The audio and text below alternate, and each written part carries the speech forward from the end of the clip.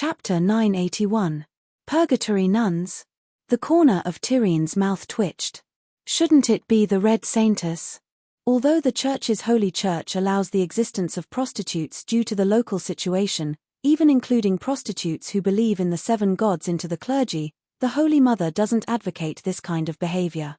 Qizong said with a deep voice, drifting is bad for one's health, damaging one's merit. Being addicted to prostitutes and destroying family harmony is a great sin. Going to hell? Tyrion's eyes widened. The reason why the purgatory nuns are called that is because they clearly want to seduce men into hell. Qizong thought for a moment and said, it's not seduction, but through this name, it makes people who are blinded by desire calm down. The Holy Mother plans to choose a group of souls from hell who are devout believers of the Holy Mother and have violated the teachings of the seven gods, especially those who are extremely lascivious. The most outstanding ones will be the demon king of hell, which is also the lustful demon, a subordinate god of strangers. The purgatory nuns will be the exclusive clergy of the lustful demons. Devout believers of the Holy Mother and lascivious. Are there people like that? Another group, the dwarf said with his mouth twitching. When the forest is big, there are all kinds of birds, Qizong said calmly. Why choose the Demon King? Shouldn't the Demon King be killed immediately? Hound said with a frown. Tyrion's lips curled into a sneer. Setting up a positive teaching material like St. Matthew can encourage believers to be good. Taking out negative teaching materials like whipping corpses can also scare believers into being good. Are you mocking the Holy Mother? Qizong's right palm subconsciously rose to his chest. This was a completely subconscious action. He had used it too many times and was used to it. The dwarf also saw his master take the stance of the Holy Mother palm and was given a fright. He hurriedly explained with an embarrassed smile, Master, you misunderstand. I also think that the Holy Mother's actions are to persuade people to be good. The Holy Mother is merciful. The methods are different, but the goal is always right. Sai, how would you understand the Holy Mother's wisdom and greatness? Qizong's palm was still raised to his chest in the same posture as the celestial monk.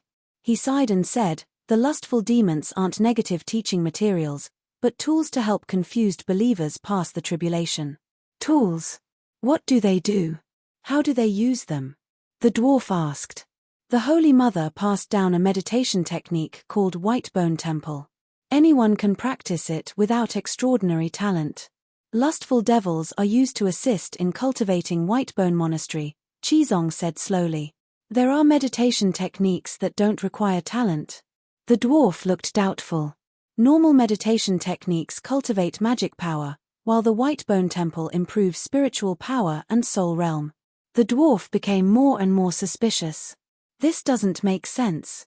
The stronger the meditation technique, the higher the requirement for cultivation aptitude.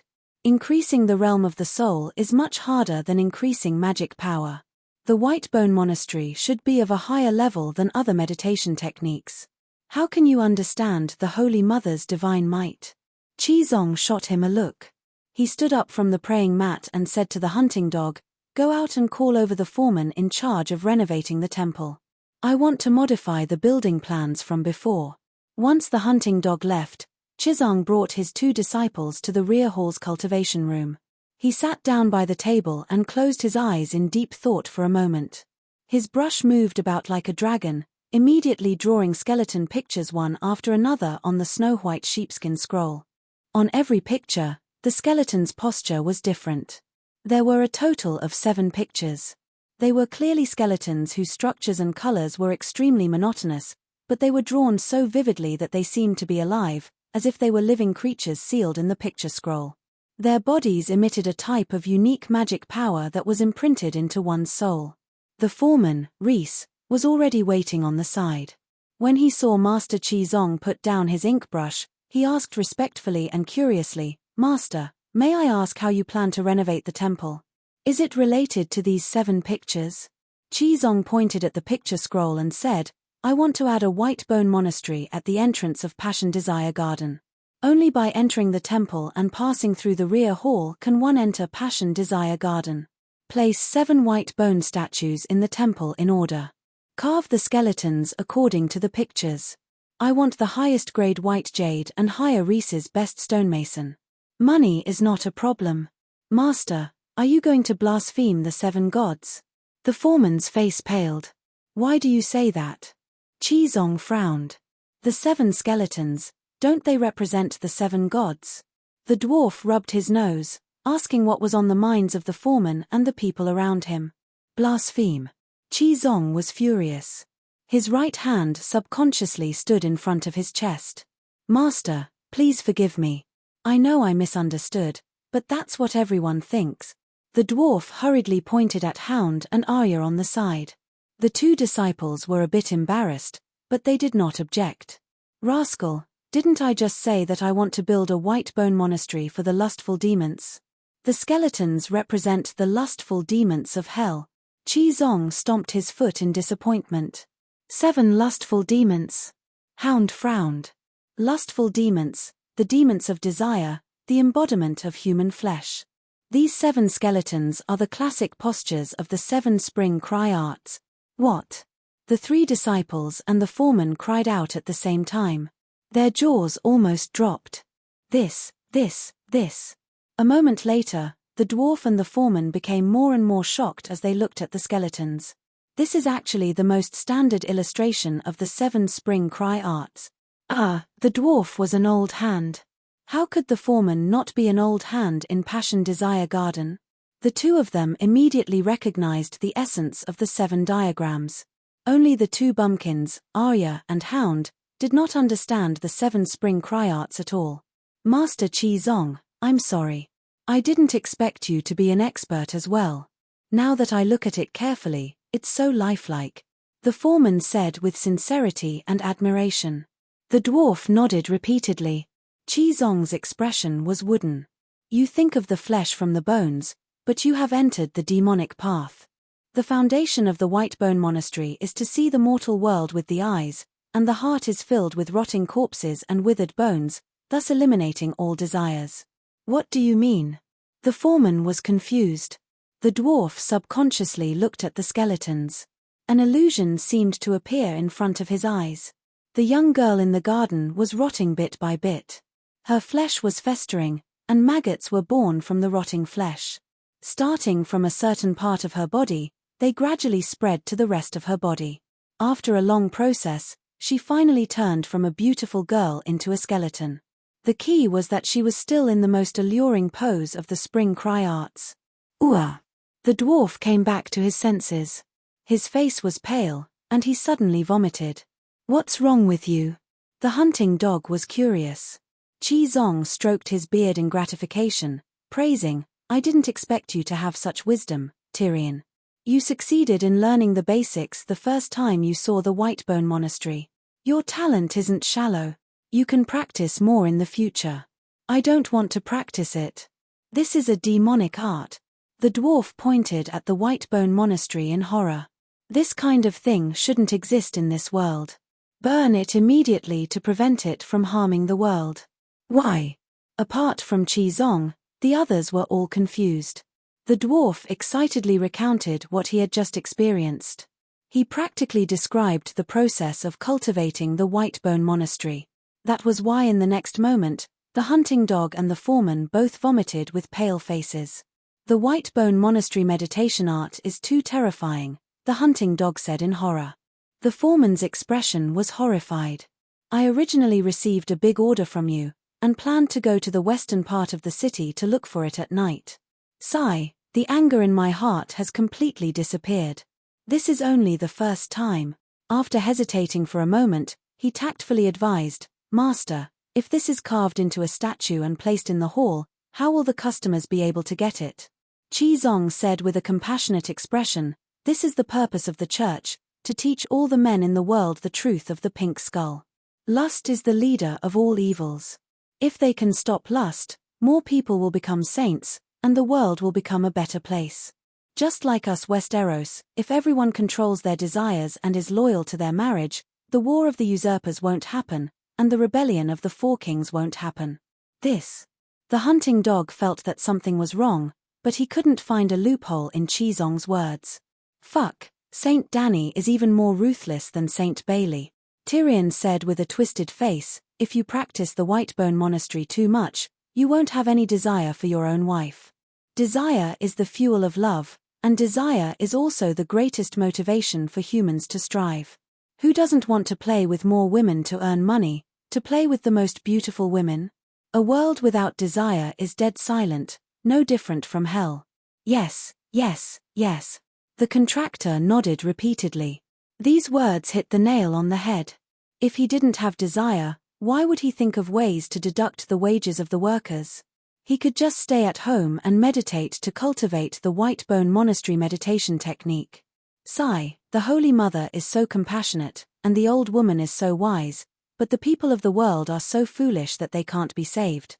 Qi Zong's eyes were filled with pity, and he shook his head lightly. The Holy Mother isn't trying to create a world without desire.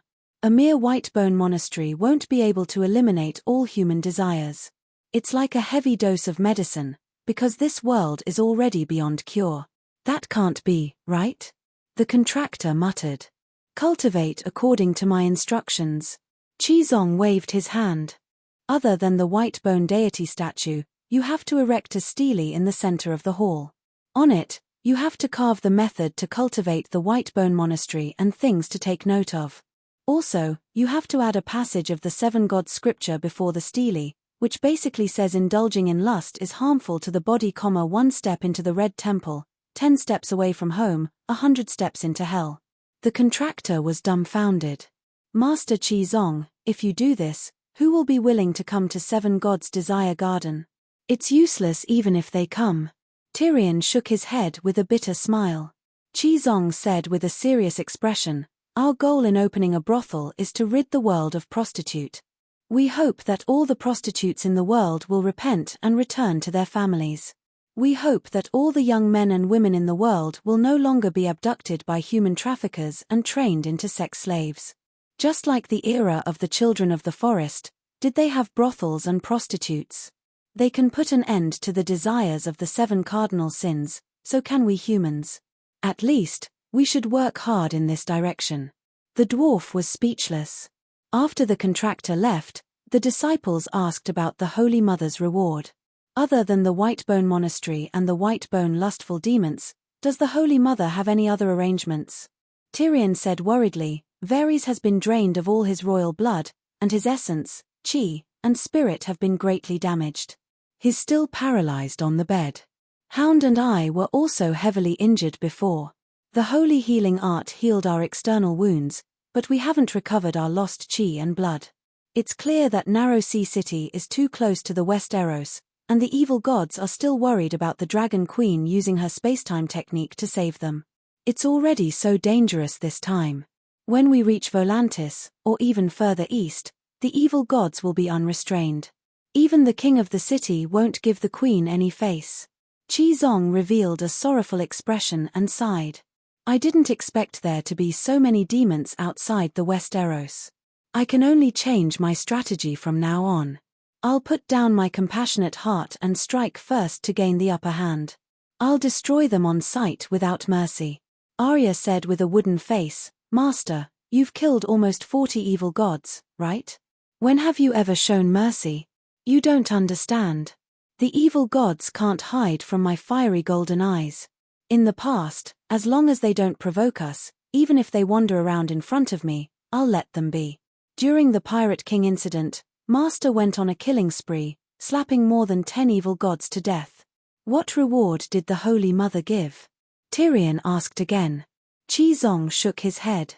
It's just a part of the Song of Laws. Song of Laws, just a part? The dwarf's eyes turned red. Master has become a true god.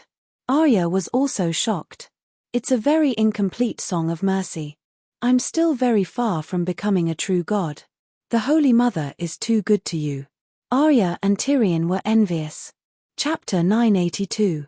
You also killed an evil god last time, right? What reward did the Holy Mother give you? Tyrion turned his gaze to Arya. Last time, the evil gods had split into 2 teams. One was to lure Chizhuang out to sea, while the other was to ambush Tyrion. However, such an obvious plan of luring the tiger out of the mountain could not be hidden from the dwarf. The reason why Varys did not see Chizhuang even after waiting for an entire night was because they had spent the entire night preparing.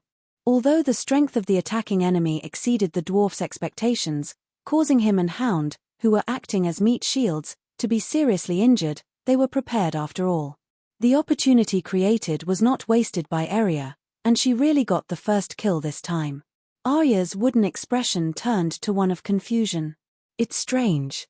The Holy Mother actually raised my transfiguration talent by 1 level. I can now use Winter Wolf Howl like Jon. However, the stranger also taught me an even more powerful soul attack, Eye of the Death Sickle. I can borrow the stranger's divine might to destroy the enemy's will. What's wrong with that? You don't believe in the 7 gods. The Holy Mother can't possibly grant you divine spells. Tyrion did not understand. Why can the Holy Mother raise my transfiguration talent? To become a transfiguration talent, one must be a believer of the old gods. When did you hear about a believer of the 7 gods becoming a transfiguration talent? Arya asked. Tyrion turned to Chizhuang and asked, she's right. What's going on? The Holy Mother is omnipotent. Chizhuang, who knew nothing, was still calm. The dwarf rolled his eyes and said thoughtfully, perhaps, while we were away, the old gods and the 7 gods have already merged into one. Yes, the 3-eyed crow has already converted to the Holy Church, Chizhuang said calmly. So, I can also become a transfiguration talent? The dwarf asked excitedly. What reward did the Holy Mother give you? Arya asked curiously. Sigh, don't mention it. The Holy Mother said that all my merits were used to save my Aunt Xena, the dwarf said with a sigh. Your aunt is dead? Arya asked hesitantly. Yes, you murdered him in Casterly Rock City. The dwarf's voice was flat and his eyes narrowed, making it impossible to read his true thoughts. The atonement scroll can only redeem a portion of sins. It seems like Madame Xena has committed quite a lot of sins. Chizong pondered. Arya couldn't help but smile. The Holy Mother is very fair. Your Aunt Xena is in hell? Hound asked. He's in heaven now. Then why are you frowning? Hound was puzzled. It's been almost a month since I left the Westeros. How many dangers have I encountered? How many contributions have I made for the Holy Mother, the Church, and the cause of preaching? But all those merits were only exchanged for a mere 12 merit points. How black-hearted. And the Holy Mother didn't even inform me when she was exchanging merit. That's too much of a bully. The dwarf said resentfully. This is the grace of the Virgin Mary, right? A living person earning merit through their own efforts to redeem their loved ones in hell. Is there anything more meaningful than this? Hound said with emotion. If the Holy Mother didn't even inform you and used your merit to redeem your brother, would you still find it meaningful? The dwarf asked in return.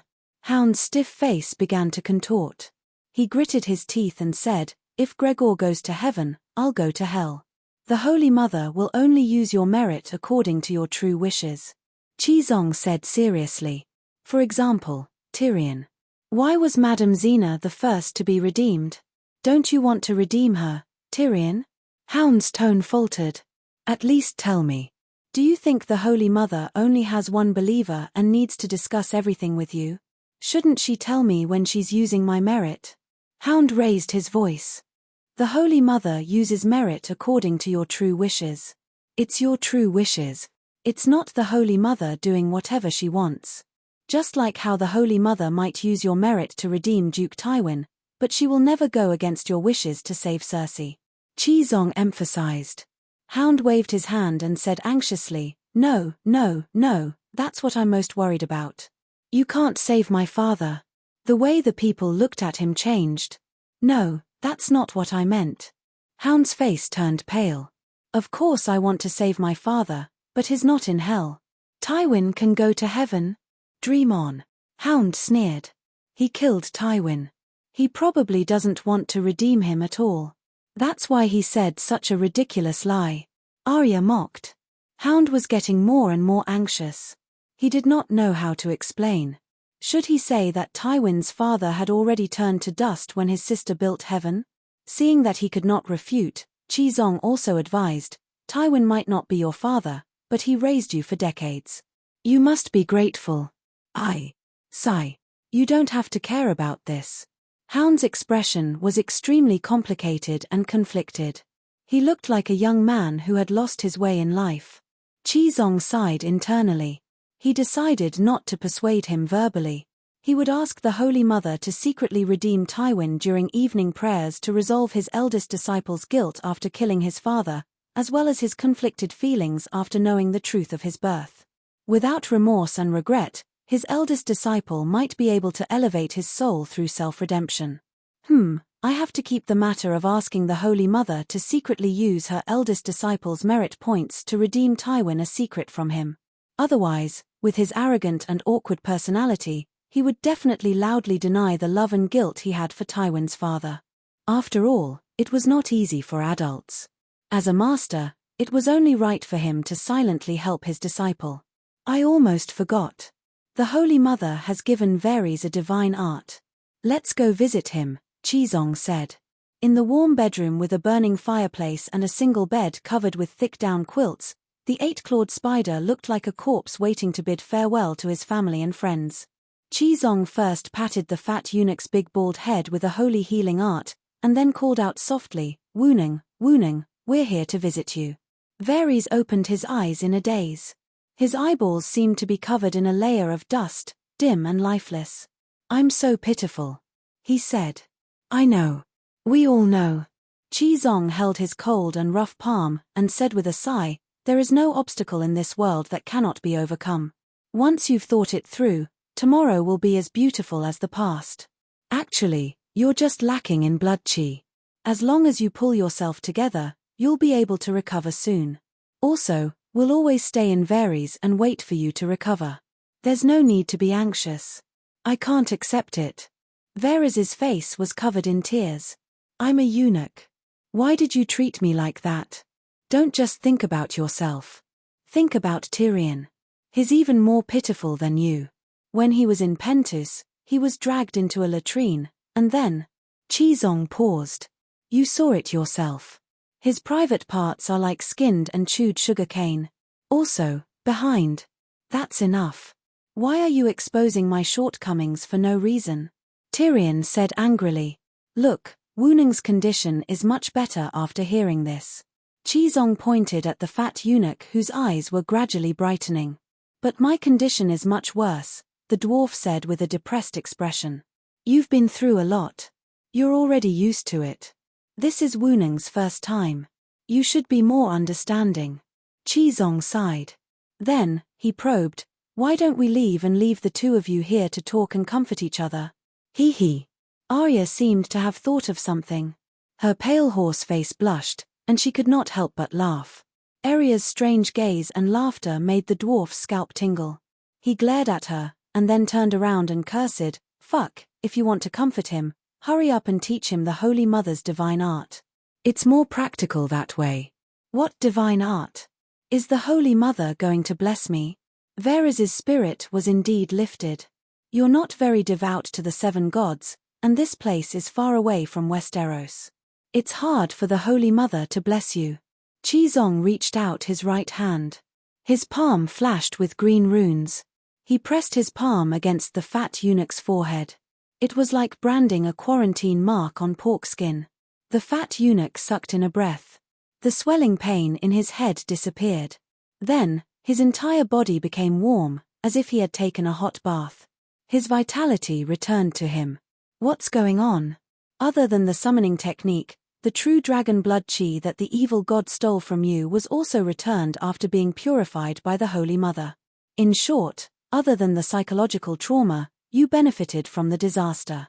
The true dragon blood can return? The dwarf asked doubtfully.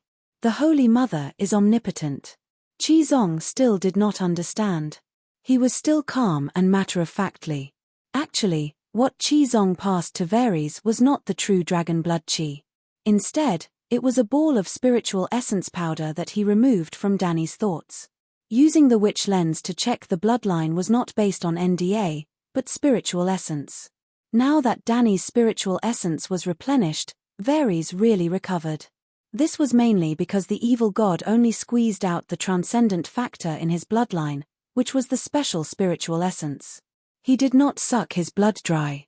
Because the evil god needed the living Varys as bait, once his blood was sucked dry, he would die. I learned the summoning technique. Varys muttered. Chizong nodded and explained, right now, your piety level is low, so you can only summon your thoughts. But you can level up. In the future, you might be able to summon physical objects, or even heaven's Saint Seiya and divine creatures. What do you mean by summoning thoughts? The dwarf asked in confusion. Summoning thoughts is to summon the will of the nearby angels to descend on his body. For example, me. Chizong pointed at himself and said with a smile, in the future, if Wu Ning encounters another evil god, as long as it is not more than 10 kilometers away from me, he can summon me to help. That's great. There are no cities in the world with a radius of more than 10 kilometers. As long as I don't leave the city, I will be safe. Varys cried tears of joy. Tyrion said enviously, Master Chizong, give me a summoning seal. I am the evil god's main target, so I am the most dangerous. Chizong shook his head. Each angel can only protect one summoner. Also, the summoned thoughts only have the power to attack once, and can only use half of their normal strength. One attack, half of its power? Varys sat up in shock. What's the use of that? You have so little faith power, who can you blame? I descended with my will, not my body. I only have the power to attack once, Chizong said. This. Varys leaned against the headboard and said blankly, I didn't believe in gods for the first half of my life. You don't believe in gods, yet you want the protection of gods. How can such a good thing happen?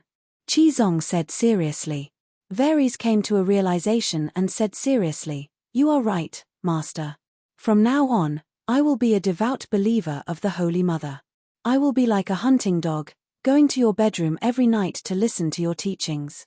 Chizong nodded in satisfaction and said, there is another way to summon your will. If you encounter an enemy you cannot resist, you can summon your will in reverse. In other words, you can summon your soul to my side and let the enemy ravage your body however they want. Even if countless people talk about the sword, you will not feel it. Chapter 983. Also, as long as the soul is still there, even if the body is tortured to death or chopped into pieces, you can still find the remains to resurrect and continue to teach me. This. The 4 disciples' expressions were twisted. Not even letting them go after death, wasn't that too pitiful? Although it's helpless, it can save lives, Chizong said seriously. That's true. Varys pinched his nose and asked, what's with summoning Saint Seiya? Beginner summoners can only summon wills. Level 2 summoners can summon physical objects, such as a sword. When summoning reaches level 3 and becomes the king of summoners, you can summon saints from heaven, such as the Saint Seiya who is the guardian of heaven. When you become a level 4 god of summoners, you can even summon divine creatures. TSK, god of summoners. It sounds very powerful and promising, the dwarf exclaimed in shock. Master, can I become a summoner? Arya and Hound were envious as they asked at the same time. You all have your own path. Arya is a death assassin, Sang Zi is a greatsword priest, and Tyrion is a fire shaman priest. Stick to your own path and don't be greedy. For example, I've been studying the path of mercy and have never thought of learning summoning, Chizong said solemnly. Hearing that even their master didn't know summoning, the disciples couldn't force it. Master, how can I level up? Varys asked expectantly. This is your path, I can't give you too much guidance. But there's nothing wrong with devout faith and slowly exploring. Actually, this was Dragon Queen's path. The deeper her understanding of the wind space, the higher the upper limit of the summoning of believers of the 7 gods. Summoning was a derivative of her recent spatial research. Only believers of the 7 gods and the old gods could become holy summoners. Every believer of the 7 gods was considered a coordinate in the material world for the 7 gods. In theory, since faith channels could transmit divine power of faith, changing faith channels into spatial channels could also allow spatial transmission. With coordinates and spatial power, it was normal for Dany to have the idea of researching summoning. However, the idea had just been born and the experiment of divine arts had just begun. There were still many problems to be solved. It was foreseeable that there would be many unpredictable dangers during the experiment. Varys was the volunteer who experimented with spatial magic. Look at him, he's smiling so happily. Because he received the summoning technique, he immediately went from withered to alive again. It must be voluntary. With the blessing of the Holy Mother, the team was finally able to regroup. Soon after, Master Chizang led his 4 disciples to the Holy Hall's main hall. They first gave a motivational speech in front of the Holy Mother's statue before discussing how to deal with the evil god's attack that was foreseeable to be even more ferocious. In the Dragon Queen's art of war, the key to victory is to know yourself and your enemy. Therefore, I feel that intelligence is the most important thing. As long as we know who wants to deal with us and when to strike, we will be in an invincible position. The dwarf was the first to speak. Everyone looked at the head of intelligence, Varys. The fat eunuch, who was lying on the armchair, shook his head. If we stay in one place, with the unlimited amount of gold royals in my hands, I still have 30% confidence that I can figure out the enemy's movements. But the time that the team stayed in the city is too short. Even if I have thousands of methods, I won't be able to use them in time. The dwarf looked at Arya. Your stealth ability is powerful, and you have animal companions. Perhaps you can immediately sneak into the temple in a city after we enter it and monitor the local god's movements. What nonsense are you talking about? Arya said in disdain. Entering the temple of a god is like stealing the Iron Throne in public. Do you think it's possible? Chizang also said, the temple is equivalent to the god's domain. Not to mention the gods, even a rookie priest can't be fooled. Hearing this, Arya couldn't help but look over. She just happened to meet her master's meaningful gaze. She couldn't help but blush and immediately turned her head away in embarrassment. Back then, after Arya poisoned Tommen, she entered the body of a black cat named Balerion and snuck into the great cathedral of Bel, preparing to attack Cersei who was guarding the coffin. At that time, Matthew, who was still Big Sparrow's follower, was there. Matthew, who was new to the world, did not know anything about supernatural knowledge, but he immediately sensed that there was a person in disguise who had entered the Holy Church. Then, he used Wrath of the Father, a fake true dragon roar, and tore Arya's soul apart. She was bedridden for half a month. Therefore, the master and disciple deeply understood how great the advantage the temple had over the gods was. I have an idea, the hound suddenly said. Everyone turned to look at him. Passive defense will always have loopholes. It's better to take the initiative. The hound glanced meaningfully between the dwarf and Varys. I have discovered a pattern, he said with a smile. The 2 Targaryens are the most attractive to the preachers, especially Tyrion. All the evil gods want to eat his flesh and drink his blood. There's even a rumor that if you eat the flesh of a holy monk, you can live forever. The others still didn't understand, but the dwarf immediately understood what the hound meant by taking the initiative. You want me to be the bait to lure the evil gods out, and then let Chizhuang's master, the mighty dragon of heaven, serve him? He asked with an unpleasant expression. The hound nodded. After the evil gods fall for it a few times, Varys will no longer be kidnapped when he goes out at night, because they're not sure if this is bait. In this way, the initiative will always be in our hands. The evil gods will not have any other plans other than to launch a strong attack. What if Master Chizhuang can't hold on, or is stopped and can't save him in time? The dwarf asked blankly. The hound said helplessly, then we'll meet again in heaven. If Master Chizhuang can't hold on, we're dead. The atmosphere in the holy cathedral gradually became heavy. Chizhuang pondered and said, there must be evil gods who are stronger than me, but if I want to escape, they shouldn't be able to stop me. Why? The dwarf asked curiously. Before I left, the queen told me that there are 4 types of power in the world that can't hurt me. They are fire, light, wind, and water, and they correspond to the 4 moves of the Holy Mother Palm. Especially the second move of the Holy Mother Palm, the power of wind in whirlwind. As long as I'm on Tessa's back, the evil gods will find it hard to defeat me in aerial combat, because their control of wind will never surpass mine. Although he said that, Chizhuang's expression was hesitant, and his tone was a little uncertain. The dwarf, however, came to a realization. Among the master and disciples, only he understood that the Holy Mother was the Dragon Queen, and the Dragon Queen grasped the songs of the three laws of wind, fire, and light.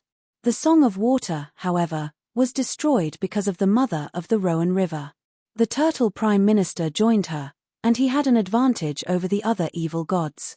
Otherwise, when Varys was kidnapped, Chizhuang clearly fell into the depths of the sea, so how could he defeat the water-type evil gods in the sea? Wasn't it because of the fourth move of the Holy Mother Palm, torrential turbid waves? The turtle prime minister Dragon Queen Chizhuang. Chizhuang's underwater skills came from the turtle prime minister. How could a normal water-type demigod compare to the number one vassal god under the true water god? With the fourth move of the Holy Mother Palm, Chizhuang could go into the sky or the sea, and go through fire and water. Chizhuang's strength was not his own strength, but as the Dragon Queen's angel, whatever power the queen had, he could borrow that power. How strong the Dragon Queen was, he had. After leaving the Westeros, perhaps he would get a 50% discount. Therefore, whether the Sutra teaching team could survive or not depended on whether the evil god's strength exceeded 50% of the Dragon Queen's strength. The dwarf was a little uncertain. Before leaving the Westeros, he thought that his sister was just a newly ascended god, an ordinary one among the gods. But along the way, when facing the gods, Chizhuang killed them like chopping vegetables. Now, his reverence for his sister had increased by several levels. Master, don't worry. There are 10 Wind Elf Celestial Stones and 10 Fire Elf Rubies on your brocade cloth. In the air and in the fire, no one is your match, Tyrion said with absolute certainty. Chizhuang said with uncertainty, you don't have to comfort me. I'm just a normal priest who pursues the path of mercy. Fighting and killing is not my strong suit. The dwarf's mouth twitched. Don't say that. It's so embarrassing for people like us who fight and kill. How about this? We'll go fishing tonight. Let Tessa carry Varys and fly in the sky. If we encounter an opponent we can't beat, Master, protect her, let her come down, grab me, and run. The dwarf offered himself as bait, so the others had no reason to reject him. Rhys was different from the other trading city-states by the narrow sea. It was a primitive colony, and there were no wars of conquest or ethnic integration. For example, Pentus originally had Andals as its main population.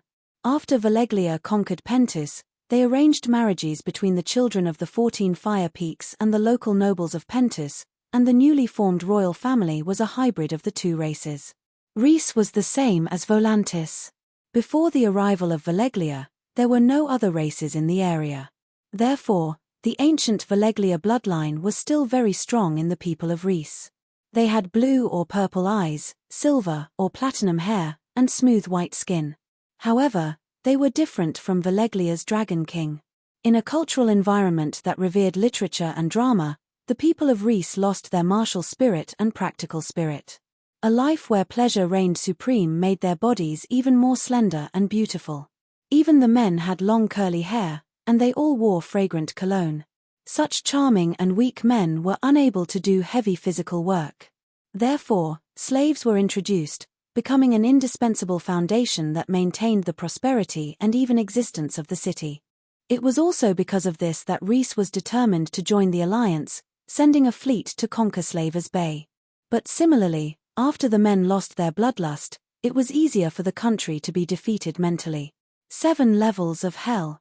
In front of a white marble palace that resembled the arch structure of ancient Rome on earth, Tyrion stood on tiptoe and looked around.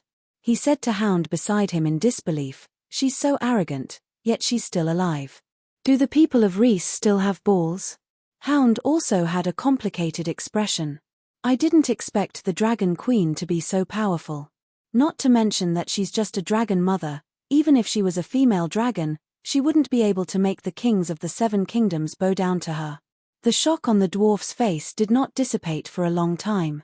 They came out to fish for evil gods, but unexpectedly found that many people of Rhys were walking on the streets, all the way to the prince's palace in the center of the city.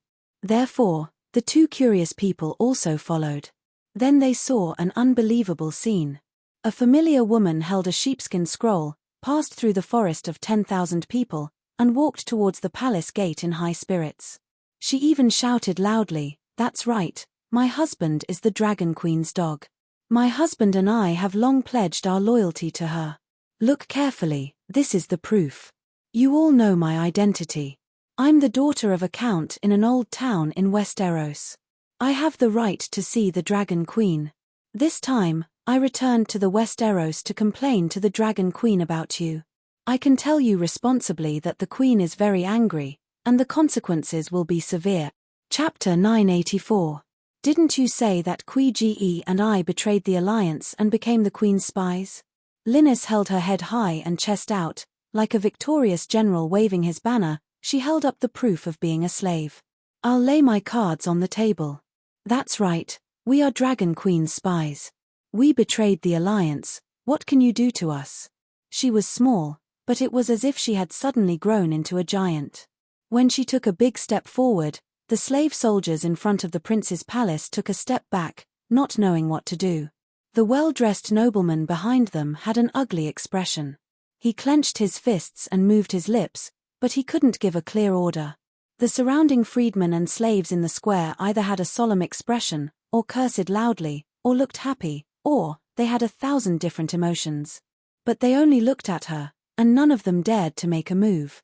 Do you know the result of the great battle of Meereen? Like a seesaw, the weaker the Rhys on one end, the higher Linnis on the other end, and the stronger her aura. The alliance had hundreds of thousands of soldiers, and the total number of soldiers was more than the Rhys freedmen. But when faced with Dragon Queen, they couldn't fight back at all. I saw it with my own eyes. The giant god turtle controlled the torrential flood, as if it was washing urine in a pool of feces. An army of 100,000 was gone in the blink of an eye. Do you know the Battle of Winterfell? Millions of undead monsters spread out for dozens of miles. The sky was dark, and no fire was allowed. The frost god's forbidden spell froze Winterfell into an iceberg thousands of meters high. Such a powerful frost god and undead army should have swept across the entire Westeros, but it was ended by one person. You know the fall of the Western region, the storm of swords, the battle of the 100 regiments.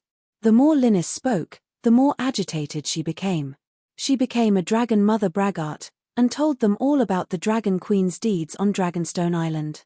She didn't even exaggerate, because those deeds were already very exaggerated to her.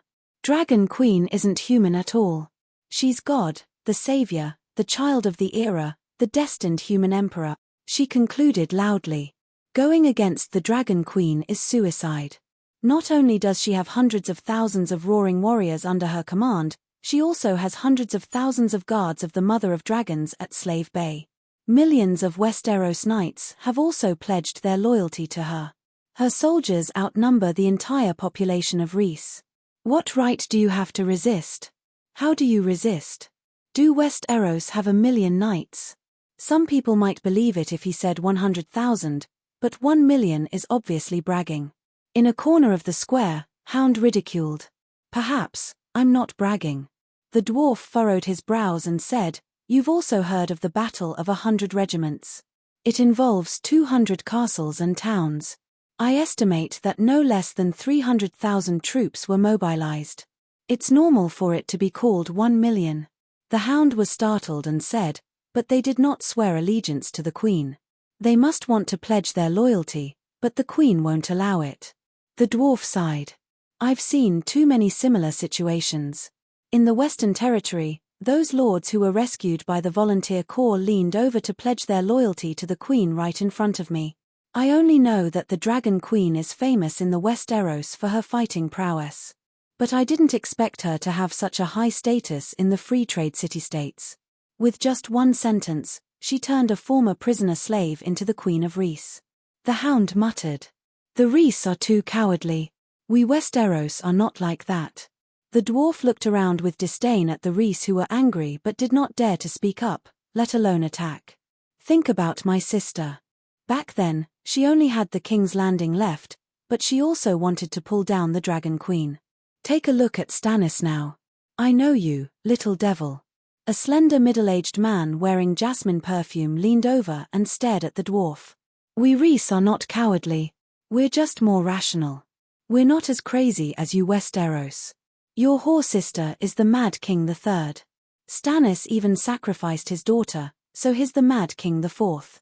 The dwarf looked carefully at the silver-haired middle-aged man who interrupted them, but could not find any impression of him in his memory. He raised his guard. It was normal for famous people to be familiar with him, but he did not forget the role he was playing. He was bait to catch the evil god, not a tourist who was bored enough to come and watch the Rhys bustle. He leaned slightly to the side and put on a pose where he could hide behind the fat Rhys woman. Then he said with a relaxed expression, "Actually, you've misunderstood Stannis. He sacrificed his daughter to summon the demon dragon for the Asher prophecy and to save the world. Then he's even crazier." The jasmine-scented Rhys said. The dwarf chuckled. "That's where you're wrong. Stannis is one of the few true knights in the Seven Kingdoms. In terms of character and ambition, no one in the Seven Kingdoms nobles can compare to him." "You're crazy too," the Rhys man said strangely. "That's what the Dragon Queen said." The dwarf's expression seemed to be mocking, and a ray of light in his eyes stared at the slightest expression on the Rhys man's face. "The Queen said that humans are good people, but there are very few good gods in the world. Most of the evil gods are extremely vicious and love to lure mortals into depravity. The number one hero of the Seven Kingdoms was dragged into hell by Lalo. The Queen also said that sooner or later, she will cleanse the universe and return the world to its former glory." The man's eyebrows twitched a few times, and he said a few perfunctory words before turning to leave. "I thought he would say the Dragon Queen is crazy too." The dwarf turned his head and smiled at the hound who was holding the hilt of his sword. Sangzi narrowed his eyes and locked onto the middle-aged Rhys man's figure. He said slowly, "Maybe he doesn't dare to say that a piece of paper has already scared them into quails. You're the illegitimate brother of the Dragon Queen." But he already said it with his eyes. Tyrion gave him a look and quietly followed him. Most people wouldn't understand what I said at all, but his eyes showed that he understood everything. "We're just baiting the enemy." The hound hesitated. "There are so many people here, no one dares to act rashly," Tyrion said as he shrunk his body like a little monkey and disappeared into the crowd. "Soldiers, are you going to hurt the loyal servants of Misha of the slaves?" Linus's performance was still going on and was nearing its climax. The blue and black caped slave soldiers turned their heads several times and used their eyes to ask the trade princes and nobles for instructions, but they didn't receive any clear orders. They couldn't help but lower the spears in their hands, and the tight defensive formation also became lax. Seeing this, Linus directly climbed the white jade steps in front of the arched hall. As she walked, she shouted loudly, without Qui-Ge's understanding of the situation and his timely submission to the Empress, would the 100 warships that were sent to Slave Bay have returned? You lot would have sunk into the sea to feed the turtles. Qui-Ge and I saved you. Qui-Ge and I are Rhys's saviors. The expressions of the nobles at the top of the stone steps were ugly, but they couldn't refute her. They were either in the navy that was attacking Dragon Queen, or their family members were officers in the fleet. Under the tragic background of the Alliance being wiped out, Rhys's fleet that was able to protect itself was so eye-catching. Many people even knew that Qui-Ge was a spy for Dragon Queen, but they still supported him to be Prince Rhys. The murder of Qui-Ge by the radical faction was out of many people's expectations. From the bottom of their hearts, the upper echelons of Rhys even hoped that Qui-Ge would continue to be a loyal dog for the Empress and protect Rhys's political and economic autonomy. Qui-Ge was dead, and Rhys lost contact with Dragon Queen. When the long night ended, what would happen if Dragon Queen led the Slave Bay army to the west? It was said that Dragon Queen could easily control the wind to drive the sleigh bus, and she could use the blade storm without restrictions to kill millions of living dead. Rhys was an island country, and the strength that guarded the city was mainly the fleet. No matter how large the fleet was, would it survive against Dragon Queen who could change the direction of the wind at will? It was good enough that the slave soldiers that protected Rhys from the invasion of foreign enemies did not betray the slave Misha. Wasn't it difficult for them to face the blade storm head-on? Taking a step back, even if the slave soldiers were all brave, millions of living dead could not withstand the blade storm. What was the use of less than 10,000 Rhys slave soldiers? Therefore, Linus could flaunt her power in front of the Rhys people with a servant certificate. She and her certificate were the security that some Reese people subconsciously hoped for. Your Majesty, the Prince of Trade and the noble Parliament seemed to be planning to surrender. The prince's palace was located in the east and faced the west, facing the sea cliff. The palace was built against the mountain, and the west was a flat square. There were bustling commercial areas in the north and south. At this time, in a two-story building facing the street north of the square, a beautiful girl in a red velvet dress supported her forehead with her hand and looked at the palace.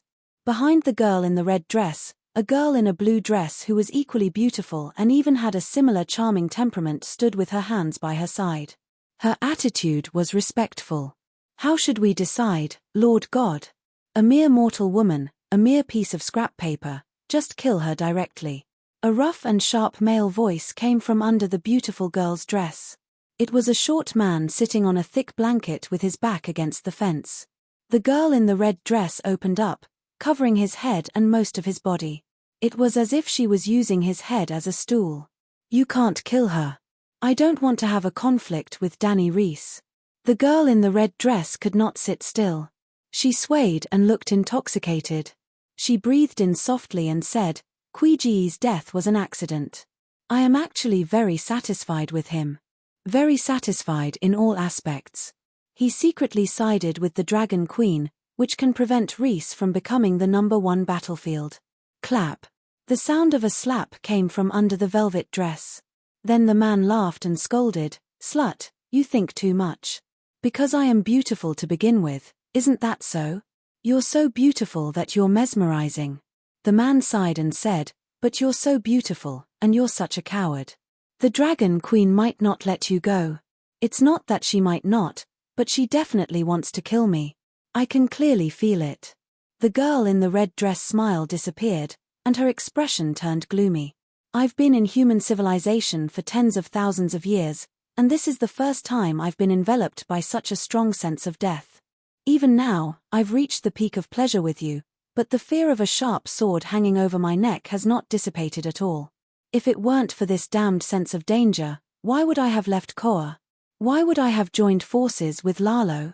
When night falls, I'm the same as you. I planned to stay in the house and avoid the calamity, but... Sigh. The man sighed empathetically. If you can't avoid it, then take the initiative to attack. At least seize the initiative. If you're so overcautious and cowardly, you'll definitely suffer a great loss in the end. The girl in the red dress laughed again. When 10 people hunt a tiger, there will definitely be casualties. 2 or 3 dead, 5 or 6 injured, and 1 or 2 left. It's already a complete victory. I have the intention to kill the tiger, but I don't want to become a casualty.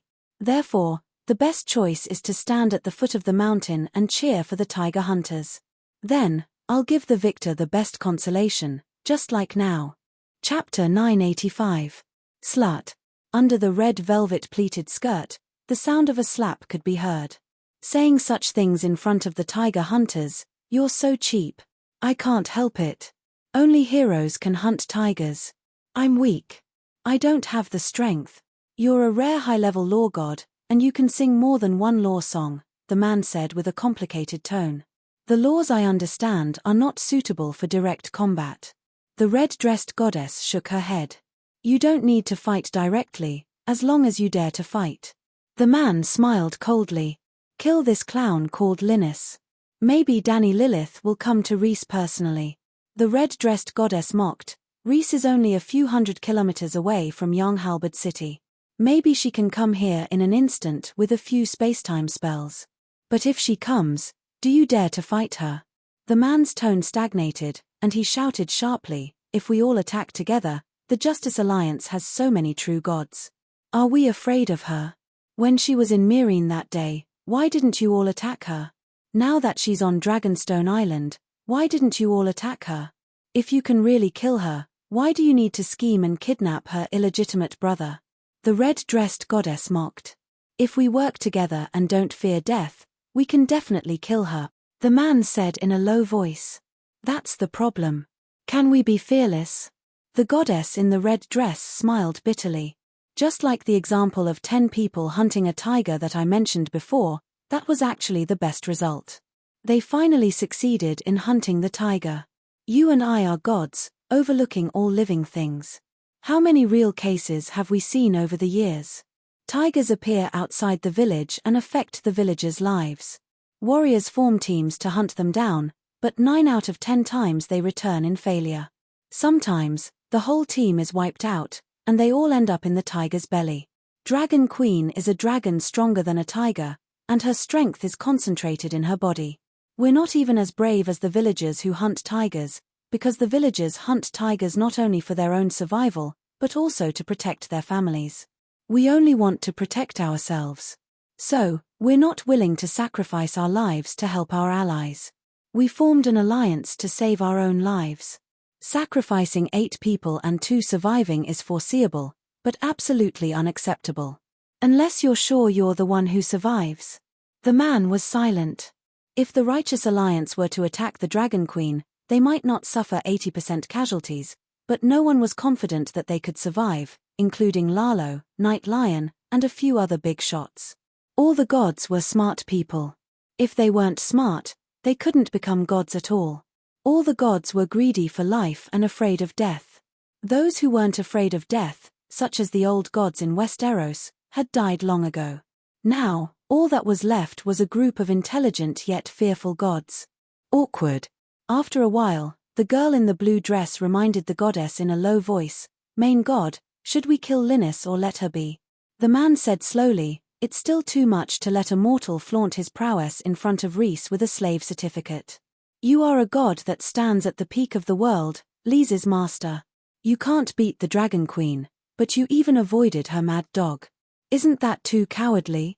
The goddess rolled her eyes and asked in return, "If the preaching team goes to Koa, do you dare to arrange for the Black Goat Priest and the city guards to kill Chizang?" "I left Koa long ago. Everything will be decided by the Grand Duke of the Kingdom," the man said hesitantly. He. The goddess laughed sarcastically. "Wire, tell the prince and the council elders that everything will be done according to the rules. I only have one request. I hope they can make the best choice for Lizzie." The girl in the blue dress received the order and left. Soon, the palace announced something to the people. The square was immediately filled with commotion. One could vaguely hear words such as "Omelon family is rehabilitated and re-electing the prince." Omelon was Treg's surname. Now that Treg was rehabilitated, it was clear that the most beneficial choice for Lys's nobles was to raise a white flag to the Dragon Queen. Linus inherited Treg's wealth and political legacy, so she would most likely participate in the prince election. Similar to the Pentus government, Lizzie had many trading princes, but there was only one prince who ruled the city, elected from dozens of families. However, Prince Lizzie did not lose his authority. Although he would sometimes be drained of his royal blood by the goddess or the goddess friends, he would not die in an open sacrifice. For example, Treg was assassinated by the radicals and thrown into the sea. It had nothing to do with the gods or sacrifices. This treatment was much better than that of the Pentus princes. Therefore, the trading princes with real power who had Valeglia's bloodline were also keen to participate in the election. Linus received Treg's wealth, so she was a standard trading prince. Of course, she had the right to participate in the election, and there was even a high chance that she would be chosen. Prince Lizzie could not be inherited by father and son, but he was a lifelong ruler. The fact that the new prince who replaced Treg took the initiative to abdicate was already very clear. Understanding this, the man in the red dress could not help but sigh. A great heavenly god who has lived longer than human history actually succumbed to the words of a mere mortal, and these words were not even spoken clearly. This is too depressing. What's the point of living like this? You also said that we have existed longer than human history. Compared to an eternal and limitless life of indulgence, a few short years of dejection is like a pool of urine in the sea. After pausing for a moment, the goddess licked her lips and said with a seductive look, "Actually, I have been high and mighty for too long. It's also interesting to be scolded. If the Dragon Queen is willing, even if she steps on my face with her iron boots and makes me lick her bottom, I will gladly do it. I guarantee that I will serve her comfortably and all her anger will disappear." Feeling that the goddess tap was suddenly turned on, the man sneered and said, She will slap you to death with a cold expression as if she was stepping on a cockroach. She is the king of evil gods, different from us normal gods. She is bloodthirsty and will kill gods without blinking. She has no rationality and cannot be communicated with, he emphasized. The goddess shuddered, and the lust in her heart was extinguished instantly like a long night. The goddess dispersed her lust, and there was a murderous look on her face. Once the Justice Alliance takes care of Danny Lisi, Linus can be given to you to chew on. It will take at least a few months, or at most a year or two. It will be over by taking a nap. That's true. At this moment, a charming girl in a purple dress came in with a silver-haired middle-aged man. They stopped behind the screen. My Lord Murthia, you are the moon and stars in the sky. The middle-aged man had the fragrance of jasmine on him. He was the one who took the initiative to talk to the dwarf. Behind the screen, he knelt down and skillfully shouted the greetings of the believers of the goddess of lust. Your Majesty, the divine descendant holy monk who has been hiding in the Temple of Seven Gods for almost a week has finally appeared. He is in the square of the palace. The goddess frowned. In front of me, don't call him divine descendant holy monk. I am not interested in his bloodline. Yes, your disciple will remember. The hem of the pleated skirt was lifted, revealing a black goat head. The deformed and thin dwarf body, the head of a huge black goat, blood-red eyes, and golden goat horns that were like machetes. The long and narrow goat face should have been a little funny, but on his body, there was a majestic and holy aura that made people unable to look directly at him. Especially that pair of goat horns that emitted golden light. They were like the world's most sacred, sturdiest, and sharpest holy weapons. Although the black fur on his face was now wet, is the dwarf alone? The black goat asked solemnly. And Chizang's third disciple, Hound. Just the two of them? How dare they? The black goat's blood-red eyes narrowed. Could it be a trap? Where is Chizang? The middle-aged man shook his head and said, I didn't see Chizang come out. There shouldn't be any conspiracy. The matter with Linus is too big. Look, the entire Reese is alarmed. It's not strange for Tyrion to come out and watch the show. Also, there are so many people in the square of the palace. There shouldn't be any villains causing trouble in public. They don't have to be afraid of anything. As long as the opportunity is right, what's the big deal about killing people in public? The black goat sneered. The middle-aged man hesitated and said, if that's the case, today is a rare opportunity. They think that we will be worried about the feelings of the mortals and will definitely be careless. Next time, hey. The goddess suddenly covered her mouth and giggled. They still want to scheme against others, but they don't know that they have become someone else's target. The silver-haired middle-aged man looked up in confusion. The screen embroidered with erotic pictures of the summer islands was not thick. He could vaguely see the alluring figure of the woman behind it. Your Majesty, Tyrion is here, the goddess said directly. The goddess directly replied, they've followed you to the gate of the Garden of Desire, hesitating whether or not they should enter. The middle-aged man's face turned pale. He muttered, they are so vigilant that they became suspicious just because they tried to strike up a conversation. I only asked you to monitor them. Why did you talk to him? The black goat scolded sternly. In order to eavesdrop on their conversation, I was very close to them. At that time, Tyrion was belittling the Reese people for being cowards. If I didn't react at all, it would have been very strange. Secondly, I wanted to get some information. Lastly, I wanted to get familiar with them today so that the next time we meet, it won't be too abrupt, the middle-aged man explained. The black goat took out his right hand from under the goddess' red dress. His palm was covered in black fur. He held a horn with 3 fingers. The goddess let out a soft moan. Throwing the horn to the goddess, the 1.3-meter-tall black goat began to tidy up his armor. It was a set of dark green fine-scaled armor. The scales were the size of mung beans, light and flexible. Start the operation immediately. I will bring people to get the dwarf, he said.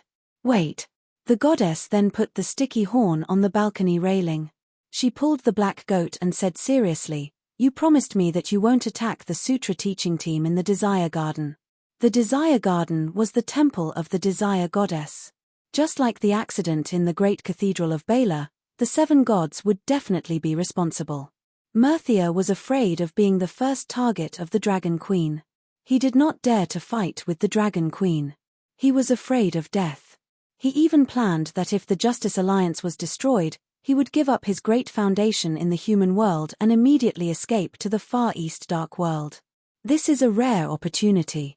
We can't miss it, the black goat said in a deep voice. Do you want me to die? The goddess was about to cry. The black goat sighed and hugged the goddess tightly. He said softly, if this operation fails, you will leave Reese and hide in the barren land for a few years. The goddess leaned back and begged, Reese, it's ouch, my head. Who hit me with a stick? The goddess' expression froze. The black goat's eyes were fierce. Chapter 986.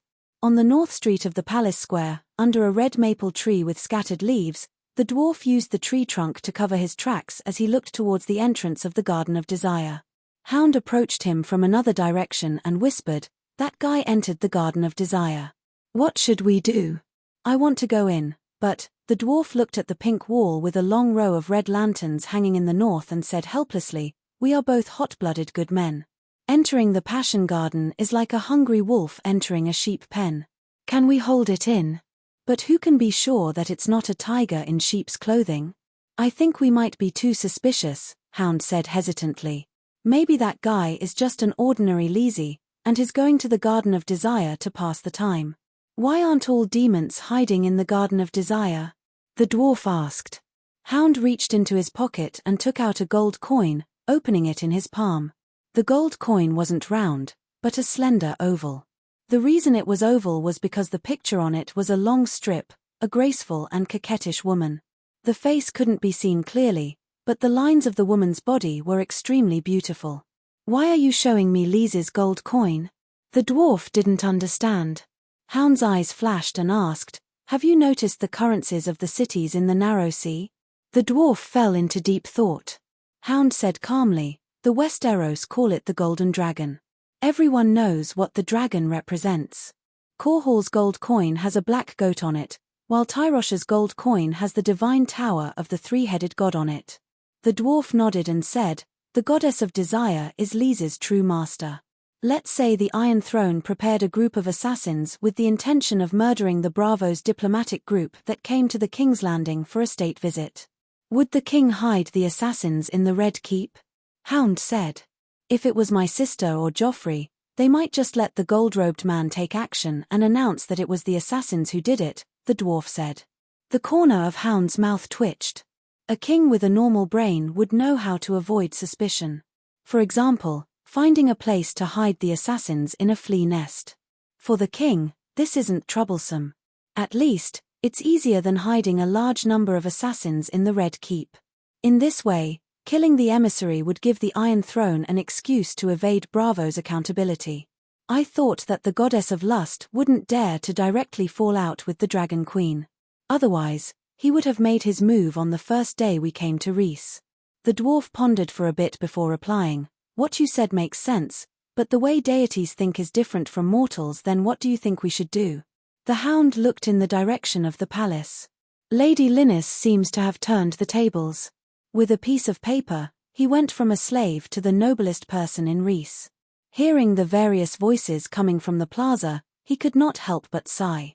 The dwarf only casually glanced at the palace before retracting his gaze and saying, we won't enter the Passion Garden. We'll just circle around the entrance and alert the enemy. Let's see how they react.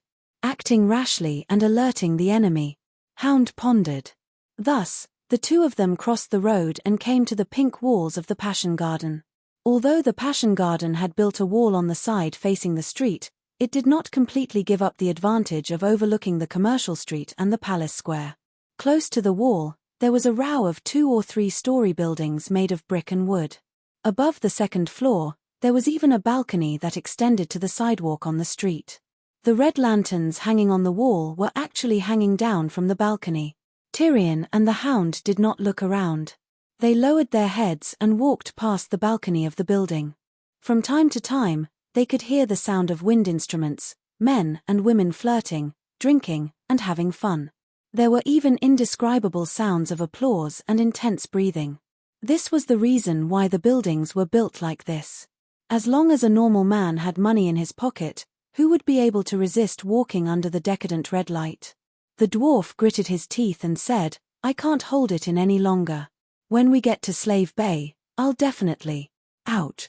But as he walked, a thick stick fell from the sky and hit him on the top of his head. There was even the sound of a rolling pin hitting the insides of an electric rice cooker. The dwarf was furious. He stood still and was about to curse, but when he turned around to look, he did not expect to see a beautiful and enchanting woman. She had a head of hair that was as bright as gold and reached her waist. Her eyebrows were curved like the crescent moon, and her big eyes sparkled with thousands of emotions. She had a small mouth and a fine nose. There was a natural blush on her fair cheeks. Her soft body was like a flower bud, but there were two huge peaks in front of her chest. She was using her slender fingers to cover her mouth. She looked down with joy, resentment, and guilt.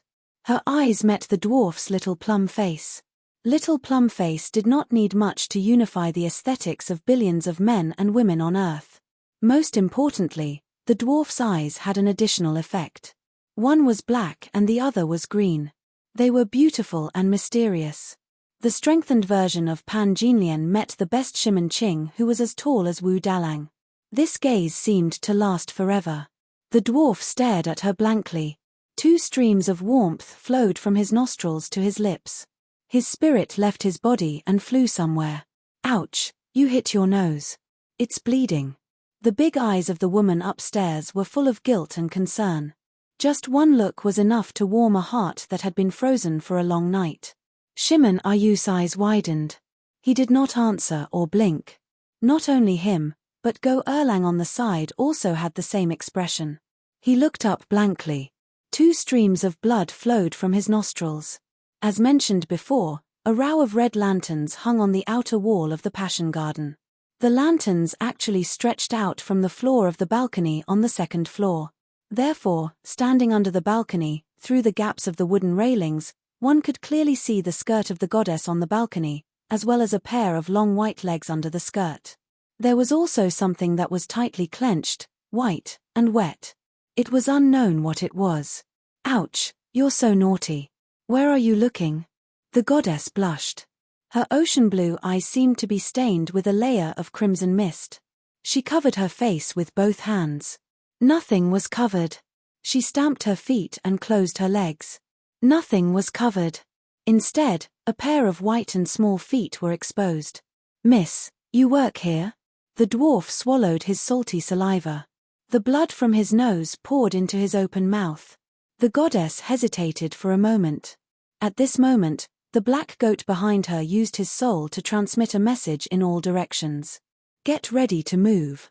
Then, the evil gods hidden in all the remote corners of Reese City were ready to move.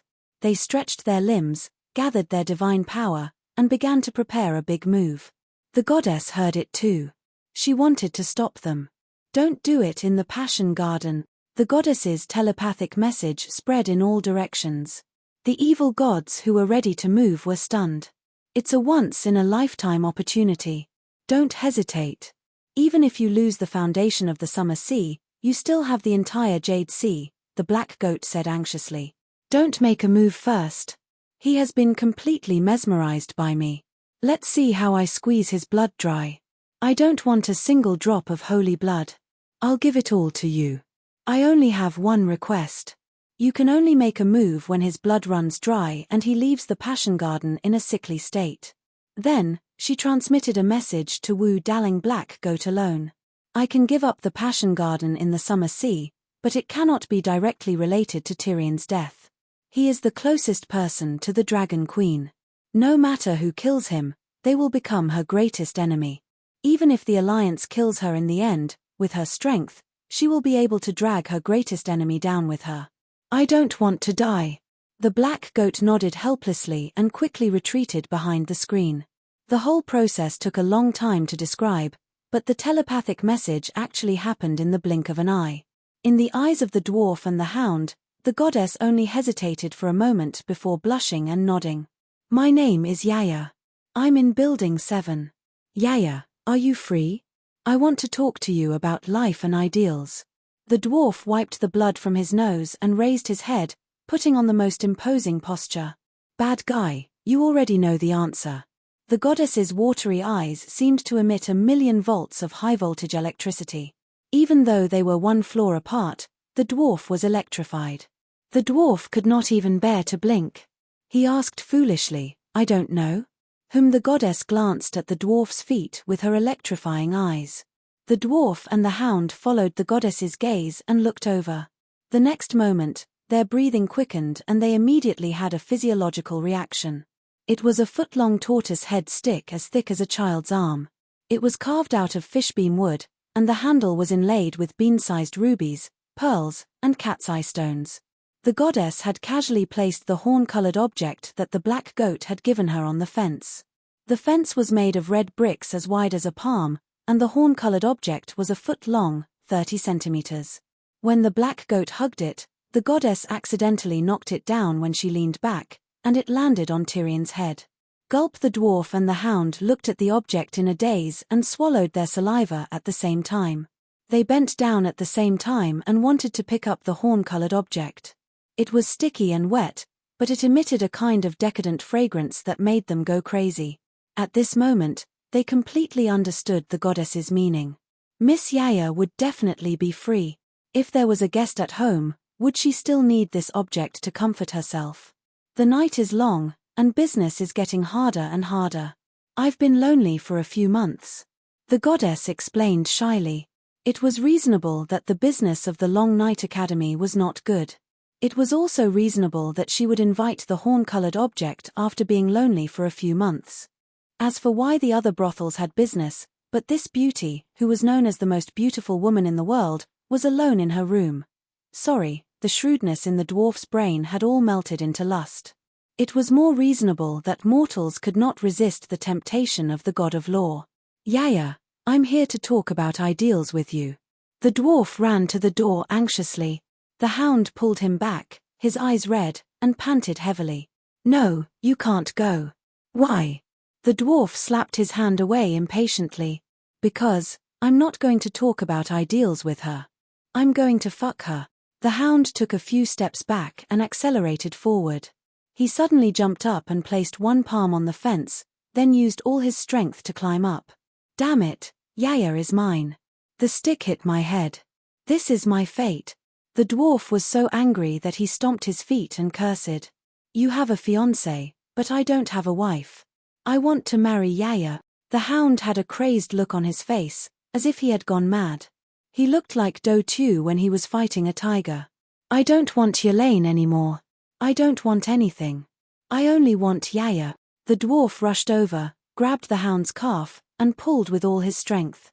He could not move it. Raw God's descent. The dwarf's muscles swelled, and his body was filled with strength. He pulled the hound down in an instant. Bam! The hound fell to the ground like a rag doll. You pissed me off. Holy white light began to surge on his body, and his energy and injuries quickly recovered. He wrestled with the little giant Tyrion. I'm Lan Lister, sang Ze. You're my servant. Fuck Tywin. I'm Prince Zeon. You dare to disobey me? Fuck Mad King. I'm the brother of the Holy Mother. You want to betray your faith? Bah. Fuck Joanna. I'm your senior brother. You should listen to me. Fuck Chizang. The goddess stood upstairs in a daze. Looking at the two people who were cursing and punching each other, she did not know what to do. Actually, you can come up together, she said softly. Shimon Ayu, Do Tu Tu, their movements froze, and their strange gazes met. In an instant, countless thoughts crossed. In the end, they sighed softly and nodded. At this moment, Mighty Heavenly Dragon. Chapter 987. Shimon Ayu and Go Erlang didn't come out to see Linus, nor did they want to visit the brothel. What happened today was too coincidental, as if it was God's will. Just as the teaching team was about to take the initiative, Linus came to Reese on her brother's pterodactyl. Garth put down his sister and left. But he was dressed as a white knight, and everyone on the dock saw him. So, Linus made a big fuss. As bait, Shimon Ayu and Go Erlang had fishing lines behind them, and there were people fishing behind the lines. Arya was the fishing line. She was the most outstanding faceless person. As long as she didn't use her supernatural power, even the goddess of lust thought she was an ordinary Reese person. Also, Aria hid in the crowd on the square of the palace across the road, and Dany didn't notice her peeping. In the beginning, when she saw the two men arguing over a seductress, Aria scolded them loudly, "None of the men are good." But when the dwarf used God's descent and the hound activated the paladin's divine spell, she suddenly realized that there was a problem. Because no matter how lustful they shouldn't use divine spells on the side of the road, and they shouldn't use offensive divine spells on their own people. You don't even need to consider the big picture. If you use up all your divine power now, when the evil god arrives, what will you use to resist? The number of divine spell slots was limited, especially the dwarf. He had faith in the Holy Mother, but he wasn't fanatical, so he didn't accumulate much power of faith every day. The hound could do it, but the dwarf couldn't. So, Aria immediately informed Master Chizang behind the fishing line that the evil gods had taken the bait, and the mastermind was the goddess of lust. Chizang sighed helplessly. "We're in big trouble this time. I thought Myrthia was weak and wouldn't fall out with the Dragon Queen, but I didn't expect her to be so tough and decisive." "I told you not to underestimate her just because she's a woman," the crow said. "Look at all the women in Westeros. Which one of them is simple?" Arya said. Chizang said sincerely, "I was wrong. Myrthia is a pink Valkyrie. Even if her priesthood has nothing to do with fighting, her fighting spirit is worthy of the title of Valkyrie. Throughout our journey, he is the first city-state lord to directly attack the Sutra teaching team. Chizang could be considered to have seen the world by now. He knew many things that were top secret to ordinary people, but were common knowledge to deities. For example, every trading city-state had many gods stationed there, especially those churches with temples. Almost all of them relied on one or more gods behind them.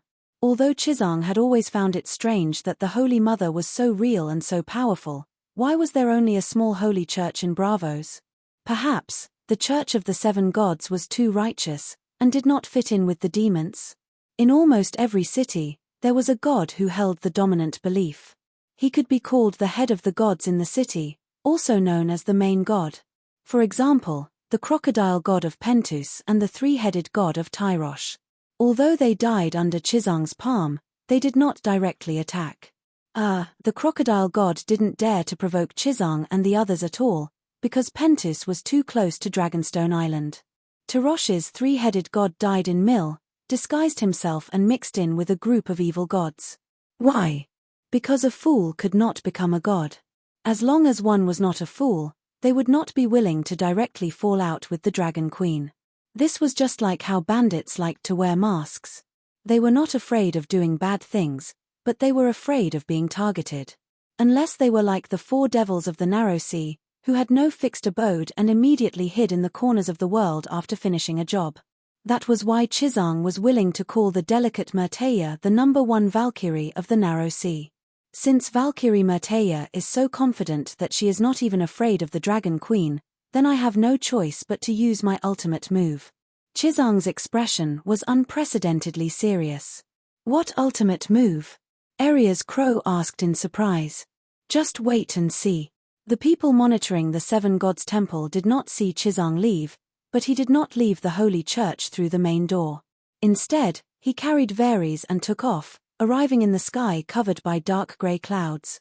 There was a slowly circling pterosaur, Tessa. Fixing Varys on the dragon's saddle, Chizang had a big crow stand on his shoulder, allowing Tessa to bring them around 5,000 meters above the dwarf's head. At that moment, Chizang unbuckled his belt and stood up from the saddle.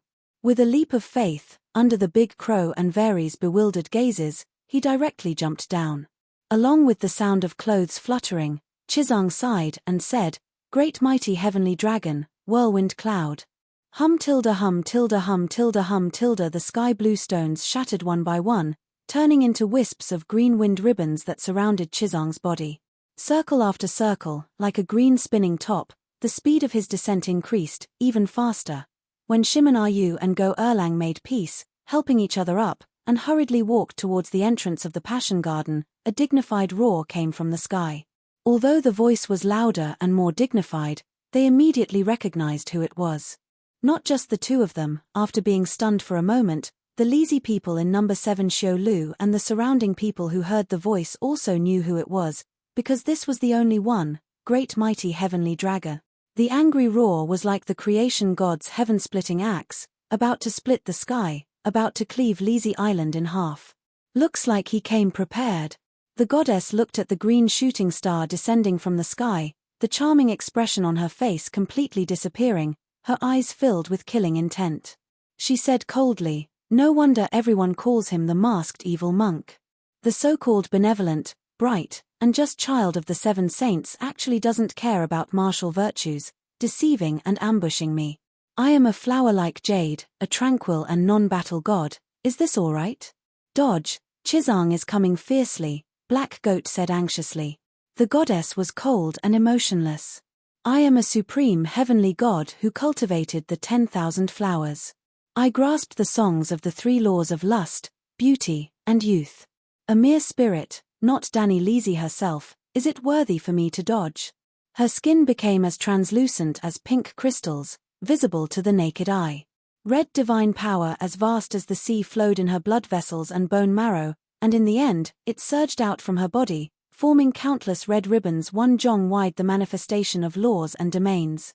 The ribbons carried endless pink mist, extending endlessly, winding towards the green shooting star in the sky. It was as if in that instant, a beautiful and flirtatious red flower bloomed. The flower bud blossomed, pink mist enveloping several kilometers in the surroundings. North Street, the noisy royal palace, and the plaza were all suffused with a faint red mist. It was as if a pause button had been pressed, the shouts stopped, the movements of their hands stopped. Then, their eyes became scarlet red, full of desire, their skin becoming red and hot, their bodies about to burst. Roar, roar, roar, tilde, they released roars like vicious beasts in heat. Men and women, men and men, women and women, they tore at each other. Just being affected by the pink mist already resulted in this type of outcome. In that case, what about Chizang, who was wrapped in a flower bud? The green shooting star's speed slowed down, the sharp whistling sounds becoming softer. The air currents that were as fast as lightning began to become chaotic. The goddess laughed arrogantly. "You dare show off your slight skill in front of an expert with such petty tricks?" Black Goat let out a sigh of relief. Right as he was about to agree, he suddenly shouted, "Holy Mother Divine Palm Second Style, Whirlwind Cloud." The red silk flower bud began to swell, cracking. "Careful, Chizang broke free," Black Goat reminded urgently. The goddess stared blankly for a moment. Then, she waved her hand again, and a second red silk flew into the sky. "As expected, you came prepared." The goddess laughed. "Unfortunately, I've used the 4 Holy Mother Divine Palm moves too many times. I know exactly where the upper limit of my strength lies. Holy Mother Divine Palm Third Style, Super Fire burning the heavens." A fire sprite self-destructed. Boom! The intense explosion instantly tore apart 2 layers of red silk, as simple as a normal person tearing apart toilet paper. A golden red fireball with a diameter of 10 meters erupted 40 meters in the sky, as if a great sun was falling. There was also a ring of thick red clouds in all directions. After the red silk exploded, it didn't immediately disappear. Instead, it spread out in all directions like a red cloud. Under the goddess' disbelieving gaze, the golden red fireball broke through the red cloud, quickly turning into the shape of a giant palm. The 10-meter-wide giant palm of flames slapped down. So there was still a killing move. The goddess revealed a look of shock, but she didn't panic. She waved her hands repeatedly, and red silk flew up one after another, wrapping around her head into a giant red ball. Hong, the huge flaming palm landed on the red ball, and a huge wave of air blew the roof tiles away. The balcony also made a cracking sound, and slowly collapsed into the courtyard wall. Boom tilde tilde tilde tilde tilde 4 fire spirits and 2 wind spirits self-detonated at the same time. Combined with the massive amount of Holy Mother's divine power, they all transformed into the power of a single palm strike. I was too careless, I didn't dodge. The fear in the goddess' eyes froze. Boom! The red silk balls were like eggs under leather boots. The moment the goddess's palm exploded the red ball, it landed on the goddess's head, as if she had stepped on a second egg. Then, it was her soul, her delicate torso, and her limbs. The wind howled angrily and the fire raged, but not a single trace was left behind. Number 7 building was torn apart and set ablaze amidst the fierce wind and flames. The enormous shockwave even formed a visible hurricane, whistling past Reese City and all the way to the ocean in the distance, causing ripples on the surface of the ocean. Catcher, catcher, catcher, kaboom! Very suddenly, above the 9 heavens, purple lightning appeared 3 times in a row, and the sky and earth trembled slightly together. It was not an illusion.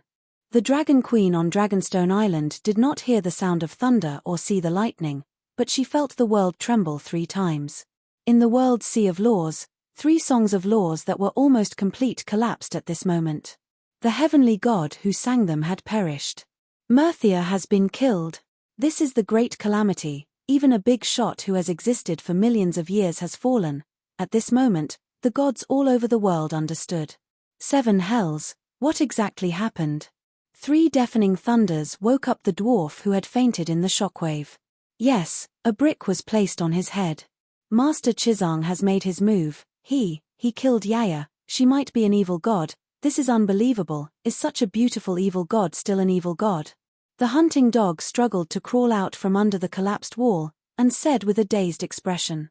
The dwarf looked at the horn he had been holding tightly in his hand, and his expression was complicated. He sighed softly, and threw it away. Arya walked over, and looked at the sea of fire in front of her excitedly. This palm technique that descended from the sky, is it Master Chizang's killing move? It's so powerful, the entire building has been burned into a charred ruin. What happened? Asked the hunting dog. You caught a big fish, and then the evil god bewitched you. Have you recovered now? She asked casually. Chizang, I want you dead. Instantly, Reese was enveloped in absolute darkness. Chapter 988. Night Lion was also in Reese. Reese was the place that the Alliance of Justice and Order prepared for the teaching team. Night Lion chewed on Kui-Ge that day because he had an appetite and wanted to eat her. The other part was when Kui-Ge and the goddess were making love.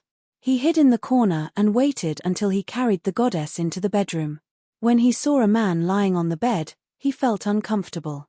The remaining 4 points were a secret plan of his, to let the goddess of Merthia be a target. Even the goddess knew that she could not be the target of Dragon Queen's first kill. How could Night Lion not know? Could the Alliance of Justice and Order kill Dragon Queen? Perhaps Danny felt that no one could kill her with the iron guards around her, but the Alliance of Justice and Order's power was far beyond her imagination.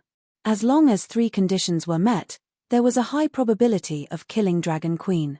First, she had to leave Westeros. Second, Dragon Queen did not ride a dragon.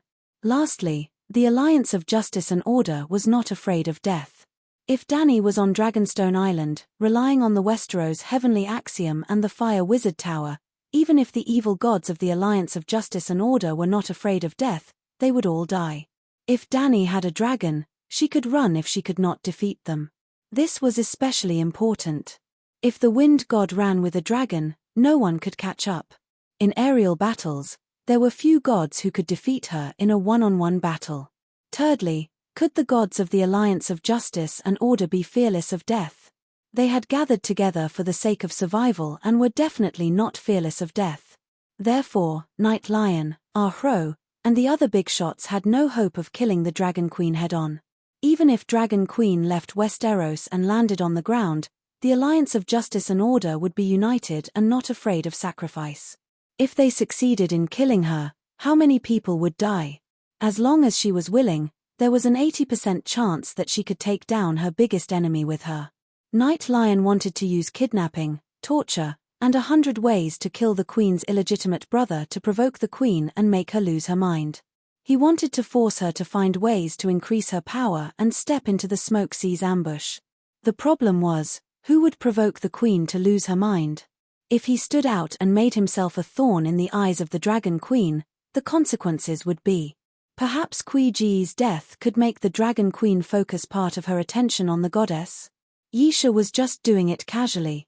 Kui-Ge's incident only proved that he had the intention of letting the goddess share the burden. But since he had this intention, he would definitely make other more formal arrangements. For example, he would set the battlefield where the scripture teaching team would be destroyed at Reese. Reese's master was the goddess, and the leader of the evil gods was the black goat on the surface.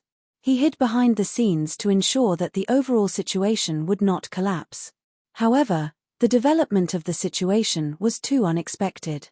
Qizong used a palm technique that descended from the heavens, immediately slapping the goddess who comprehended 3 laws to death. Night Lion only wanted the goddess to help him attract some of the queen's hatred. He certainly did not want to see his old lover die tragically, especially when he died in such a cowardly manner. He no longer cared about attracting the hatred of the Dragon Queen. In a fit of rage, he directly activated the dark domain that enveloped the entire city. He let out a wild roar and wantonly made it known. At that time, Qizong was carrying a pair of golden goat horns and dark green scaled armor, walking out of the sea of flames step by step. Suddenly, a loud roar spread through Reese. Qizong, I want you dead. The darkness was like a materialized sea of worms, spreading over from the sea 10 kilometers to the southeast. The black thread worms gnawed at the illusory light, causing the bonfire to shrink visibly. In the end, the flames were still burning, but no light shot out.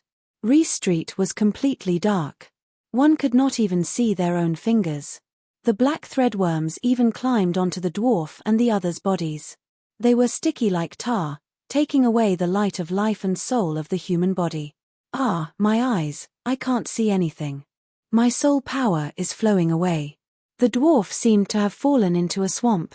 He shouted loudly and struggled with all his strength, but he could not stop himself from sinking. Holy Light Maiden, dispel the darkness. The hunting dog shouted loudly. His body was like a light bulb, emitting wisps of milky white radiance that was as light as smoke. The darkness struggled in the holy light like threadworms, even releasing hissing sounds. Arya's grey eyes were instantly dyed black. 90% of her body entered the world of death, and the speed of her energy loss decreased by 90%. This is the dark domain of a true god. Qizong's shocked and angry voice came from afar. Mighty heavenly dragon, whirlwind. Then, the dwarf and Arya suddenly felt their bodies lighten. There was nothing under their feet, and they left the ground. The hunting dog was protected by the holy light of the maiden, so he did not completely lose his vision. He could only watch as a green 5-clawed python charged out of the darkness. It circled around him and quickly brought him to the sky. It was Qizong's wind sprites. Bastard Qizong, where do you think you are going? Thunderous roars came from all directions. The voices were filled with a sacred and dignified aura. They were clearly powerful gods. Hiss. Tessa had arrived. When Qizong descended from the sky, Tessa also quickly lowered her altitude. Since Qizong was ready to attack, there was no need for Tessa to hide at an altitude of 5,000 meters. Now, she was just in time. In half a minute, Qizong carried his 3 disciples to Tessa's back. Run! Qizong shouted. The 3 wind sprites left his disciples and wrapped around Tessa's wings and neck. They pulled out 3 wind belts that were dozens of meters long in the air, and the pterosaur's speed quickly soared. Don't run, Qizong, you bastard. The evil gods below roared, but few of them could fly.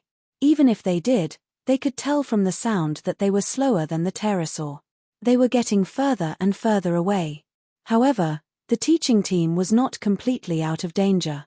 Their vision was still covered by darkness.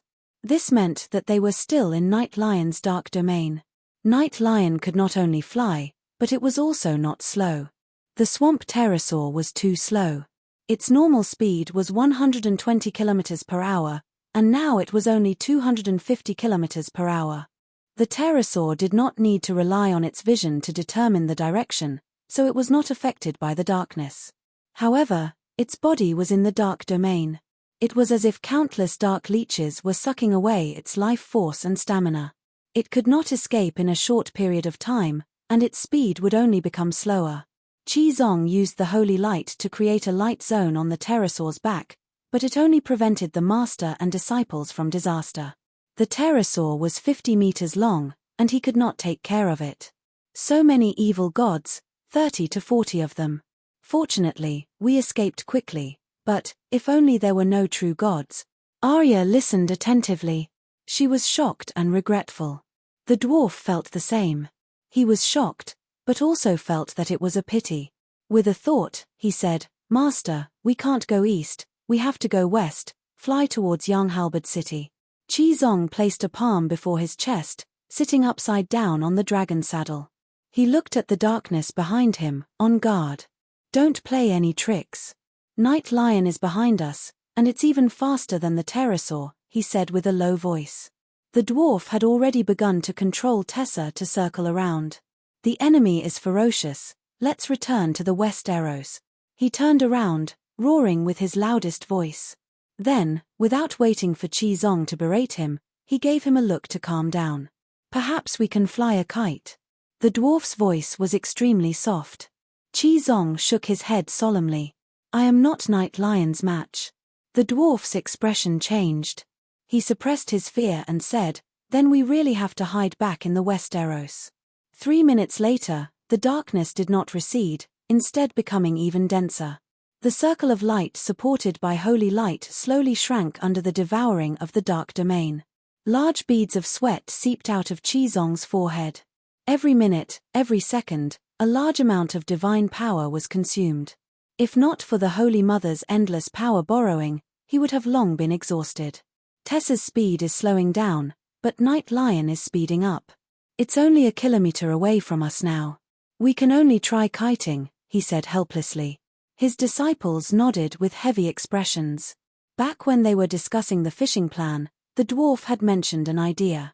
If they fled on dragons, even if the evil gods could fly, their speed would definitely be different.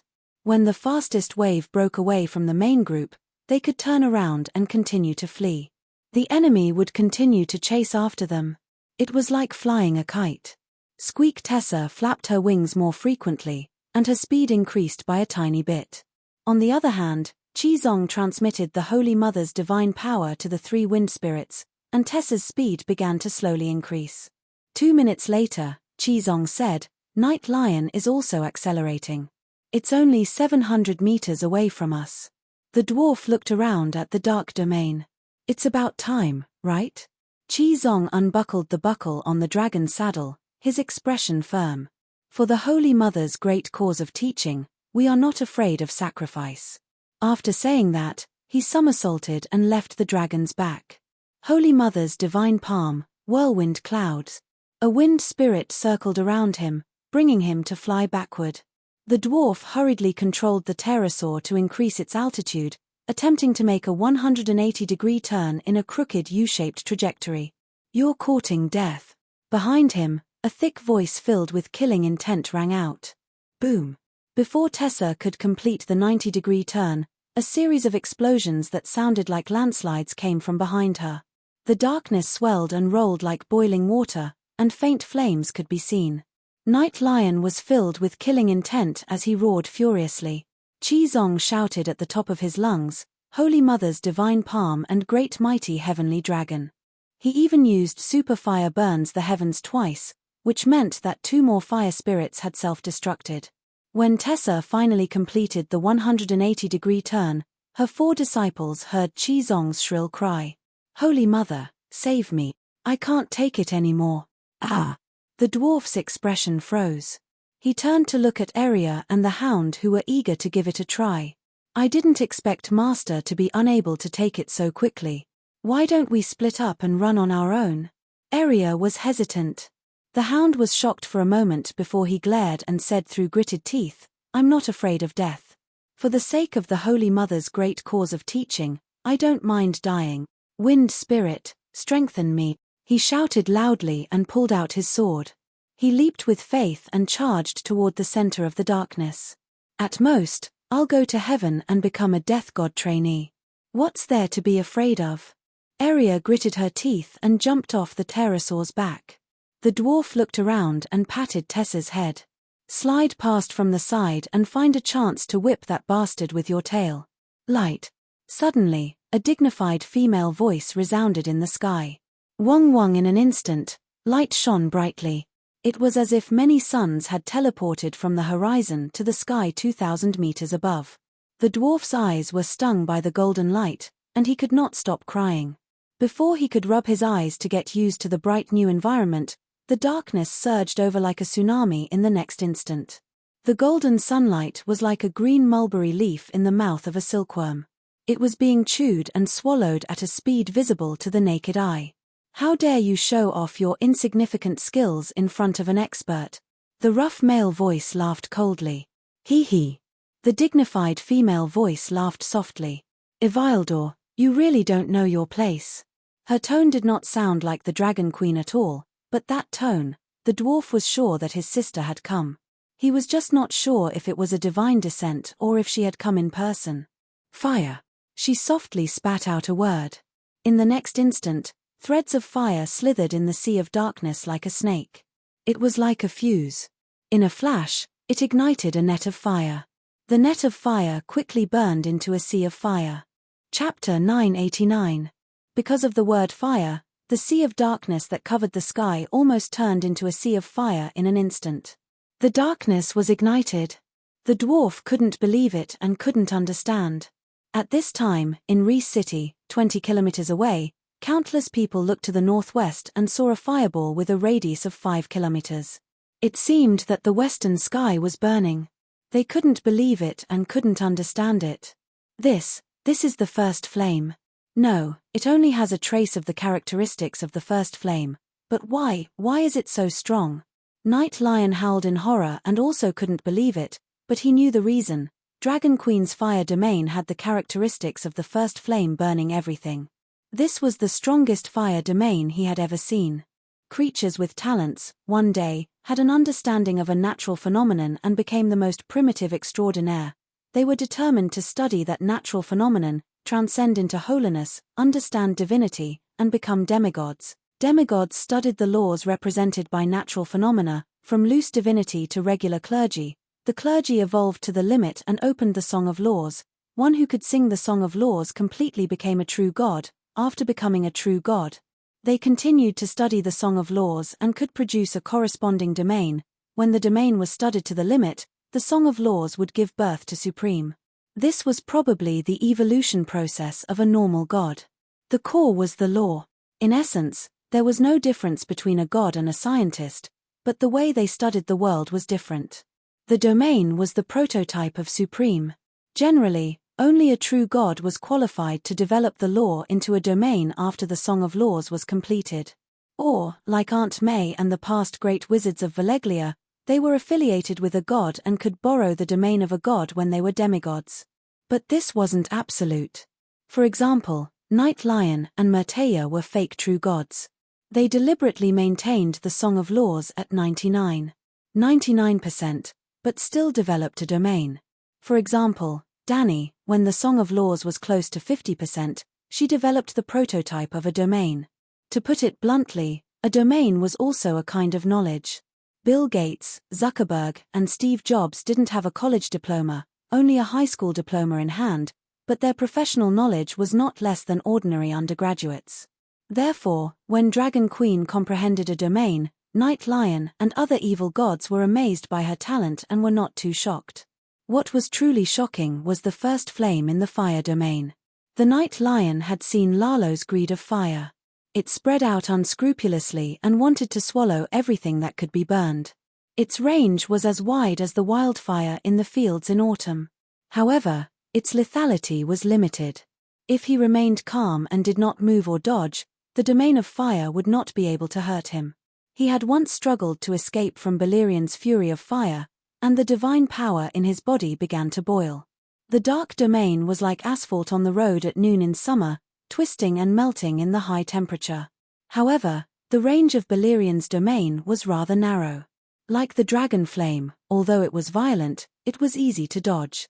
Dragon Queen's fire domain did not have a wide range, and the temperature was not high either. It was almost between Lalo and Balerian. It seemed mediocre. However, its energy level was unexpectedly high. The fire in the Song of Ice and Fire world was divided into ordinary fire, wildfire, dragon flame, earth fire, sunfire, first flame ember, and first flame of creation. There were a total of 7 levels.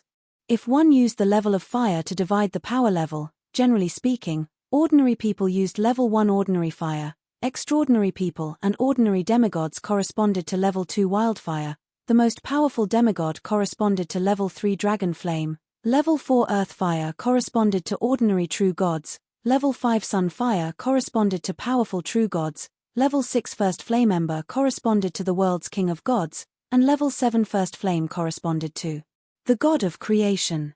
In this way, one could understand why Dragon Queen's fire domain could ignite Night Lion's dark domain. Because of the first flame characteristic, the energy level of the fire domain was almost close to the sun. Perhaps it was 4.8 or 4.9.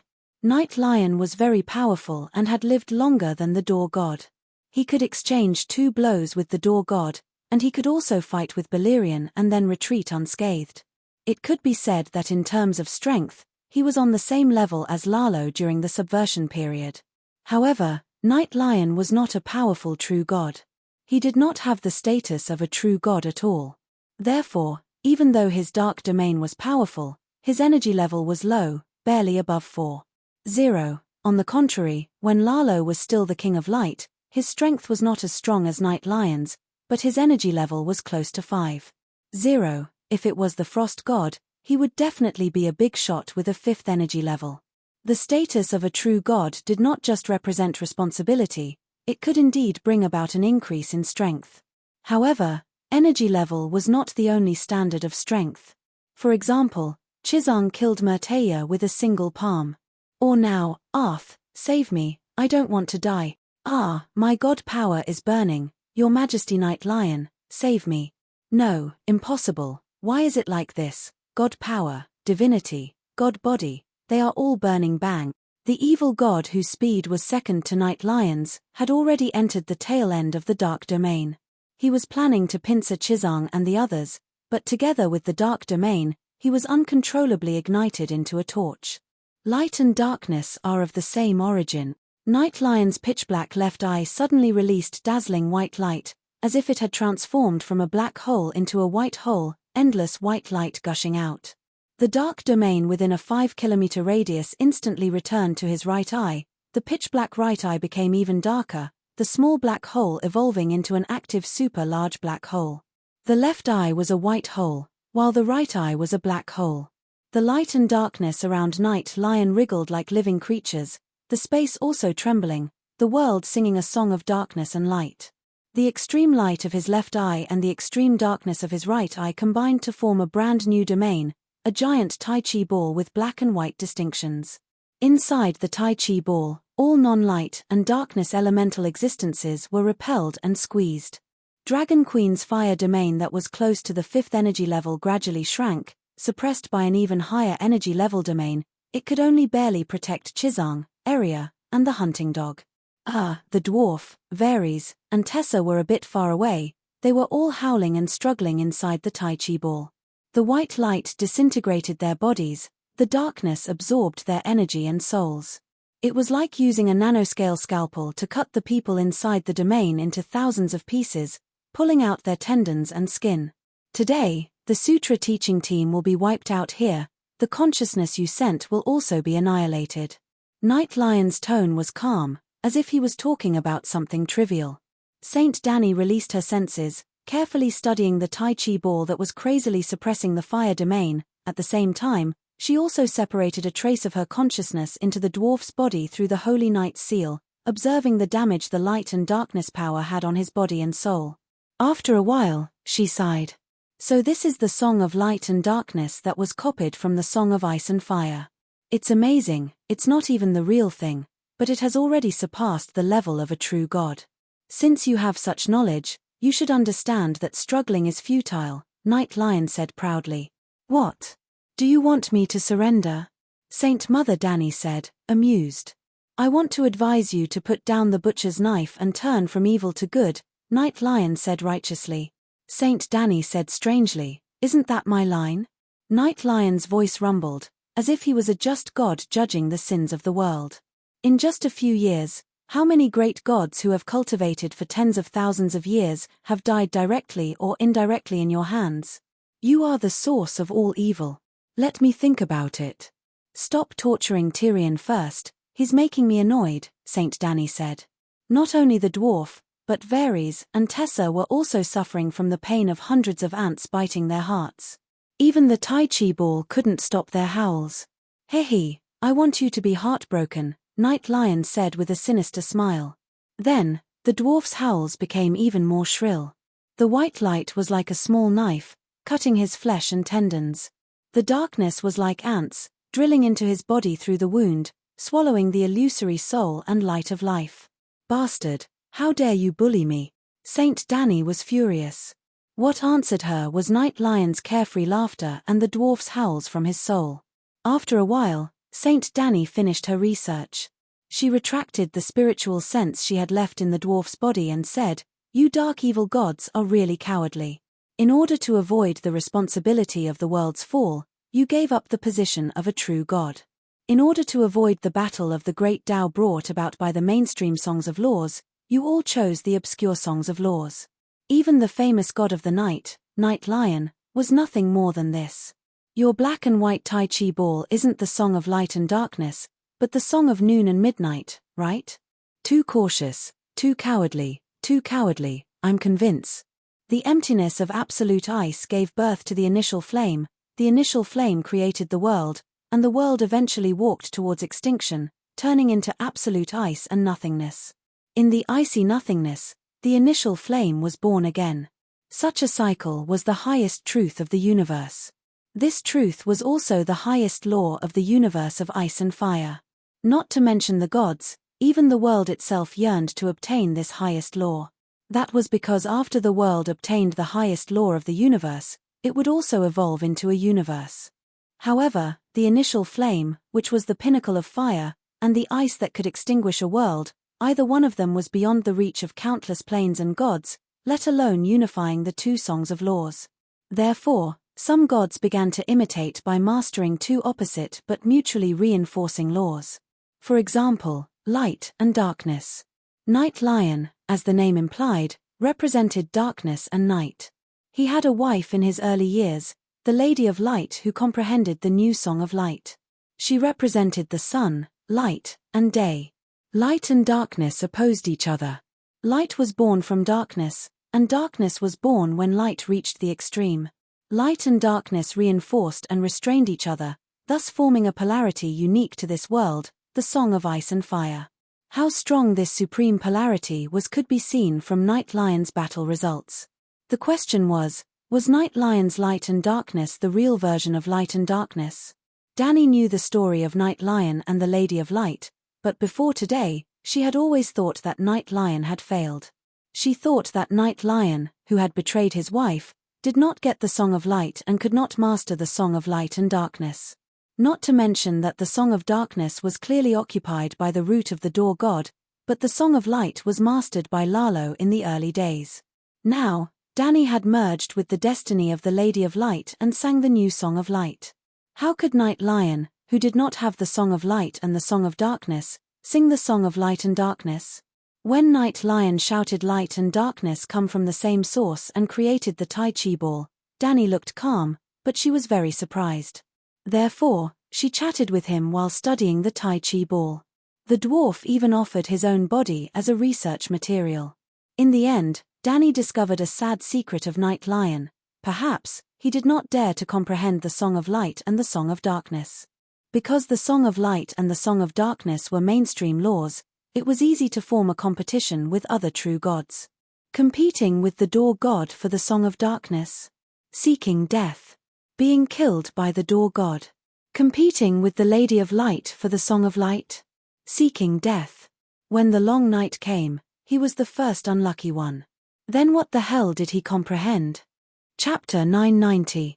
There were 3,000 great Taos, just like how the river flowed down 3,000 feet.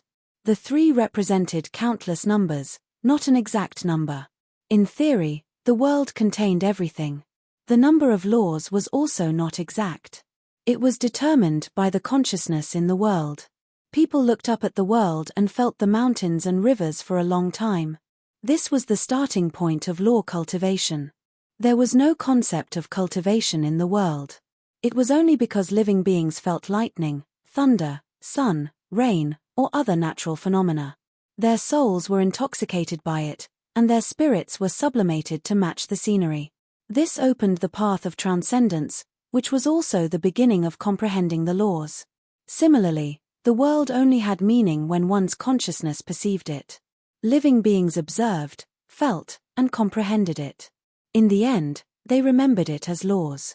The corresponding natural phenomena were more vivid and real, becoming the manifestation of laws that would never disappear. This was the essence of cultivation in the Song of Ice and Fire world. Humans and the world were interconnected and harmonious.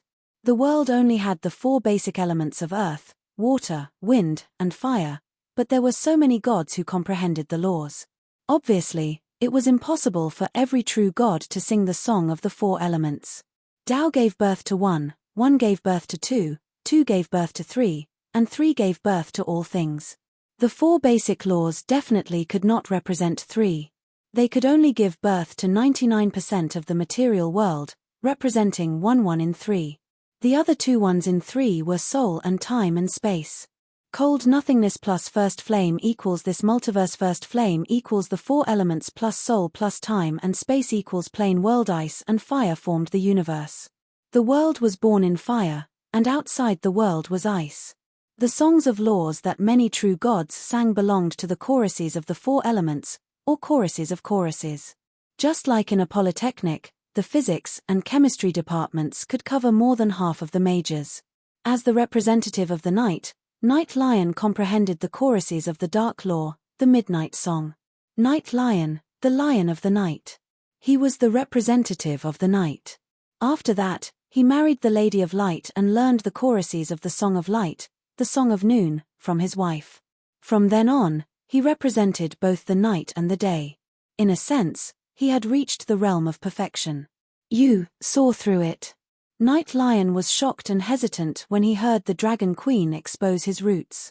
You should have comprehended the Song of Light and the Song of Darkness, right? Otherwise, it's impossible for him to disguise himself so well. I didn't recognize him even after observing him for a long time, Danny said curiously. If she didn't know that the Door God Root had mastered the Song of Darkness, and if she didn't comprehend the Song of Light, she would have thought that the Night Lion was really singing the Song of Light and Darkness. Only an old expert would be able to disguise himself on the level of the laws. Otherwise, he would not be able to fool Danny, an expert. Danny's words seemed to evoke some memories. Night Lion was silent for a long time and sighed. A long time ago, I almost sang the entire Song of Darkness. Later, I gave up and crippled my own martial arts, forgetting the entire Song of Darkness. Seeing me like this, old fish Liang Mu took over this heavy responsibility. Heavy burden? This was different from what Danny had guessed before, but now she found it even more unbelievable. Yisha said coldly, "You are the main character of this era, a rare Holy Spirit among humans. But to the ancient us, the Holy Spirit was just a basic gift. Among the gods who comprehended the laws, who wasn't a Holy Spirit? I was a Holy Spirit, Murteya was a Holy Spirit, Lalo, Old Fish Liang Mu, and even the group of true gods under Old Fish Liang Mu were all Holy Spirits. Except for the Holy Spirit, you call it the destiny of the Savior, which is also a common thing for the ancient gods. I was born in the dark world of the Far East and had the destiny of the God of Darkness.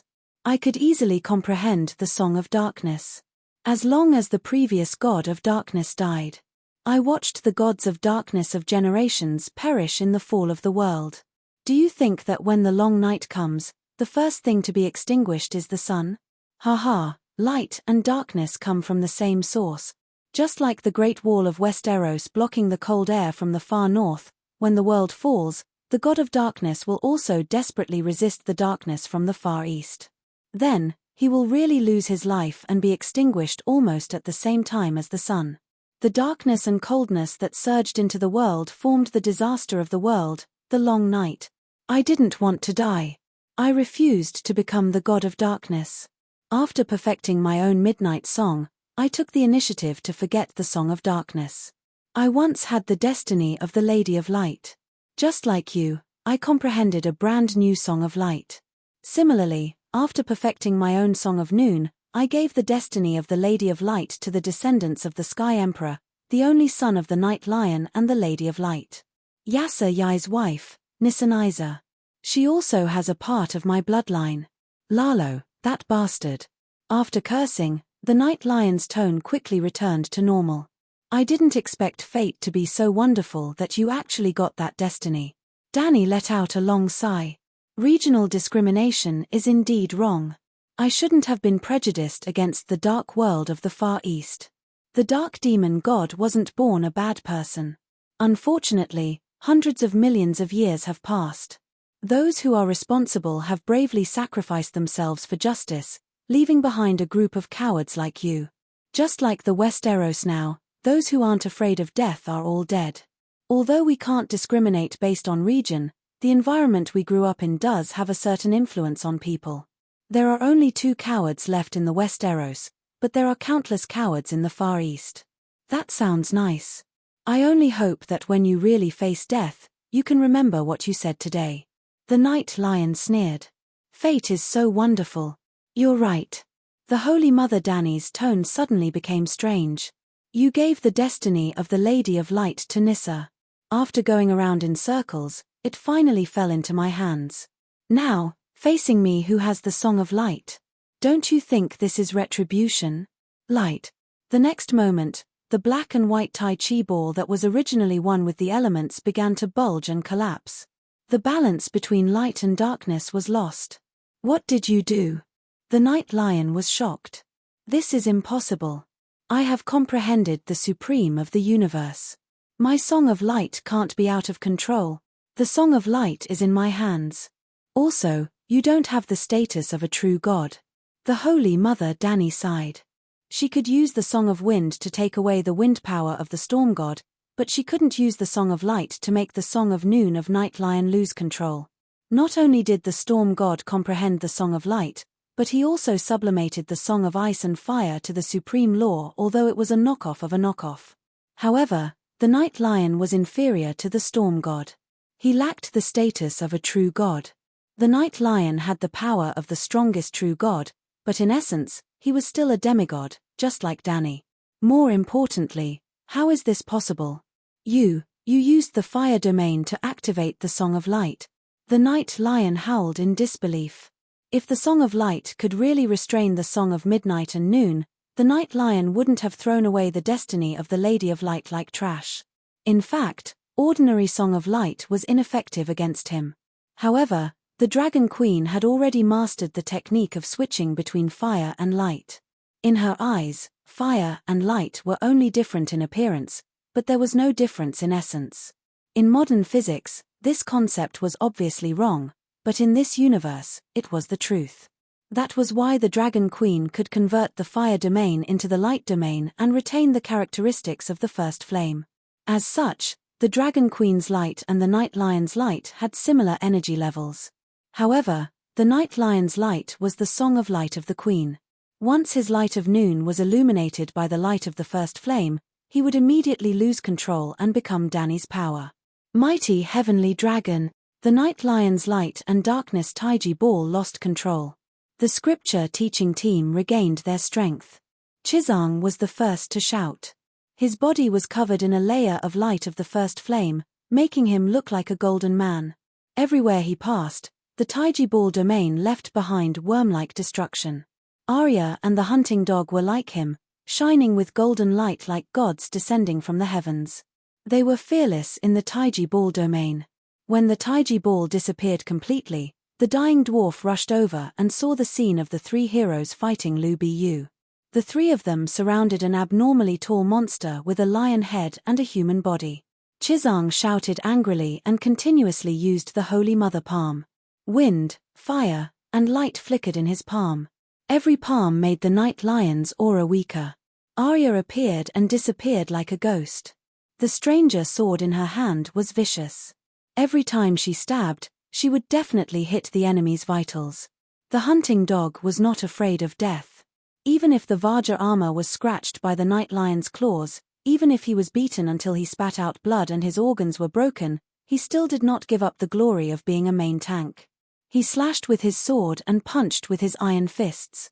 He even learned from Chizang and kept shouting mighty heavenly dragon. The Night Lion was not having a good time either. The thick blood mixed with ink black and milky white dyed his manner and golden armor. The dwarf searched for a long time, but he could not find a chance to make Tessa whip her tail. It was easy to hit the side vehicle and injure their own people. Thus, he started to use the super crossbow to attack from outside. Yep, it was a small dragon-slaying crossbow that was fixed to the back of the pterosaur's neck. The 1-meter-long, thumb-thick steel crossbow shot out with a whoosh. The Night Lion and the hunting dog who acted as a meat shield were hit. However, the Night Lion was huge, so he killed 1,000 enemies and lost 500 of his own. I swear on my blood that I will kill all of you. After fighting for half an hour, the Night Lion's aura weakened. His armor was tattered, his manner was messy, and the pair of black membrane wings behind him were mostly broken. After leaving behind these words, he jumped into the sea and escaped. Actually, while the Night Lion was heavily injured, Chizang and his disciples were even worse. As a veteran demon god, even if the Night Lion was suppressed in terms of domain, his witchcraft and melee skills were still top-notch. In terms of damage output, the entire teaching team could barely match the Night Lion. However, Chizang's moves were too vicious. Every Holy Mother palm had the spiritual bestowment attribute. This caused the Night Lion's HP bar to be permanently reduced. It wasn't just Chizang. As long as Arya and the hunting dog used the 7 gods' divine arts to attack the enemy, they would also have the spiritual bestowment attribute. For example, Arya's rapier was completely forged with the stranger's death divinity. Its strength was completely determined by Arya's will. There was no need to doubt Arya's will. Every strike could easily break through armor, and every strike would also destroy a portion of the soul. In fact, in just half an hour, the Night Lion permanently lost 15% of his soul and divinity. The Song of Laws even showed signs of collapsing. As for the teaching team, not only were they all wearing tile steel armor, they were also constantly using holy healing to recover their HP. In other words, the Night Lion was getting weaker and weaker. Chizang and the others would at most exhaust their energy, but their damage output wouldn't change. If they didn't run, as the big boss, the Night Lion would definitely be killed here. After defeating the Night Lion, Chizang and his disciples were excited and exhausted. They rested on Tessa's back for a night. When they returned to Lizzie City at noon the next day, they realized that not only was their 7 gods' temple destroyed, even the entire city was ravaged. Not to mention Lizzie City, even Prince Linus was eaten by a lion-headed monster that suddenly appeared when she was giving a speech. Just like eating a hot dog, the head was bitten off. The prince's body trembled, and then he lost control of his bowels and urine. The lion-headed monster didn't mind and licked it clean. It even smiled and said that the couple could be part of the team. The temple contractor wailed. Chapter 991. Demons. There are demons everywhere in the city. So there really are demons in this world. The contractor's face was filled with horror that could not be dissolved. Where did these demons come from? What kind of demons? Chizong looked around at the broken walls and said with a deep voice, also, who destroyed the 7 gods' temple? It's demons. It's all done by demons. Those demons are born in all kinds of strange shapes. They don't look human at all. They even spit flames and poisonous smoke, eat children alive, rape women, torture men, and commit all kinds of crimes, the contractor said with a trembling voice. Are they the evil gods that are preparing to surround and annihilate us? The dwarf moved to Chizong's ear and said softly, you killed Goddess Myrthia, stirring up everyone's emotions.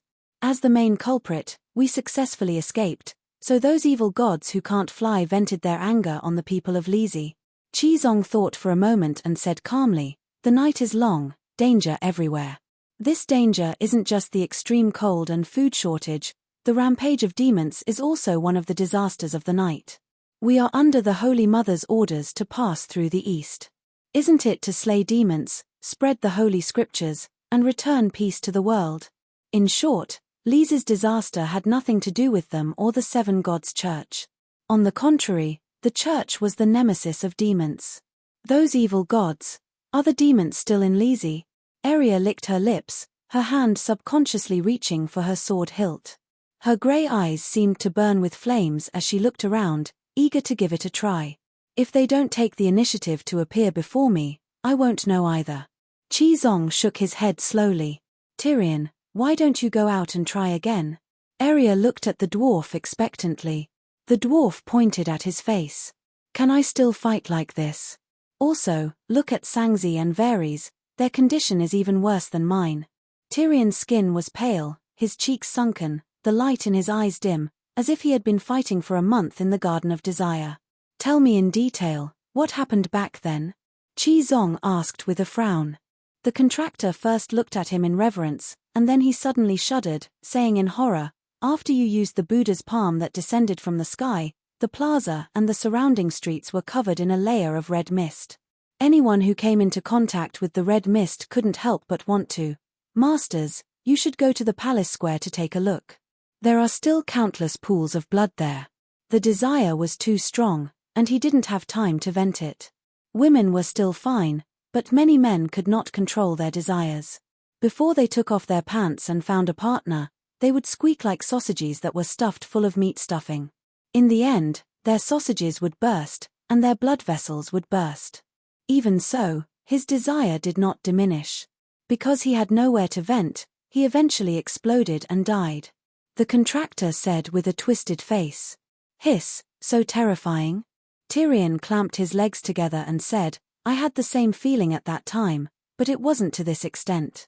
You and Hound completely lost your mind and fought each other with divine spells on the street. Have you forgotten? Arya said with disdain. But we only wet our pants and didn't explode our sausages, the dwarf said. I'm not wet, the Hound quickly said. What wet pants? Arya asked curiously. Ahum, you'll naturally understand when you're old enough. Under the young girl's confused gaze, the dwarf was extremely embarrassed, and for some reason, he felt a little stiff. Qizong said coldly, Tyrion, remember your identity. Sorry, I'll pay attention to the occasion in the future. The dwarf apologized sincerely. He then changed the topic and asked the contractor, how many people died last night? 1 or 2,000, most of them died in the red mist. The dwarf muttered in shock, I didn't expect the Song of Desire's domain to be so domineering. Against such a powerful evil god, no matter how many mortal armies there are, it's useless. There aren't many heavenly gods who have grasped a domain to begin with. Merthia can be considered one of the most powerful gods in the world, but his path isn't suited for battle, Qizong said with a serious expression. Merthia? The contractor's expression changed, as if he understood something. His gaze towards Qizong and the others became extremely complicated. It was first resentment, then fear, and then confusion. The master and disciples saw his expression, but they didn't care, because the matter of killing Merthia couldn't be hidden at all. Moreover, this wasn't the first time they killed the city's guardian god. Pento's crocodile god and Tiroshi's three-headed god were both killed by them, and then they were still honored guests in the city's palace. But Merthia died then, so how can the domain be maintained? Arya asked in confusion. It's precisely because he died that the domain went out of control. Even a fart from a mortal can be maintained for a while, so isn't it reasonable that the chaotic domain of laws can be maintained even longer? Arya's mouth twitched, unable to refute. Qizong put his palms together, bowing towards the Holy Mother's broken statue in the Holy Church's ruins, saying with a sigh, it's all Night Lion Demon's fault. If he didn't chase after us, I should be able to calm the chaotic aura of laws. Arya's mouth continued to twitch. For the first time, she realized that her master's title of masked evil monk might not be wrong. Actually, according to Qizong's nature, even if he wasn't the one responsible for the tragedy in the plaza, he should still be blushing in shame. After all, he was the one who killed the goddess. But before Qizong left the Westeros, he was taught a lesson by Big Sparrow for more than a month. If it were Big Sparrow, he should have reacted this way. There are more than 2,000 people in the plaza, right? Where are the rest? Tyrion asked. The rest entered the alley in time, but in the end, they collapsed on the ground like exhausted oxen, breathing little but exhaling more. Then, the demons came out of nowhere and cursed.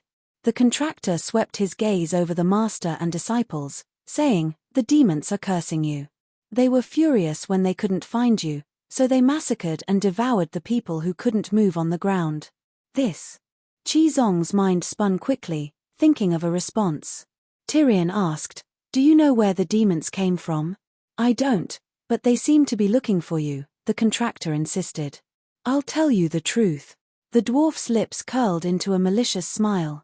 "The so-called demons are the gods that you worship on a daily basis." "Tyrion," Qizong frowned. The dwarf waved his hand. "Hiding it from them is actually harming them. Also, haven't you noticed? When the gods appear in the world on a large scale and attack mortals without restraint, the old order of the world will change. Perhaps, we'll return to the previous era where humans and gods lived together. In the future, we'll encounter more and more evil gods, and they'll become even more unrestrained. We won't be able to hide it even if we want to," he said with a sigh. Qizong's expression shook, and he fell silent. "What are you talking about?" the contractor asked in confusion. The dwarf said with a smile, "All you need to know is that the demon that made thousands of people explode their little brother last night is the goddess of lust, love, and youth that Yuli's people believe in, Muateya. That little bitch coveted my mighty body, and was slapped to death by Qizong's master. The evil gods that devoured you are the gods of faith led by Lalo and Night Lion. They're all lovers of the goddess of lust, and they don't want the Seven Saints scripture to spread to the east. No, impossible." The contractor's emotions surged, his face pale. "Why is it impossible? Night Lion has such obvious characteristics, and you can't recognize him? By the way, everyone is heavily injured, so why are you still so spirited?" the dwarf asked while looking at him suspiciously. Qizong and Eria's gazes sharpened. The contractor shrunk his neck and mumbled, "Last night, I was also burning with desire, but I was surrounded by old aunties that I didn't like. When I couldn't take it anymore, I suddenly remembered the white bone temple that Master Qizong taught me, and guess what happened? He became spirited. My desire was completely extinguished, and that's why I'm fine." "You can do that?" The dwarf was stunned. Qizong was deep in thought. "When I was wrapped in Muateya's desire red silk, I also. Then, I visualized the white bone desire demon diagram in my mind, and the illusions quickly disappeared, and my mind became clear. This was not an accident. The reason why the Dragon Queen created the Whitebone Temple was not because she was bored. Because of the same crime, when Sharira Yangshin entered Hell, she happened to be in the same level of Hell as Cersei, in the same area. The two did not empathize with each other, and instead got along harmoniously. Cersei insulted Sharira, and Sharira did not like Cersei either. However, she was a transcendent half-god, and her methods were better and more direct. Using the method that the goddess of lust used against her, Sharira tried to turn Cersei into her own spirit of lust, the saint of lust heaven. Cersei could not resist at all, and then, she became even more depraved. Her soul underwent some unknown evolution. At that time, Dany started to take Muateya seriously. In order to deal with the goddess who controlled the law of lust, she spent some time studying the Buddhist visualization method, the Whitebone Temple, that she had seen in Jizbar in her previous life. It was not some immortal cultivation method, but a very basic and simple psychological suggestion. As for what results could be achieved after the transformation, and whether there would be any side effects, Dany did not know either, so she let Qizong test it out. From the looks of it, the effect was not bad. "Are those demons really gods?" The contractor asked the question in his heart. The incident in the square alarmed the garrison troops in the other districts. When they saw the demons eating humans, the soldiers used their swords and spears to cut them. Although those demons had their own methods, they were all made of flesh and blood. They howled in pain and were stabbed until their flesh was mangled. In the end, more than 30 demons were defeated by 2,000 elites, and they fled pathetically. "Are gods that weak?" he asked doubtfully. 2,000 elites. 30 against 2,000, injured but not dead.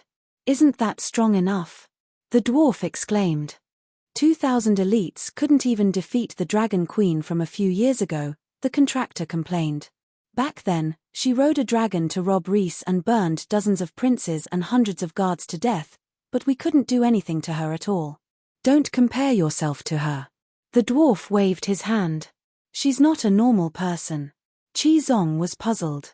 Since the soldiers chased away all the evil gods, why was Lady Linnis still eaten? That lion-headed monster can fly. The contractor could not help but raise his head and look around, as if he was worried that the night lion would suddenly fly over. Many people died last night, and they died in such a strange way. In order to calm the people and stabilize the political situation, the nobles decided to elect a new prince overnight to preside over the situation. The contractor's expression became awkward. Many nobles died too. They were all terrified and wanted to use the Dragon Queen's name to suppress the man-eating demons. Thus, Lady Linnis was successfully elected, but, just this morning, on the balcony of the palace, when she was giving a speech to all the free people in the square, the lion-headed monster descended from the sky and landed beside her, saying. The lion-headed monster smiled coldly and picked up Prince Linnis like a chicken, saying, I was about to leave, but I heard Danny Alice's name in the sky. When I heard her name, I felt a fire burning in my heart. It just so happens that the royal blood can be a great supplement. The prince begged, saying, I can help the king vent the fire, and even wrapped around him like a vine. The contractor and the master and disciples were all extremely embarrassed. To the contractor, she was their prince. To Qi Zong and the others, she was their compatriot, a fellow countryman, and a noble. She could almost represent the West Eros. Seeing that everyone was embarrassed, the dwarf was no longer embarrassed. He could not help but ask, and then?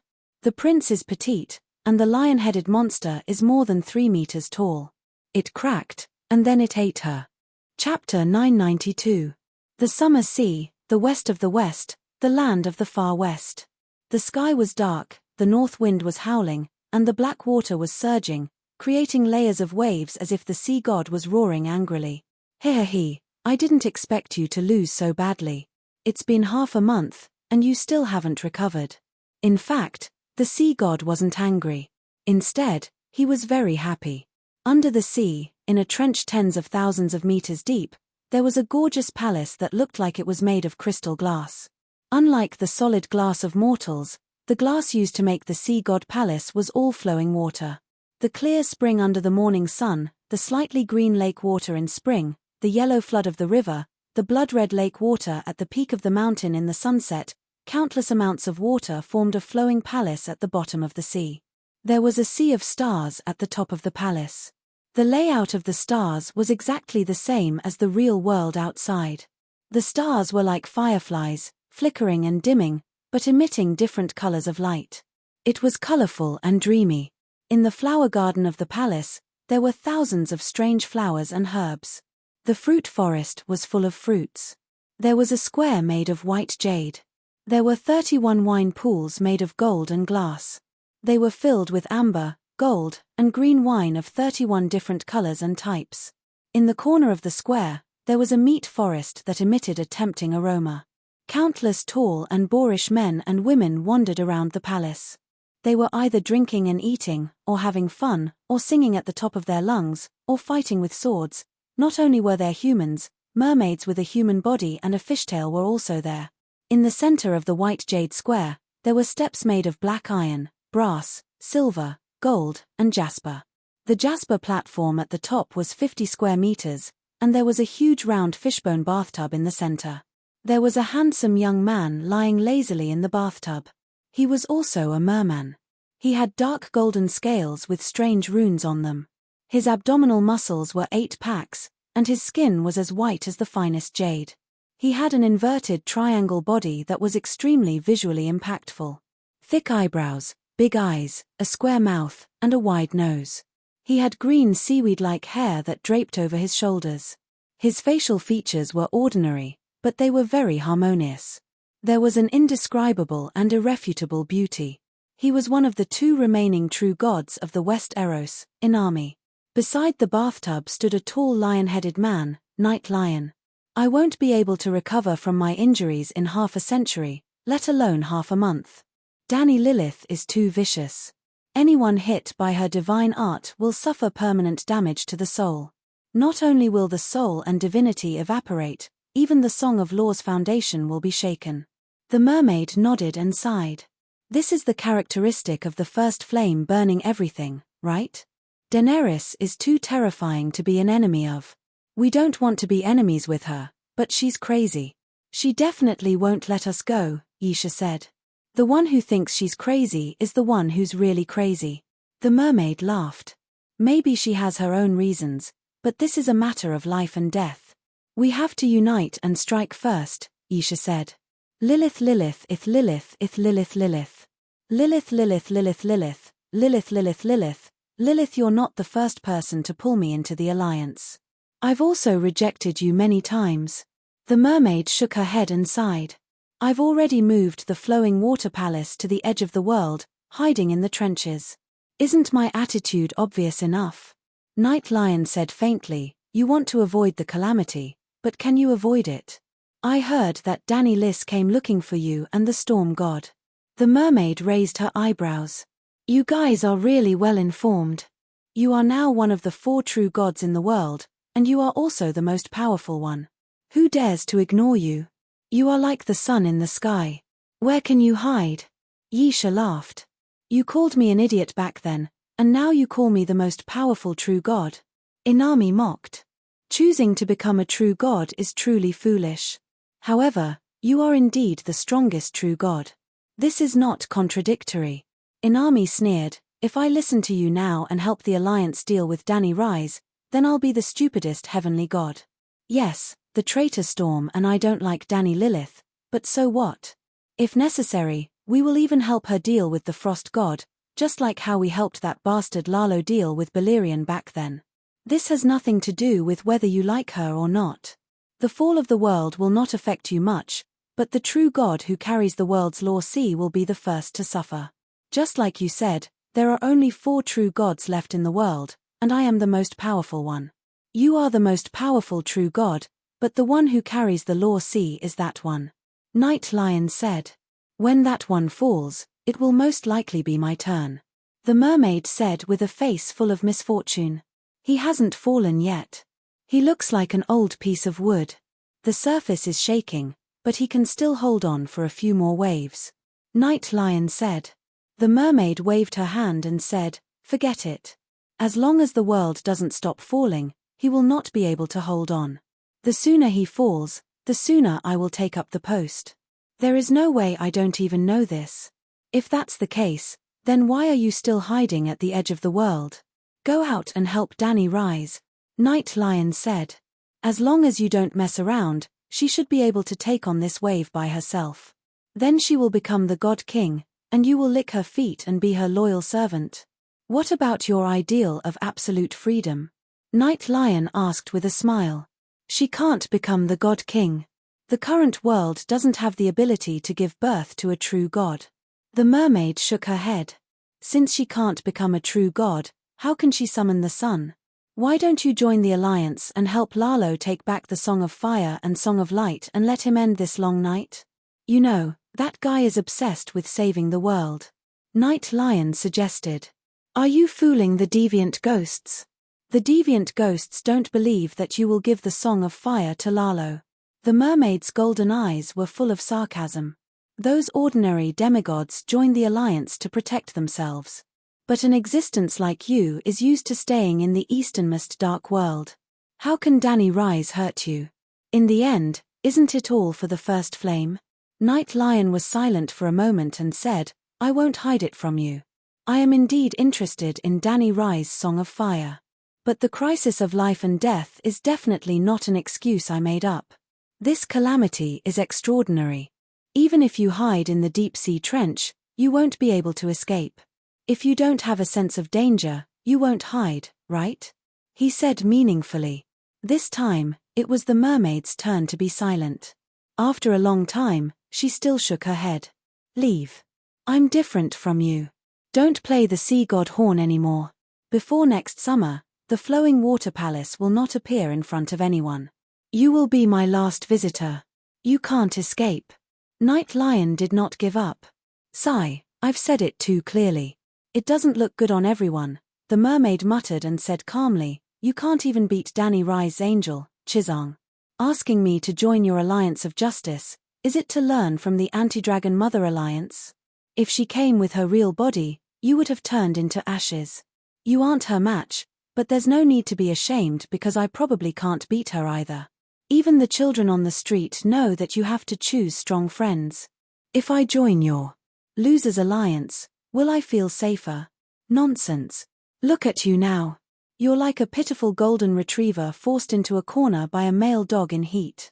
You're 10,000 times more pathetic than before you formed the alliance. I don't want to be the second you. Night Lion's eyes widened in anger. His fangs protruded and cut his lips. A few drops of blood flowed down the manner on his chin. Yes, when he did not activate his law domain, he was bleeding bright red blood. Although it's a difficult question, it's the truth. The mermaid shrugged and casually teased the mermaid in the bathtub. Night Lion barely suppressed the anger and murderous intent in his heart and said, compared to Daenerys's Song of Light, which has the first fire attribute, my Song of Noon is a little inferior and can be restrained. If not, she might not be my match. If that's the case, why do you have to find me? There should be a lot of gods in the alliance who are as powerful as you but not restrained by her, right? You're just an extra layer of insurance. Night Lion hesitated and said, we have a big plan. If you join us, I'll tell you. I promise, the plan is foolproof. Forget it, don't tell me. The mermaid waved her hand. If you have insurance, I'll have to take more risks. He pointed at the 31 wine pools outside the white jade square. Look, the god's wine bottle is still here. I'm drinking alone in the flowing water palace. Why? Inami is cautious all her life. She's not muddle-headed in the face of big things, the mermaid said proudly. Night Lion raised a middle finger in his heart and asked, you're not interested in Dany Rye's first fire at all? You know about my battle with her. The Lawmaster's song has an obvious suppressive effect on the chorus. You stole my blood witchcraft and combined the blood of the god's descendant to achieve the combination of two opposing laws, thus simulating the supreme law of ice and fire. The mermaid raised her hand to interrupt him and said, don't slander me. I'm only using your idea. The method of simulating the Song of Ice and Fire was created by myself after learning from old fish Liang Mu. No matter where you learned it from, your Song of Water and Fire is the same as my Song of Light and Darkness. It has a fatal flaw. When facing Dany Rye's Song of Fire, it will be suppressed to the point of imbalance, Night Lion said slowly. I know what you mean, but, the mermaid sighed in loneliness and said, I have two kinds of songs of law, the Song of Flood with turbid waves and the Song of Fire with roaring flames. They're both very rare choruses. That's true, but it doesn't mean that I don't have the chance to comprehend a more advanced main song. Now everyone knows that Dany Rye's is old fish Liang Mu's successor, but who knows that I'm the previous crown prince? In the last era, after old fish bewitched me to become a true god, he secretly told me the reason. He predicted that he would die at the end of this era, and the next era would be the Lun River Mother Goddess turn. There would be a vacancy in the Song of Wind and Water, and a true god would be needed to fill it. And my talent in the Song of Water is far stronger than those of the Lun River Mother Goddess. He wants me to inherit the Song of Water of the Lun River Mother Goddess. I went as well, and have been an apprentice under Lun River Mother. Before I killed the sea dragon and was stripped of my position as successor by old fish, I studied under Lun River Mother Goddess for 5,000 years. When she said this, the mermaid didn't have any regret, only a disappointed expression. Lun River Mother taught me for 5,000 years, and I still couldn't comprehend the Song of Water. Even if I took Dany Rye's Song of Fire and Bloodline, would I be able to master the power of the first flame like her? He said bitterly. Chapter 993. My talent in the Song of Fire is far inferior to the Song of Water. What's the use of getting Dany Rye's Bloodline and the Song of Laws? The mermaid asked. You're depressed because you haven't comprehended the Song of Water in 5,000 years. Which one of us doesn't have billions of years of cultivation?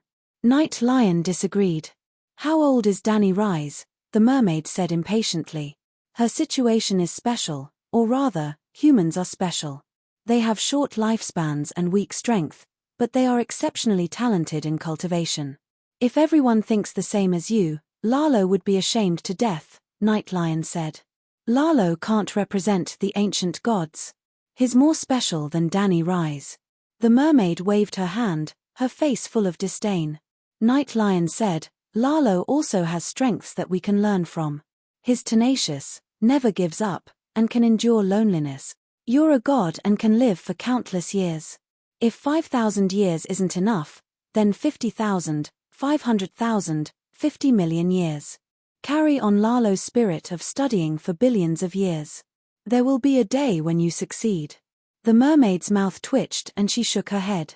If you give me 50,000 years, I'm confident that I can comprehend the Song of Water.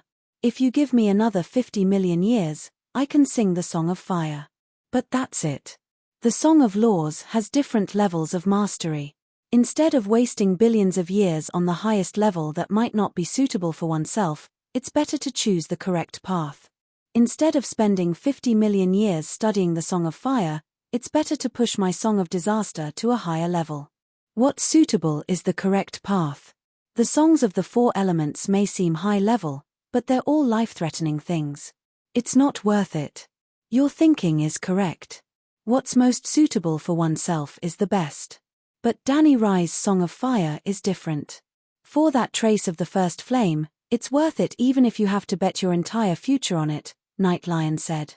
Worth my ass, the mermaid sneered. In order to snatch Danny Rye's bloodline and Song of Fire, I have to take a huge risk and fight her to the death.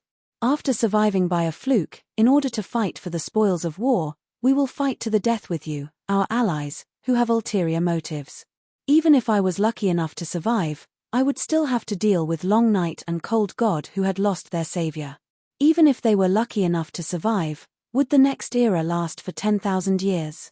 He hadn't even gotten used to the first flame before he had to prepare for the next world pendant. Would I be lucky enough to survive? Even if I managed to survive time and time again, where would I find 50 million years to study the Song of Fire? Night Lion sighed helplessly. If I can convince Lalo to hand over Shireen's soul, will you join the Righteous Alliance? Are you threatening me? The mermaid suddenly stood up and floated in the air above the bathing pool. Her body was surrounded by a layer of transparent water, and a scarlet sea of fire was burning above her head. In the flowing palace below the throne, the people who were drinking and making merry immediately put down their wine bottles and women, picked up their weapons, and glared at the Night Lion on the level 5 platform. A war could break out at any moment. Don't get too excited. Yisha took a few steps back and lowered his hands, making a gesture of not wanting to start a fight. This is just a temporary idea, even Lalo might not agree. He smiled bitterly. Leave, I don't want to see you again, the mermaid said coldly. Night Lion sighed helplessly and returned to the sea under the lead of a mermaid soldier. Woo-woo tilde. When Night Lion's breath completely disappeared, the mermaid took out a golden conch and blew it. In a moment, all the Iron Seed and Murlocs in the flowing palace gathered under the throne. Rowers, let's leave this place, he ordered loudly. Inami's rowers took their positions and rowed the oars in their hands. The flowing palace was like a spaceship with countless tiny tentacles, turning into a stream of light and quickly disappearing into the depths of the trench. In the blink of an eye, another 2 months passed. After the teaching team left Reese, they went to Volantis, Slave Bay, Queers, and were now in the Centaur underground city. After that, they went to the last stop in the western continent of Ursus, Raging Howl City by the Jade Sea, the city-state where the Dragon Queen's messenger Gigi was killed. In Volantis, Chizang and the others met war god Yuan Kai who had returned from Slave Bay. After leaving Slave Bay, on the way to Volantis, War God led the captive army to fight a few battles. The Martaris people blocked the path of the traitors, the invasion of the demons in the land of Long Summer. The Volantis consul led the noble army to ambush outside the city. War God Yuan Kai won every battle, each time achieving great results at a very small price, completely proving that he was worthy of the title of War God. After leaving the Dragon Queen, I finally regained my confidence. When receiving Chizang and his disciples, War God sighed. After taking down the city outside the Black Wall of Volantis, the Dragon Queen appointed him as the governor of the West Army, assisting the West conquering General Cleon to govern Volantis. War God initially refused, but after returning to Volantis, he took the initiative to step down from his position as the commander of the captive army. But later, the Blackwall nobles refused to give up their rule over Volantis, sowing discord, causing the rebels in the outer city to split into several factions. For example, Zidane's mercenary faction, the captive faction, Little Doxim's small noble faction, the Waterside Widows merchant faction, and the returning Tiger Cloak army also formed their own faction. Uro, Little Doxim was Fat Faust's son. The fat merchant Faust Doxim, who helped the Gith people transport food in the early years, was captured by the Dragon Queen outside Astapor city, and became rich because of it. He was used as a scapegoat by Consul Dofas and Supreme Priest Benello. After being chosen as a consul, he tried his best to convince the people that the long night is fake, the sun will rise soon, don't rush to buy resources, don't panic. In the end, when the long night came, his dream of being promoted to a Blackwall noble was shattered, and he was also torn apart by the angry people. The family business he accumulated through doing business with Slave Bay was also swallowed by the Blackwall nobles. Fortunately, his son Little Doxim had met the Dragon Queen a few times, and with this experience, he gained some reputation among the slaves and small nobles of Volantis. The rebel forces were scattered, and they were bought over by the Blackwall nobles, then defeated one by one, and suffered a few losses. Gradually, the Volantis people realized a terrifying fact: the food in the outer city was almost gone. We need a leader. Waterside Widow stood up and organized a high-level meeting. If this continues, we will all starve to death under the mockery of the Blackwall nobles. Invite the war god to come out. In the end, they found the Kayuan war god who had retired long ago. Because as long as he was not facing the Dragon Queen, he had always been invincible. I just want to enjoy the peaceful life of a normal person now, you can leave. At that time, the war god changed his name and married into a small merchant family in Volantis. When Zidane, Danzo, and the others found him, he was in the back alley, sitting on a small stool and picking shrimp lines. Our brothers need you, Zidane advised. My family needs me even more. You need to pick shrimp lines. Danzo was speechless. I caught the shrimps. The war god's face was full of hardships, and his hands were full of frostbite, but his smile was very happy and satisfied. But your father-in-law's family looks down on you and talks behind your back every day, the commander of the Tiger Cloak Army said. Thousands of Tiger Cloak Army soldiers returned to Volantis with the prisoners of war, and they had fought under the command of the war god, so they naturally respected him. It's okay, my wife is very good to me. It's just a normal person's life, and I enjoy it, the war god said frankly. But your wife is always looking for wild men outside, Zidane said hesitantly. The war god's expression froze, and he pounced on Zidane like a tiger. You dare slander my wife? Zidane hurriedly said, it's true, the neighbors all know, and they are hiding it from you. If you don't believe me, I can take you to them. A group of people took the war god to catch the adulterers. The war god's face was pale. Know your identity, I'm the master of this house, if I didn't take you in, you would have starved to death on the streets. His wife only felt ashamed for a moment, and then became abnormally tough. I want to be alone, you guys go back. The war god's face was ashen. It shouldn't be, even if he had become a son-in-law, even if his wife was cold and noble, and didn't even let him touch her hand, she should still treat all men equally. Why did she have to steal men? The next day, 20,000 soldiers blocked the streets around the war god's house, knelt on one knee, and shouted in unison, War god, please come out. Thousands of Tiger Cloak Army soldiers also shouted, Tiger Commander, please come out. The war god's wife and father-in-law's family were stunned. After that, the war god accepted the Dragon Queen's appointment, and became the general of the Slavers Bay army. The people who knew you best were often your enemies. The war god's understanding of the Dragon Queen and her policies surpassed most of the Slavers Bay officials. So, with his background as a slave owner, he skillfully carried out the slave liberation movement in Volantis, the long night production to save himself, and a series of things that the Dragon Queen had done and was doing in the past, and was doing now. When the dwarf first arrived in Volantis, he thought that he had arrived at Slavers Bay. After helping the war god take down the Black Wall, the message team finally arrived at Slavers Bay. Before leaving, the dwarf even brought along Cadillac's wife. He promised to let the attendants reunite with the couple. After resting in Slavers Bay for half a month, the message team went to Kuars.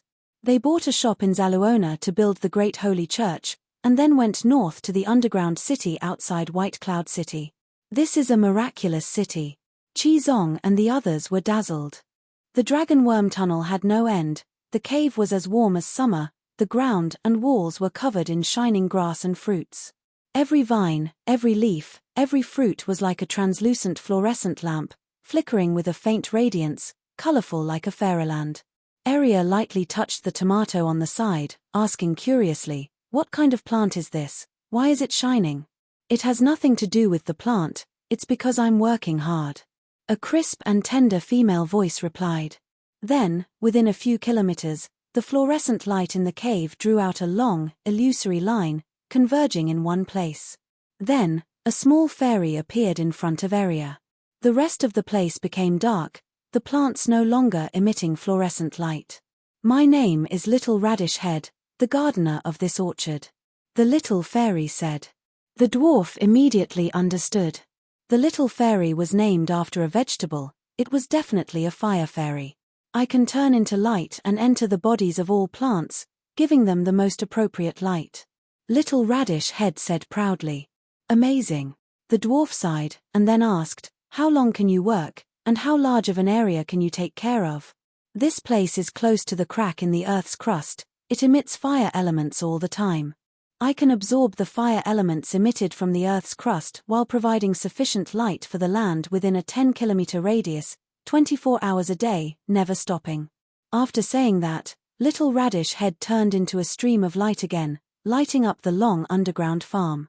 A 10-kilometer radius, hundreds of thousands of acres. The master and disciples of the teaching team were stunned. What's there to be surprised about? If the crack in the Earth's crust is bigger, I can shine even brighter. I'm a little sun. Little Radish Head's voice came from the tomato. The dwarf was stunned. It seemed that it was normal for a little sun to shine within a few kilometers. The underground farm isn't that big, and if we're too far from the crack, we can't guarantee the temperature. Crops don't only need sunlight to grow, temperature and fertilizer are also important. Kui Luo shook his head. Chapter 994. The air in the dungeon was very good. It wasn't stuffy and turbid like the caves. Instead, the air was fresh. The breeze brought along the fragrance of fresh flowers, the sweetness of fruits, and the fragrance of green leaves. A few centaurs sang a ballad and drove a group of goats. They looked carefree as they walked past the small team. The centaurs drove the goats further away and disappeared among the fluorescent plants. It was a picturesque scene. Today, the ones who live the happiest are the centaurs. They are even happier and more at ease than they were before the long night. The dwarf said in a ridiculous tone.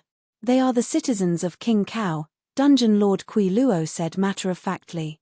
"Can Winterfell build an underground botanical garden?" Arya asked expectantly. "I've been to your family's tomb. It's too cold."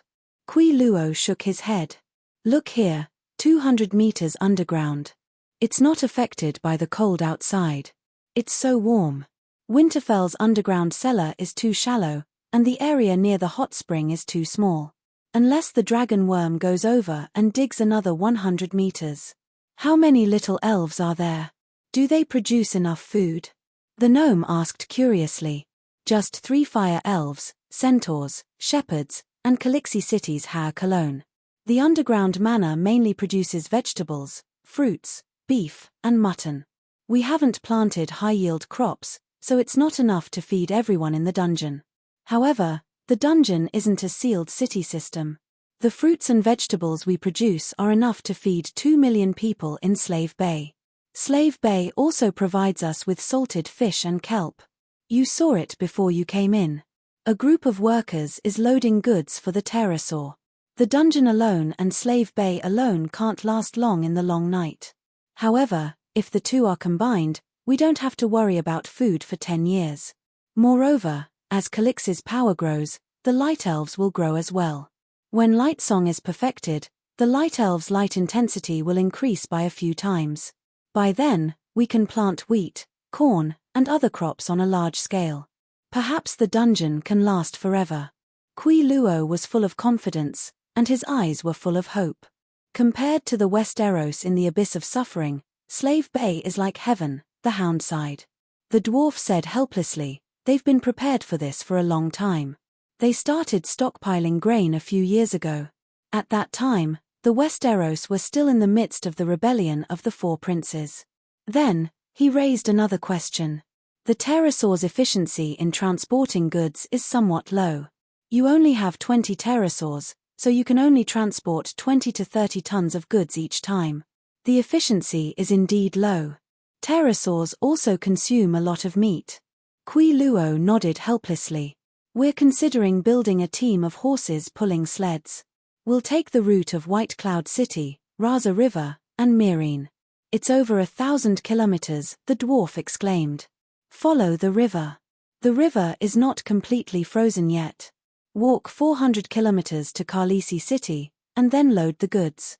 Kui Luo pondered and said, "Actually, even if the river is completely frozen, it won't be much of a problem.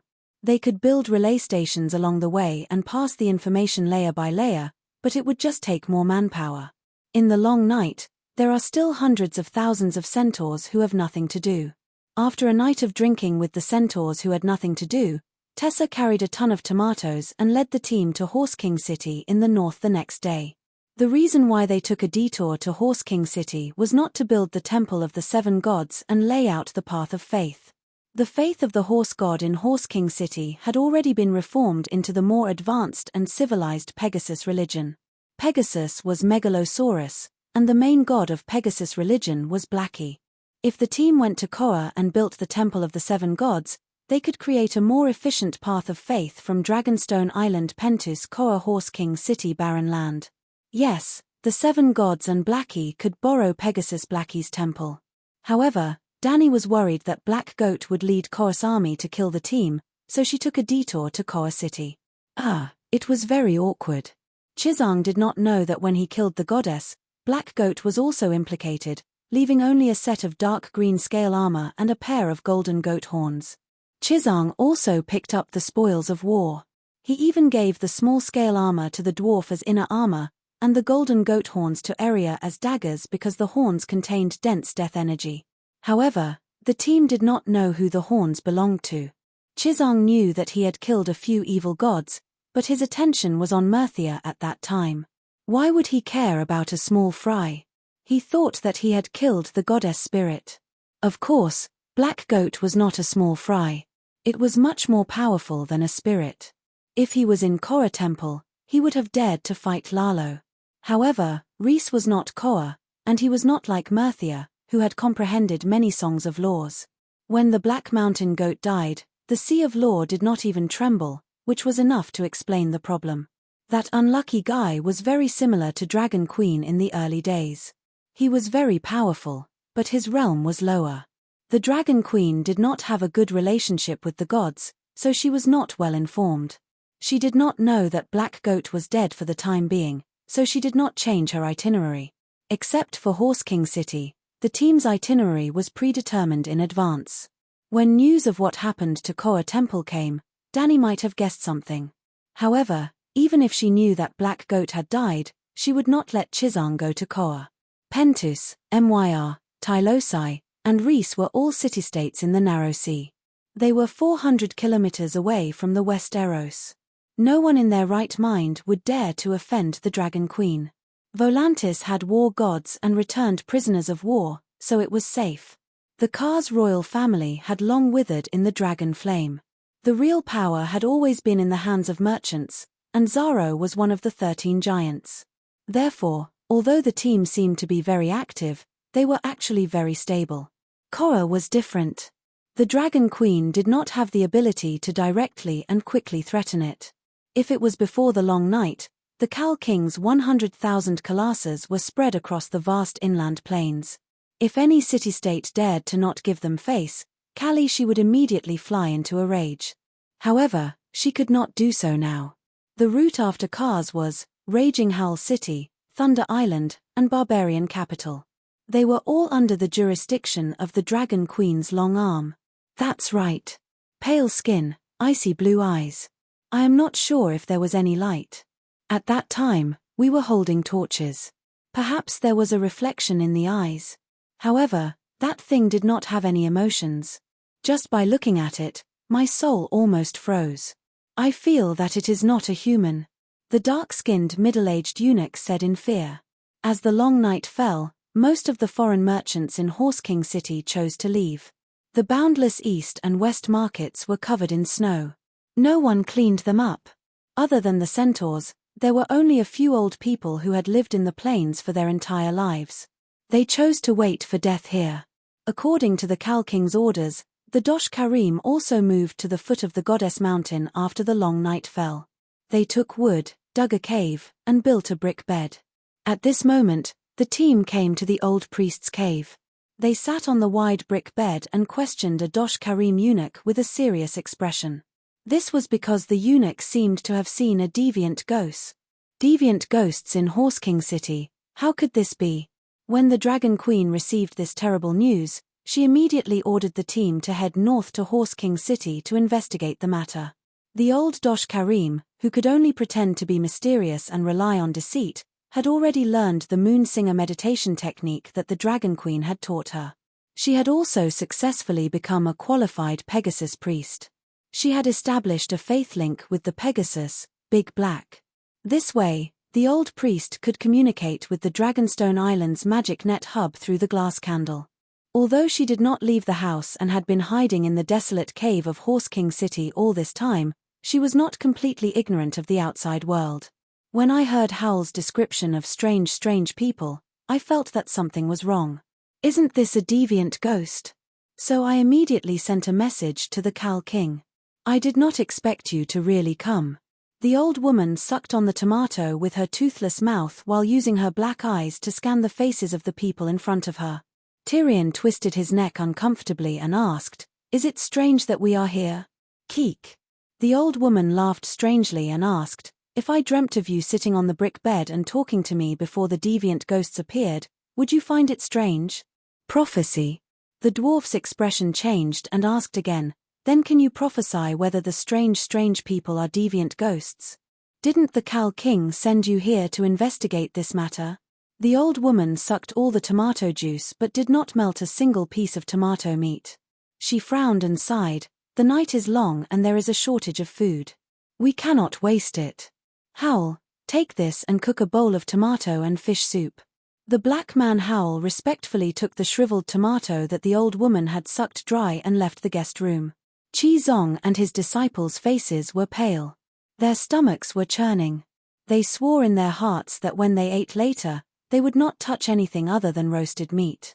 But the old woman wiped her mouth and licked the juice off her hands. Then, she sighed and said, "I haven't been able to sleep well recently. I keep dreaming of ice, snow, and a sea of fire. There are also countless people crying. This is an ominous sign. A great calamity is about to befall the continent. If deviant ghosts cross the sea and sneak into Horse King City, Ursos will be in real danger," Chizong said solemnly. "Where did you see the strange stranger? Were there any signs of theft at the cemetery?" Hound asked. "Just at the womb lake under Mother Goddess Mountain. There are only 3,000 to 4,000 people left in Horse King City. The cows and sheep have been slaughtered and stored. Fishing in the lake is enough to fill our stomachs." Howl met the strange person when he was chiseling the ice on the lake. The strange person only observed him for a while before retreating and disappearing into the snow. As for the cemetery, the old woman laughed strangely again. "Centaurs don't have a cemetery. After we die, we have to ride our blazing horses and rush to the night kingdom of the heavenly horse god." The preaching team stayed in Horse King City for a week. They were busy for a week, but they still couldn't find any traces of the strange person. They even hung the bodies of 2 old slaves who froze to death in the forest north of Womb Lake, but they didn't turn into zombies. Helpless, they could only continue west. But unexpectedly, the flowers they planted with the intention did not bloom, while the willow they planted with the intention did. Things unexpectedly took a turn for the better in Shamiliana.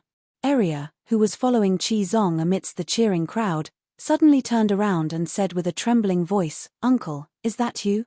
Just because she took an extra look at him in the crowd, she saw that unruly face through that ordinary face that didn't belong to him. The uncle's body also trembled. He closed his eyes and silently took a step back. His figure faded into the crowd, disappearing without a trace.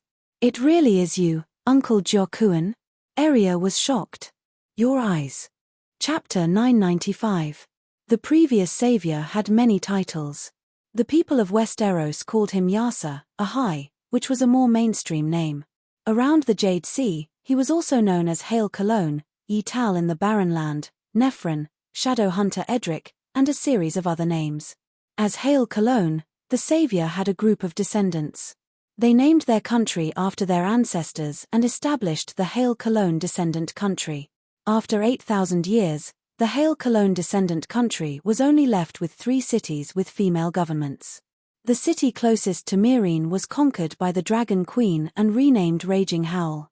Next to Horse King City, there was also a strategic city built between the sea and the cliff, Shamiliana. The mission team originally did not plan to go to Shamiliana. On the eve of leaving Horse King City, Dosh Karim suddenly received an invitation from the Shamiliana high priest. There shouldn't be any conspiracy. Horse King City and Shamiliana have always had a good relationship. Before the long night, there were female Red Jade warriors coming to the grasslands every year to make a living. Their high priest also stayed in Horse King City for 5 years when she was young.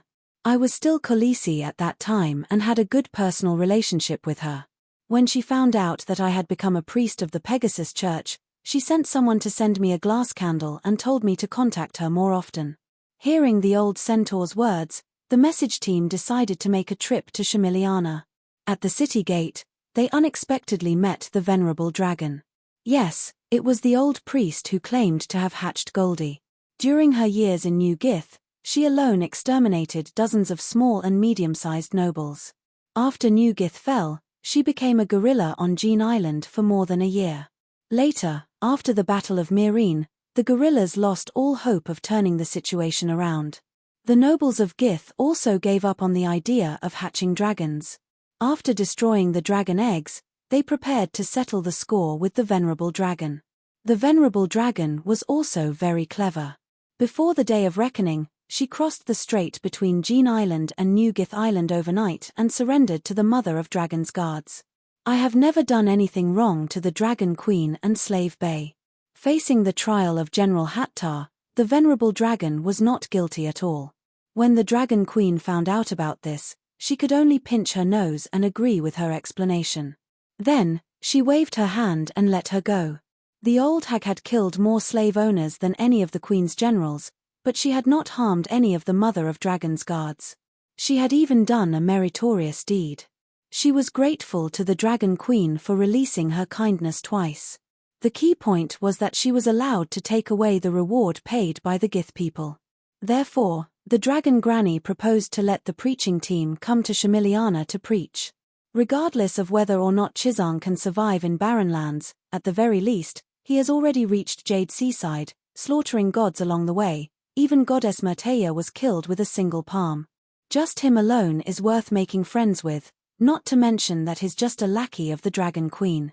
The venerable father persuaded the people in power in the city.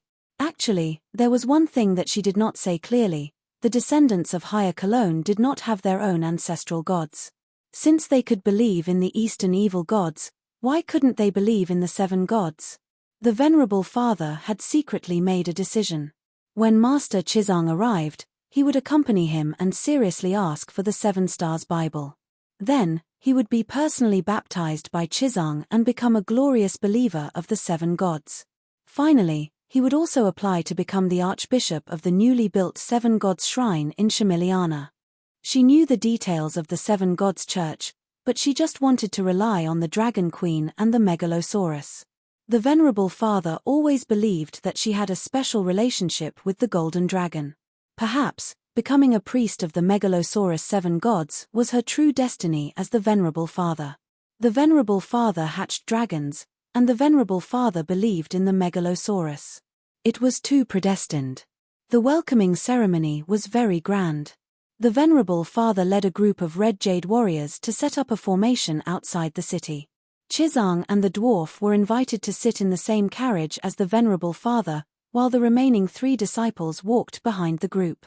Both sides of the street were crowded with onlookers. There were foreign merchants, local women with red jade inlaid on their faces, and the eunuch brothers of the red jade warriors. For every 100 males born in this race, only one would be kept for mating, and the rest would be castrated. Arya was walking around in boredom. Suddenly, she saw a person in the crowd that she would never forget. Although he had become her and was even wearing cosmetic contact lenses, she could still recognize that it was not her, but him. Uncle Jokuan, you Arya had just called out when he, who had disguised himself as her, shrank back and disappeared into the crowd. His eyes are emitting blue light. The death god meditation technique has gone berserk. Arya's expression changed drastically. Her body flashed and disappeared in front of the crowd. She did not turn invisible. Instead, 90% of her body had entered the world of death, leaving behind a grey shadow. This shadow was only 10% of her original size. Are my eyes playing tricks on me? It seems like someone suddenly disappeared. It's that horse-faced lady. She disappeared. If it was before the long night, the crowd could still see a blurry and strange figure. But now, the sky was dark, and they could not see any traces of the shadow in the darkness. Arya's strange behavior quickly attracted Chizang's attention. After explaining to Shongfu, he shouted "Mighty Heavenly Dragon" in front of everyone, causing everyone's hearts to tremble. The tiles on the roof beams rustled and snow fell. "Mighty Heavenly Dragon, you live up to your name." Seeing Chizang disappear into the sky as fast as lightning, Shongfu could not help but say to Prince Jin, "I've lived in the palace for a long time, and I've also heard of Master Chizang's deeds of subduing demons with the mighty Heavenly Dragon. Now, it seems that you live up to your reputation." The dwarf nodded awkwardly. At the same time, he was on guard and looked around cautiously, in case an evil god was trying to lure him away. On the other side, when Chizang found his female disciple in a remote alley, he saw her competing with an ordinary-looking middle-aged woman with a dagger. Arya held golden goat horns, while the other party used a pair of crystal daggers that were as thin as cicada wings. Ice sword. Chizang's expression changed. The daggers were blue like crystals, but they were surrounded by a circle of frozen mist. In essence, they were no different from the ice swords used by deviant ghosts. But the other party was clearly a living person. "Uncle Jokuan, what happened? Why are you here?" Arya shouted sorrowfully while dealing with the other party's continuous attacks. "You betrayed the Black and White Academy. Now, everything that happens to the Faceless has nothing to do with you." The woman spoke with a man's voice. Her tone was as cold as an ice sword, smooth and without a trace of emotion. "Hey, Evildor, what is your relationship with deviant ghosts?"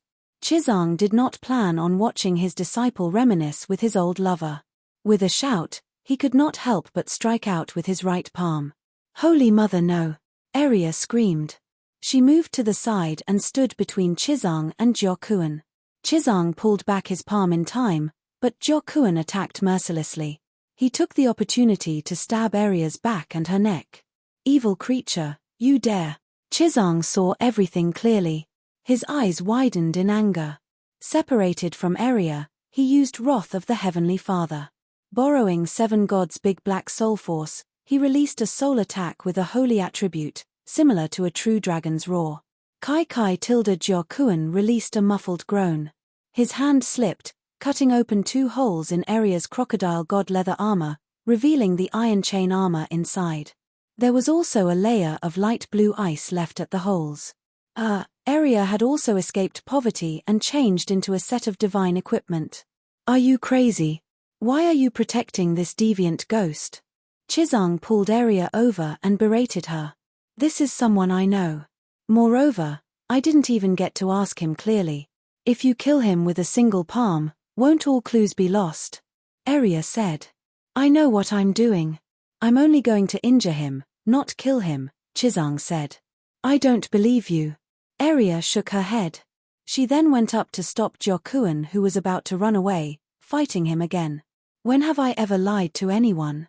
Chizang said in embarrassment and anger. "Tell me yourself, when have you ever left a survivor among your subordinates?"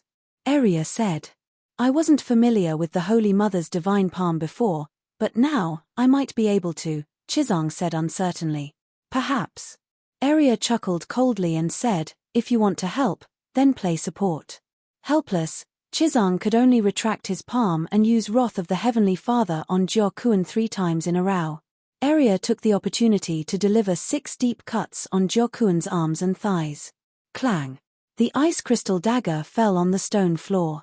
Jiaokuan's body also swayed a few times, and then he was kicked into a trash pile in the corner by Area.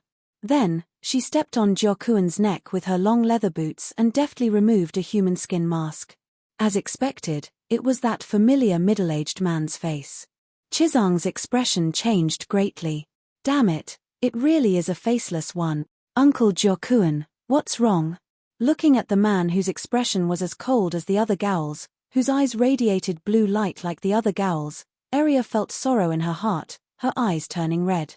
Seeing her like this, a hint of sadness appeared in Jiaokuan's cold blue eyes. Area, he called out softly, but it was as if he was using all of his strength.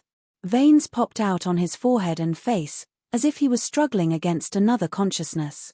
He still has his humanity. Chizang walked up in shock and bewilderment.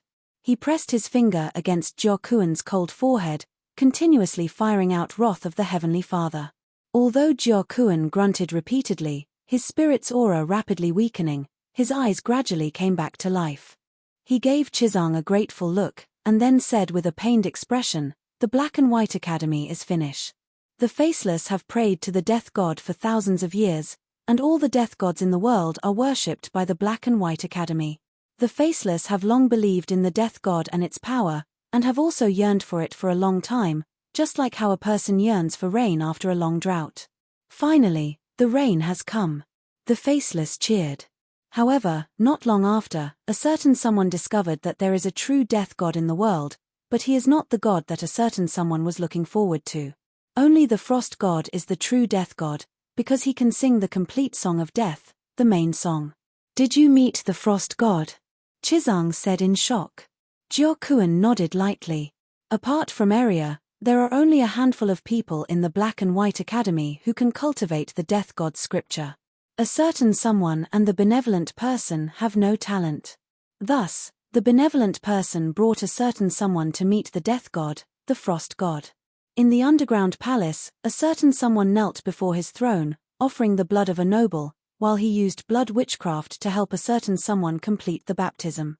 Then, a certain someone easily condensed the fundamental runes of the Death God's meditation technique in his mind, and then his cultivation speed was even faster than Area's. At that time, a certain someone was overjoyed, even believing that he was about to sing the Song of Death, that he had a chance to become the true Death God. "You guys are too." Chizang was stunned. The faceless person is too proud, too conceited, too arrogant. Jiaokuan sighed. Back then, a certain someone even asked the Death God if the Death God's scripture can cultivate the Song of Death, and it sat on the throne, looking down at the servant kneeling below, nodding lightly without any expression. A certain someone was overjoyed. Now that I think about it, a certain someone seemed to have overlooked the mockery in its eyes. "All the faceless people became like you. What are you doing here?" Area asked with a trembling voice. A certain someone summoned all the faceless people in the world back to the Black and White Academy. Including the apprentices and retired old faceless people, the Black and White Academy had a total of 587 faceless people sacrificed to the Death God, and then they all became his slaves. As the Death God's scripture realm increased rapidly, the faceless people's weak self-consciousness was quickly obliterated. A certain someone did not lose his thoughts, but he was completely unable to resist his orders. He had a certain someone spread across Ursos, moving around the city as a human, buying babies, stealing the corpses of powerful warriors. Chapter 996. Jiaokuan said faintly, buying infant slaves, collecting the corpses of powerful warriors. When the wind dies down a little, the mountains and rivers will be as cold as iron, the cold air will soar into the sky, and the entire city will be covered in ice armor. The master and disciple shuddered, looking at each other in shock. How long has this plan been going on? Chizong swallowed and said with a trembling voice. More than a year. Before the Great Wall collapsed, all of the faceless were scattered everywhere. For example, I stayed in Shamiliana for more than half a year, buying more than 5,000 boys and girls under the age of 1 from the slave traders and the poor, stealing and purchasing more than 20,000 corpses of powerful warriors. That's impossible. How could 5,000 babies be born in half a year? Also, why didn't father notice such a huge commotion? Qizong said in disbelief. Jiaoquan's soulless eyes glanced at Eria's right hand, which was holding a human skin mask. The night is long, the commoners have nothing to do, so they can only give birth at home, but the long night also makes their lives difficult. By selling their children to the slave traders as slaves, not only can the children survive, they can also get money to buy food, so why not? Shamiliana doesn't have 5,000 babies, but there are vast villages and small towns outside the city. Including the surrounding population, 10,000 babies is more than enough. A certain person has replaced more than 10 slave traders, openly searching for babies inside and outside the city, either sending them out to sea, or going up the stone path north to enter the Bone Mountain Range. Once I leave the city, I will kill the slave traders who are escorting the babies, turn them into living dead, and then pray to the cold god to turn all of the babies into little deviant ghosts. No one will suspect me if I change my identity and return to the city. Wait, you said baby boys and baby girls? Qizong's expression changed, saying solemnly, even baby girls? Do you still not understand after seeing a certain person? Jiaoquan said bitterly, deviant ghosts are another type of human, new humans. They have thoughts, can communicate, and can reproduce. Deviant ghosts might be transformed from humans, but the difference between humans and deviant ghosts is like God's descendants and humans, Eria said. Jiaoquan was stunned, saying, what a certain person wants to say is like humans and children of the forest. Eria said slowly, God's descendants are the world's main characters in the last era. God's descendants' bloodline degeneration, or interbreeding with humans, gradually evolving into the current humans. You. Jiaoquan stared at her. Her expression was as cold as before, but she was much more energetic and confident than when she was in Bravos. Her body was also more mature and cold. You've grown up. He sighed. Eria blushed. Qizong looked at the two of them suspiciously for a while, then said with a frown, I know that female deviant ghosts can reproduce with male deviant ghosts, but isn't it a little too early for that? I remembered that the three-eyed crow once said that the deviant ghosts would only reproduce on a large scale in the later part of the long night, when the situation was set. Naturally bred deviant ghosts are like civilians. They are not as powerful, efficient, and easy to command as the converted deviant ghost warriors. Female deviant ghosts and the natural deviant ghosts are weak, but they are not controlled by the deviant ghost king. Even if the deviant ghost king dies, they will continue to live. Someone guessed that the God of Frost plan would forcibly replace humans with deviant ghosts, Jiaoquan said. Eria sneered, will this plan work? Before the next generation of deviant ghosts are born, the long night will end. As she finished speaking, the smile on her face slowly disappeared. Could this long night really end quickly?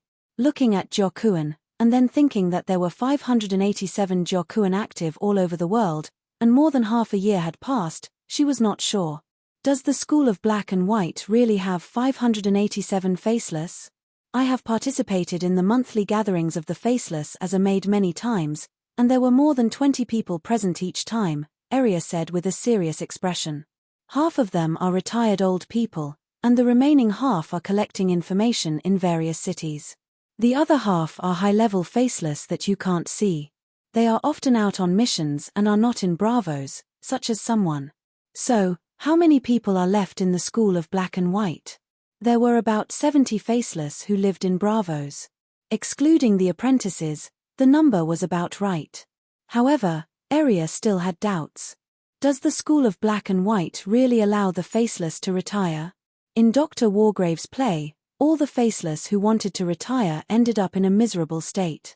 In Dr. Wargrave's play, once the ruthless faceless met true love, they would ignite the dying passion in their hearts.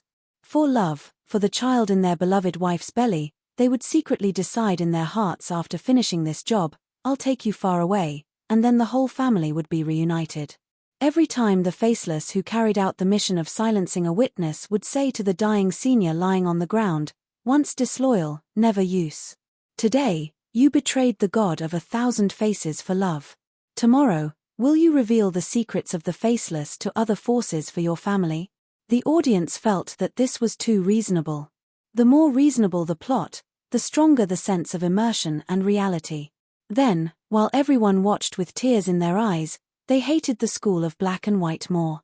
Even Arya felt that this was very reasonable. Jyokuin sighed.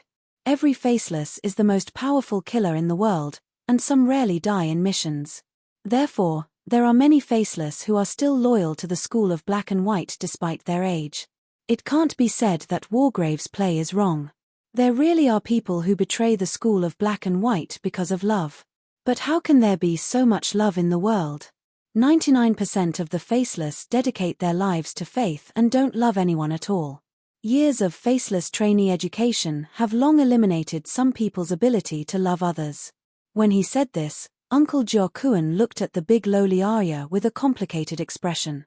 Arya looked at him and seemed to understand something. Her heart was confused and sweet, and there was a bit of despair and bitterness. Qizong inexplicably felt that he was unnecessary. Ahem. 2 coughs broke the picturesque scene. Jyokuin sighed inwardly and continued. When you're older, the risk factor will increase and the success rate of the mission will decrease. Many old people even get sick because of the long journey and die on the way. This is not good for the school of black and white. Therefore, when a faceless is in their 40s, as long as they feel that their limbs are inconvenient and their energy is not enough, they can voluntarily apply for retirement. Then the school of black and white will arrange for them to be the gatekeepers of the Iron Treasury, the Sea King's Palace, or the great noble families who believe in the God of 1,000 faces. Arya's mouth twitched. So, Bravos has lost a lot of old gatekeepers? Why didn't the nobles and the Sea King notice? Is the Sea King involved in this? When we arranged for the retired faceless to go to other cities, we didn't hide it from the Sea King and the great nobles. No one asked questions. The school of black and white doesn't need to explain anything to anyone.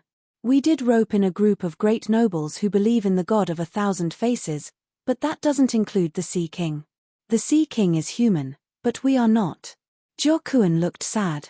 Someone saw a deviant ghost in Horse King City. Are they your companions? Qizong asked in a low voice. All the faceless sent out will avoid Dragon Queen's sphere of influence to avoid alerting the enemy. If there are deviant ghosts in Horse King City, they must be passing by.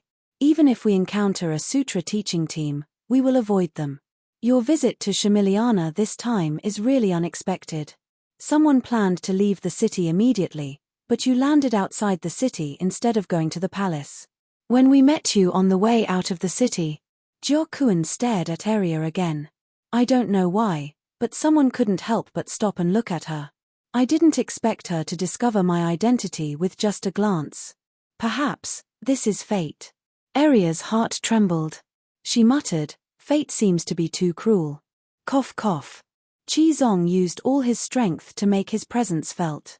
Then, he squeezed Arya hard, causing her to fall to the ground. He supported Jyokuin's cold body and asked, did the faceless actions hide from the gods? Be as careful as possible. Move cautiously and avoid Dragon Queen's sphere of influence. This is the order given to me by the Frost God. I think, it didn't ask me to avoid the gods, if the gods really exist. Jyokuin said with some doubt. Although he was turned into a deviant ghost by the Frost God, his knowledge was still shallow. Well, among humans, Jyokuin was very knowledgeable. But in the supernatural realm, especially in the knowledge of gods, the faceless were much worse. The faceless were very similar to the 7 gods church of the past. They were both strict and powerful church organizations, but they didn't have any gods. Do you know the identity and location of the other faceless? Qizong asked again. No one in the Black and White Academy has all the information about the faceless. What about the benevolent person? He trains the faceless for the Black and White Academy. Arya asked. You've been in the Black and White Academy for many years. Have you seen a second apprentice? Jyokuin asked. In the faceless gathering, I've seen servants like me, but I don't know them, nor have I trained with them. Arya said thoughtfully. Jyokuin's eyes suddenly bulged. His eyeballs almost jumped out of their sockets. Veins popped out on his forehead and neck. He seemed to be in great pain. What's wrong? Arya was shocked. Master Qizong immediately reached out and tapped Jokuan's forehead, using soul attacks in succession. While shattering the mutant will in the sea of consciousness, the handsome uncle's soul was also riddled with holes, bleeding from his 7 orifices. This doesn't solve the root of the problem. It even damaged his foundation. But now that he's a deviant ghost, his connection with Frost God can't be severed. The old cultivator was troubled. Jokuan blinked a few times, squeezing out the blood in his eye sockets. He said weakly, "Hurry up and kill someone. Frost God has sensed someone's abnormality and is removing someone's control over the corpses. Killing someone now will kill at least 20,000 corpses. Master Qizong, hurry up and ask the Holy Mother to descend," Arya said anxiously. Qizong said awkwardly, "For such a small matter, this isn't a small matter. Uncle Jokuan can find at least a few dozen faceless. I'm afraid the Holy Mother can't do anything. Otherwise, the deviant ghosts would have been turned back into humans long ago," Qizong said helplessly. Arya was stunned. She muttered, "At least try." Jokuan struggled to sit up. His tone was urgent and solemn. "Kill someone. All mortals will die one day. Arya, you know that death is never a punishment for someone, but the final destination." Arya blurted out, "But now, Frost God has become the god of 1,000 faces. If you die, your soul will also return to Frost God's embrace." Jokuan's expression froze. "From now on, all mortals will die one day, all mortals need to serve." This very pretentious catchphrase could no longer be repeated. Qizong's expression changed. "Arya, you are the death god. You can take his soul." Chapter 997. Arya, you are Stranger's wife. You can save him. Or, let me use Holy Mother palm to free him completely. Qizong placed his right palm in front of his chest, ready to strike. Even a high-level law god who had comprehended 3 laws could be purified, so the puny other Gals were naturally nothing. No, Arya hurriedly pulled him away, pulling his right hand. "Let me do it." She sat down beside Jokuan, and her soul left her body, turning into a black-robed woman that ordinary people couldn't see with their naked eyes. She held a giant death scythe, and with a whoosh, she entered Jokuan's consciousness. The next moment, she was about to swing the scythe. "How dare you!" A powerful will floated out of the void. Ice, nothingness, death, and darkness turned into 4 scythes that weighed 10,000 tons. They came from 4 directions, wanting to cut the Death God girl into 8 pieces. Arya multitasked. Her physical body held a goat horn dagger and cut off Jokuan's head. For a moment, the 4 giant scythes were like a flood that had lost its source. Their momentum suddenly weakened. "You want to save him? Sure, a life for a life." The foreign will that remained in her consciousness turned into a burning red seal. In a split second, it was branded between the Death God girl's brows. Under the cloak, the girl's pale horse-like face revealed pain and shock. Her meditation technique actually uncontrollably underwent some kind of change. It became more perfect and more compatible with the Death God's divinity. It even evolved the darkness and ice attributes from the power of death. However, her meditation foundation began to go out of control, no longer under her master's control. Arya immediately understood. If she didn't do anything, she would become the second Jokuan. What happened? Qizong's voice seemed to come from beyond the sky. Arya looked around. The ice-blue space in her consciousness collapsed and dissipated. She returned to the grey and white world of death. On the tip of the scythe hung a naked man with half-long hair. The tip of the scythe pierced through his back and came out from his chest. His limbs and head drooped powerlessly. No blood flowed out from the wound, but ice blue and darkness intertwined and devoured each other. With a thought from Arya, the pitch-black scythe cracked. With Jokuan's soul as the center, it transformed into a 30-centimeter-tall lantern. The wick of the lamp was Jokuan's soul. 7 or 8 long needles extended from the wall of the lamp and pierced through Jokuan's soul, burning a ball of ice-blue flame. After that, Arya's soul returned to her body. She was still holding an ice-blue lantern in her hand. Wherever the light shone, The air would condense into a light blue icy mist. When the mist landed on people's bodies, it would continuously absorb heat and vitality. It was like roasting a fire in reverse. Only when the frost power in his soul is completely burned away can he be sent to the stranger hell. Qizong pondered. There's something wrong with my sea of consciousness. Eria stroked her forehead and told her what had happened with a solemn expression. Qizong looked at the corpse on the ground that was gradually melting into a ball of light blue ice water. He said with a frown, "Immediately establish a holy hall and carve a statue of the Holy Mother. Tonight, we will pray to the Holy Mother." "Tell Dragon Queen first," Eria said. Qizong nodded. Danny was also shocked when she received the news. This was not the script she had planned. The reason why she had taught my son Jiaokuan the death god meditation technique was very simple: to destroy the Black and White House from its roots. Did Danny hate the assassination and threat of the Faceless? Of course she did. However, she could not be like the main characters in the novels in her previous life, who were arrogant and shouted "die" before rushing to bravos and spitting dragon flames to burn the enemy's nest. The reason was simple. Those novels were all loners. They sacrificed to the heavens, the earth, and their parents. They had no brothers, friends, lovers, or children. They were all alone and had nothing to worry about. When they were unhappy, they immediately vented. Danny had a family and a business. She was afraid of revenge. Therefore, she chose to take revenge in a more secretive and vicious way. She bewitched the Faceless to cultivate the death god scripture. When the Black and White House became the umbrella company of the Song of Ice and Fire world, when Bravos became Raccoon City, even if the biohazard crisis did not happen, once the long night came and a group of ice zombies appeared in the Black and White House, what would the people of the world think? It did not matter if it was flour or lime, it would be poisonous white flour. Anyway, the scholars of the City of Knowledge would announce to the world that after years of unremitting efforts, they had finally found the cause of this long night. The Bravos people had found a few deviant ghosts in the land of eternal winter as early as 20 years ago. They had even captured a few of them and secretly studied them at home with the intention of developing a weapon of mass destruction that could rule the world. At that time, she would not need to do anything. The Faceless and Bravos people would be hated by everyone. Everyone's condemnation would end without a cause. Now, the biohazard crisis script that she had prepared for the Faceless and Bravos people was quietly rewritten by another famous director. Those goddamn idiots hid the deviant ghosts and really went to study them.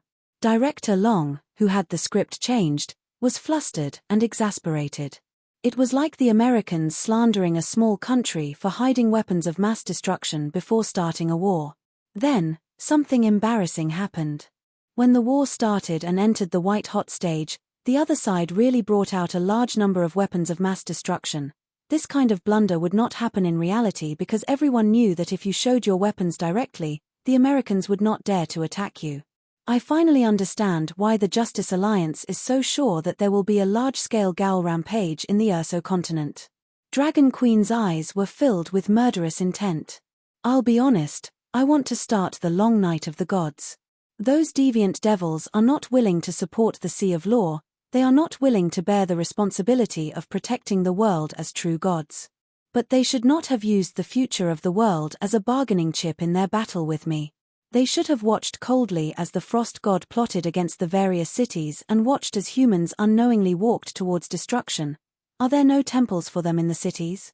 Are there no believers among the humans? Especially that bastard Ahro. To think that I thought highly of him and thought that he was more responsible than the other demon gods, but who would have thought? At this point, Danny's expression suddenly changed. Bran, do you think Lalo could be transferring assets? If Urso fell into hell, the temples of the red gods in the cities would be the first to bear the brunt. In the world, the red gods had the most temples and the largest number of priests. On the other hand, the Westeros, as the starting point of the epidemic, were slowly getting under control. Bran in the staff of the door god did not answer. Bran! Danny called out again. Sorry, I went too far into the fog of fate and got lost. After a long while, Bran said tiredly. Lost?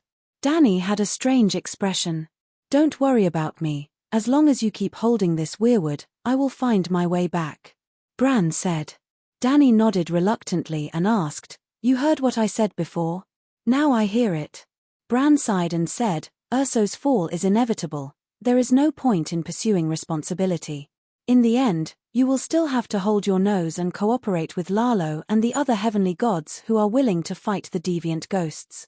"I will not cooperate with them anymore," Dany said firmly. From today onwards, the they that represented the gods would forever be they in her mouth. They were no longer the great and holy gods, but a bunch of beasts. Even if some forces let the devils do whatever they want, even if they abandoned the northeast continent, Urso is to the east of the Westeros, Braavos is to the north, even if they have ill intentions towards our army, even if they have countless reasons not to cooperate, but, Bran sighed helplessly and said, "But only by uniting all forces against the deviant ghosts can the living win the final victory. You said this, everyone knows it, and it has formed a belief. You can't destroy the momentum you created, right? I want to announce it to the world, and let everyone know the true colors of the gods they worship. How do you think they will react?" Dany sneered. The gods might give up on resisting the deviant ghosts after their faith crumbles. He might as well swallow his anger and let the gods work hard to fight for the destiny of being the savior of the world. When the long night is over, you can raise the butcher's knife and settle the score with them. Bran advised. No one is an idiot. Dany shook her head. I will immediately inform the major cities of Urso to strengthen their defenses and prepare for war. Even if I don't say it, the princes and grand dukes can guess what the gods have done. Bran said, although the rulers of the cities are helpless, they can only swallow it and not fall out with the gods. The two of them were right about the reactions of the major cities. In the morning, Arya met Uncle Jokuan. Before noon, the Dragon Queen received the news and immediately sent a warning to all the Grand Dukes, princes, and kings of Urso through messenger crows and glass candles. However, among the cities on the other side of the narrow sea, only the Sea Palace of Braavos was connected to the magic net center of Dragonstone Island. Yes, the Sea King and Dragonstone Island had discussed sending reinforcements to the King's Landing many times. No, this can't be true. Sea King Tormo's tall body seemed to have lost its backbone as it slumped weakly on the throne. It blankly glanced at the pale-faced ministers below and confirmed again. The kind people rejected the summons of the Sea Palace. They didn't reject the summons, but killed all the guards and messengers who entered the House of Black and White, the fat watchman Basaro said in a trembling voice. The Sea King turned to the fat zebra man with a big head and a small face and asked in a trembling voice, Master Zanza, do you know about this? Zanza was the first Jahata of the Jugasnai people to complete the Great Unification, equivalent to Dany's Cal King, so the zebra men liked to name their daughters with this name. Similar to the Westeros, the most repeated female name was Jenny. Master Zanza was the high priest of the Moonsinger Temple. Originally, if the Sea King wanted to see her, he would have to go to the temple in person, but this time the matter was too serious, and almost all the higher-ups of Braavos were gathered. Well, almost, but not all, because a tenth of the watchmen and professors were like the House of Black and White. After receiving the order, they refused to come to the Sea Palace. When the Faceless left Braavos en masse, I sensed a great crisis, and then I saw the truth in the prophecy. The old woman's thin, sallow face was full of guilt and sorrow. Why? Did the Moonchanter Temple betray Braavos as well? The Iron Treasury, the House of Black and White, and the Moonsinger Temple are the three pillars of Braavos. What else do you want? What else are you not satisfied with? The tall, burly, and tenacious Sea King was howling in despair like a woman whose husband had died without leaving behind an heir. Chapter 998. Your Majesty, my lords, the Moonchanter Temple is very prosperous in Braavos. We are very satisfied and grateful for the treatment we received today, but we don't have a big backer behind us. Zanya's eyes were filled with tears as he said with shame and sadness, I wanted to inform your Majesty at first, but the next moment, a bigger crisis came to my mind. What crisis? The Sea King suppressed his anger and said in surprise, Did the Faceless from the School of Black and White threaten you? The old woman with a big head and a dry face smiled bitterly. How can the Faceless make me afraid? The crisis came from the gods and the Frost God. I discovered the secret of the School of Black and White through prophecy, And then the gods of the cities and the frost god knew that I knew. They didn't want me to make it public immediately. In the prophecy, I saw the consequences of going against their will. Not only would I immediately meet with misfortune, but Bravos would also become the center of the zombie disaster. Isn't the frost god in the Westeros? A doctor wondered. The old woman sighed. Our world is like a leaky house. The Westeros are at the door, and the frost god and the other ghosts are outside. The other ghosts enter the door from outside, and the frost god can only enter the house when they occupy enough space in the house. At that time, the frost god and the dragon queen will be like the other gods, running wild in our world. Before that, the frost god can also have limited interference in the area of the house. Wherever the other ghosts go, it will be within the range of his interference. The most dangerous place is certainly in the Westeros, but there are also other ghosts in Bravos. If you had reported to the School of Black and White earlier, we would have eliminated the other ghosts immediately. Wouldn't we have cut off the frost god's tentacles? The Sea King said. Yes, since the frost god is still outside, why should we be afraid of his threats? The keykeeper and the city doctor complained. You don't understand. The old woman stomped her walking stick and said quickly, I saw the consequences of attacking the School of Black and White in the prophecy. After the believers of the God of 1,000 Faces die, their bodies will be sent to the School of Black and White, where they will be skinned and stored in the tomb. The School of Black and White is equivalent to the tomb of Bravos. There are hundreds of faceless other ghosts and more than 100,000 corpses. Once the calamity of the living dead broke out, Bravos would fall within half a day. Do you know what happened to Casterly Rock City and Port Lannister? Even with the all-knowing three-eyed crow and the godlike dragon queen, a city with a population of several 100,000 was turned into a ghost town overnight. Isn't Bravos also in a precarious situation now? Is it about to be overturned? The Sea King asked in despair. No. The old woman shook her head with a strange expression. Have you forgotten? The faceless ghosts of the School of Black and White have long since left Bravos. They also took a large number of Gowl warriors with them. Ah! Everyone in the Ocean Palace had a strange look on their faces. The old woman shook her head and sighed. Of course I'm not an ignorant person. How can Bravos remain unscathed after the fall of Ursos? But I don't have the ability to spread the news. The Moon Singers originated from the Jugasnai grasslands and were priests of the Zebra tribe. Their history was shallow and they did not have any powerful gods to rely on. Any fiend god could barge into the divine temple and kill me. If I pretend to be deaf and dumb, I can still protect myself. If I'm stubborn, the result will not change, but the priests of the divine temple and I will die with no flaws. The Sea King was puzzled. Bravos is open to every god. Why are the gods doing this to us? The sad thing is that the gods are not targeting us at all. They seem to be playing a bigger game of chess, the old woman said helplessly. What plan is more important than the safety of the entire Ursos? The Sea King could barely suppress his anger. His eyes were red and his face was full of resentment. I'm not a god, so I don't know much about the secrets of the gods. I don't dare to ask, but it must have something to do with the Dragon Queen. Either we ask the Dragon Queen, or we go to the islands of the gods and ask the priests of the major temples. After thinking for a moment, the old woman suggested, Your Majesty, I suggest you gather all the priests together and have an honest talk. Whether Bravos can survive the long night depends on the help of the gods. The Dragon Queen will not help us. Why? Although the Dragon Queen has disagreements with us, she is still a human. She cares more about the survival of mankind than the gods. Whether she is a savior or not, at least she has been dealing with the deviants. When she found out about the faceless deviants conspiracy, she warned us immediately. The Sea King was puzzled. The Dragon Queen dares not leave the Westeros. The gods obviously want to harm her. Look at what happened to the teaching team. Your Majesty and the other lords should understand. The old Moon Singer said. The Sea King sighed and arranged for the court and the nobles to go to the islands of the gods to invite the priests of the major temples. When Valeglia ruled the world, she captured slaves like crazy. Other than the Westeros, even the distant Jugasnai grassland was the territory of the Dragon King's slave-catching team. The slaves came from different races and had different beliefs. Bravos was a city built by runaway slaves. Therefore, this city-state had the most liberal religious policy. The first generation of the Sea King even emptied an island in the center of the city to build temples for all the gods in the world.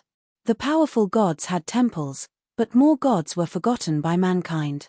Only a small shrine was left, and countless other shrines were placed in the sanctuary, a big brick house covered in moss. The first to arrive was the Nos with black skin and golden eyes. Your Majesty, the Sea King, the god of harmony, never leaves Nos Island, nor does she participate in the disputes between the gods. I'm afraid she can't provide much help to Bravos. The Nos kowtowed. The Sea King also knew the style of the butterfly spirits in Nos Island, so he was not too regretful. He only asked, about the grudge between the gods and the Dragon Queen, can the god of harmony tell us a thing or two? The gods formed an organization called the Justice Alliance, claiming that the Dragon Queen is the king of the evil gods and will direct the long night of the gods at the end of the era. The Black Pinus said, I know all of this. Is there any more secret information? The Sea King asked. Your Majesty, my lord has never sent down an oracle. The above information is what I heard from other monks when I was visiting the islands of the gods. The Nos said helplessly. The Sea King waved his hand and told him to get lost. Your Majesty, my lord was killed by Chizong. You have to help us. The second to come in was a black-robed old woman with a pungent smell mixed with various perfumes. As soon as she entered, she cried to the Sea King with snot and tears. Priest Helen, the weeping lady has fallen. The Sea King was surprised. Your Majesty, the weeping lady is the goddess of Myrthia, just like the Holy Mother and the stranger of the seven gods. The weeping lady is the goddess of poison and death. The zebra man Zanza whispered. The weeping lady's image was an ugly old woman. It was a new clergy that the goddess had condensed in the last 1,000 years. It was still very far from the Song of Law and barely formed a clergy.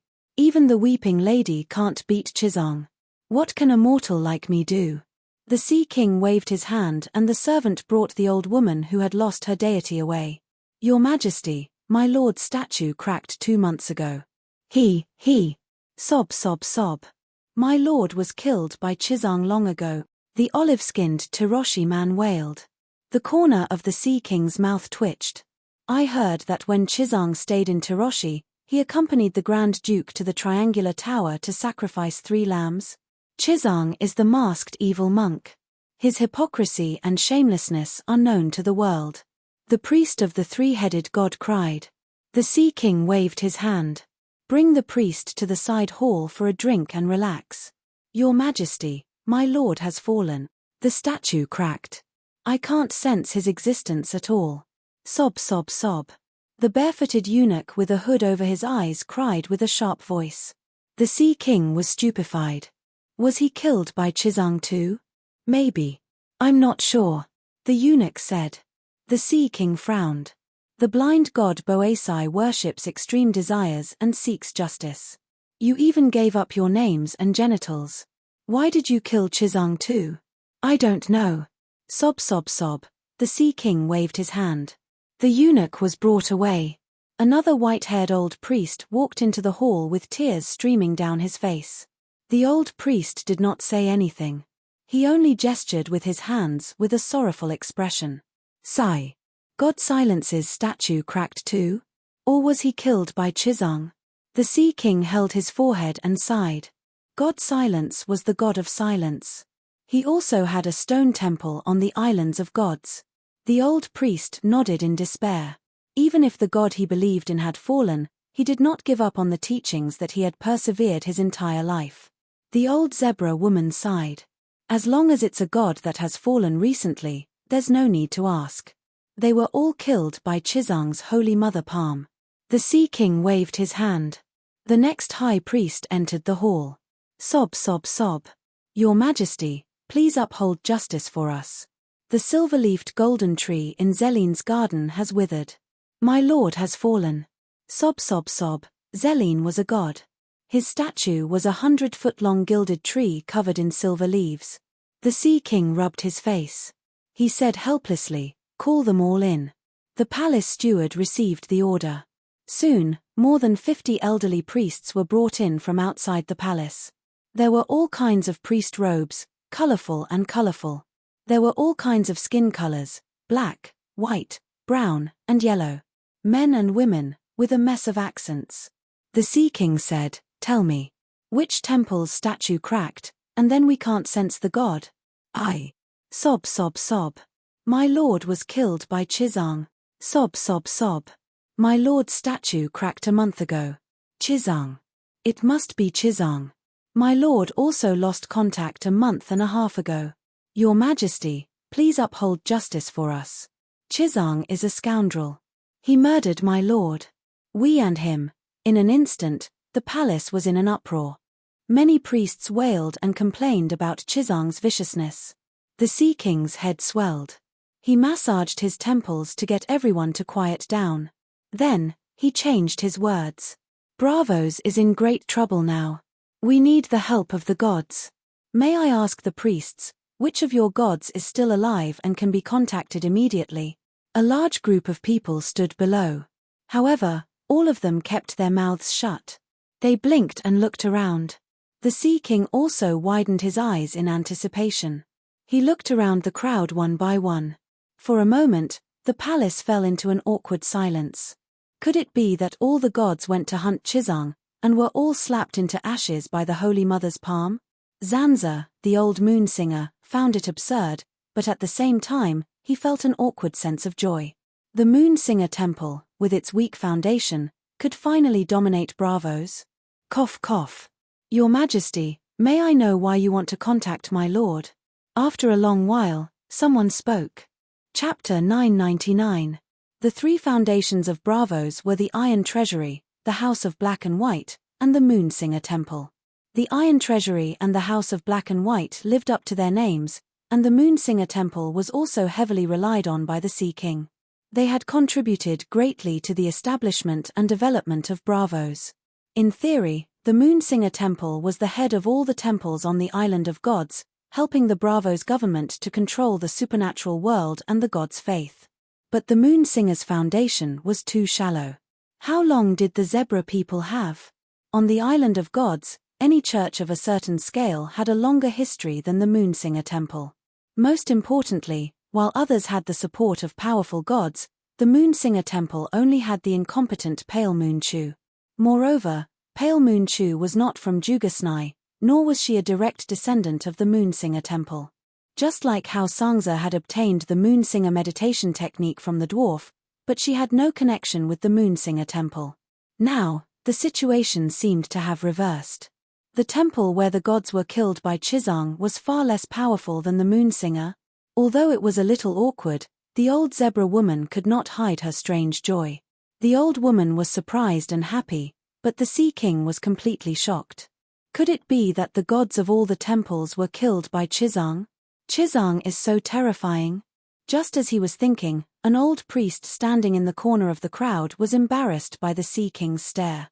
In fact, the Sea King only glanced at everyone and did not pay special attention to him. "Your Majesty, may I know why you are looking for my master?"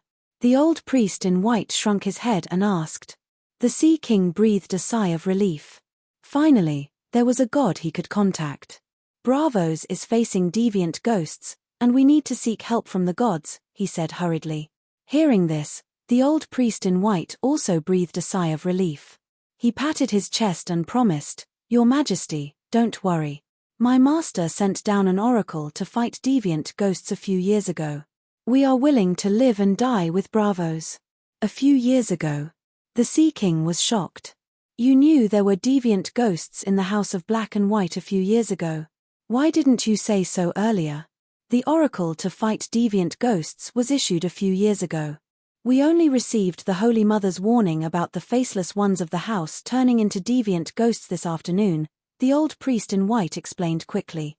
"Holy Mother." The Sea King carefully looked at the priest's white robe and finally saw a 7-point star the size of a baby's palm on his chest. "Are you a cultivator from the outer realm St. Hall?" The Sea King had a strange expression on his face.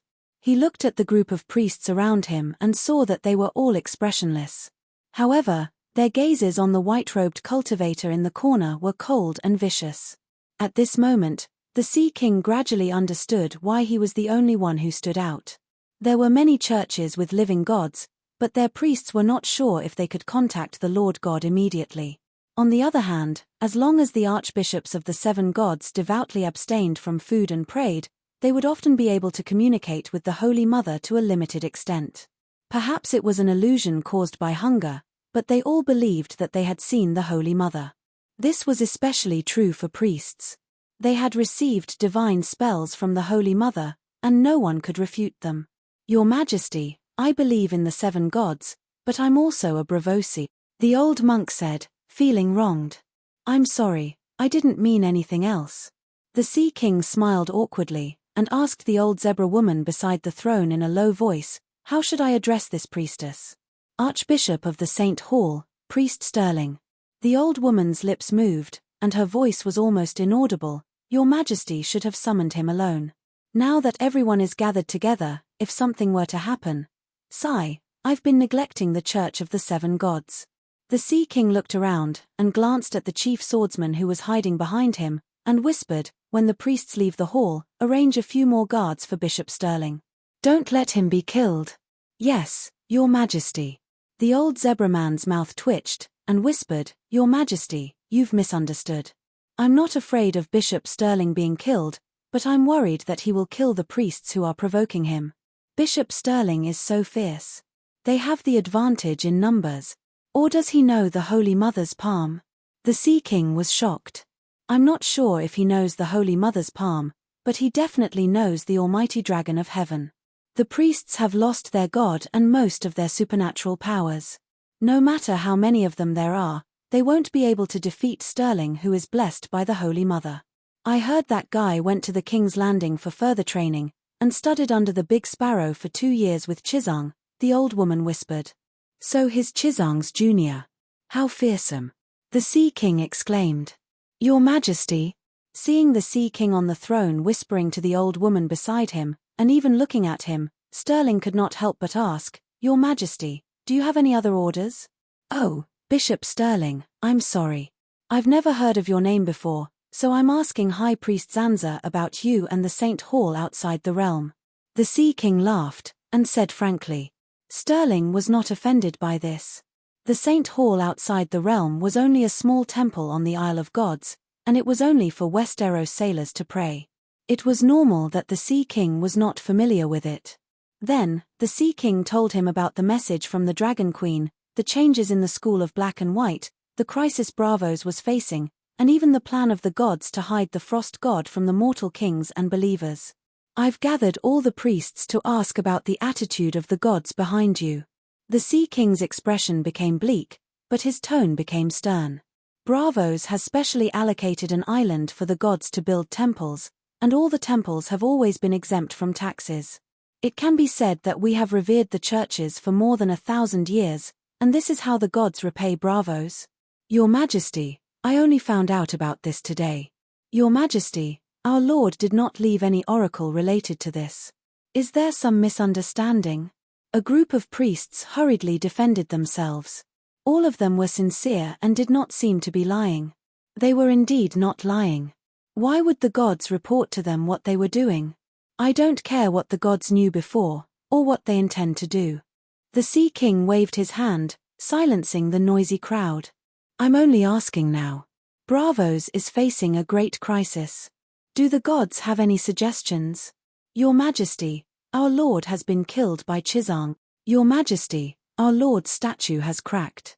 He's most likely dead. What suggestions can they have? Half of the priests in the crowd wailed again. The Sea King sighed helplessly. Priests of the dead gods, please wait in the side hall. Let me deal with the urgent matter at hand. The 20 or so priests left, wiping their tears. Before leaving, they even glared at Sterling with venomous eyes.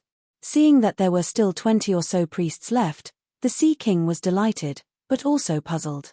Since the gods you worship were not killed by Chizang, why did only Bishop Sterling come out? Your Majesty, I worship the Supreme Shepherd God, but she has never responded to me. So, I can't make decisions for her and provide help to Braavos, an honest middle-aged shepherd said. Seeing the Sea King's puzzled expression, the zebra priest immediately whispered, "The supreme shepherd god is the sheep god that the Lazars worship. Like the horse god of the centaurs and the 7 gods of the Andals, they are all new gods and wooden gods. Dani Rise and her megalosaurus occupy the positions of the 7 gods and the horse god, but they look down on the sheep god. So, even if the Lazars join the big family of Slavers Bay and become the people of the Dragon Queen, there is still no real sheep god priest. So, it's considered lucky for an outsider to occupy the position of the main god." The Sea King frowned.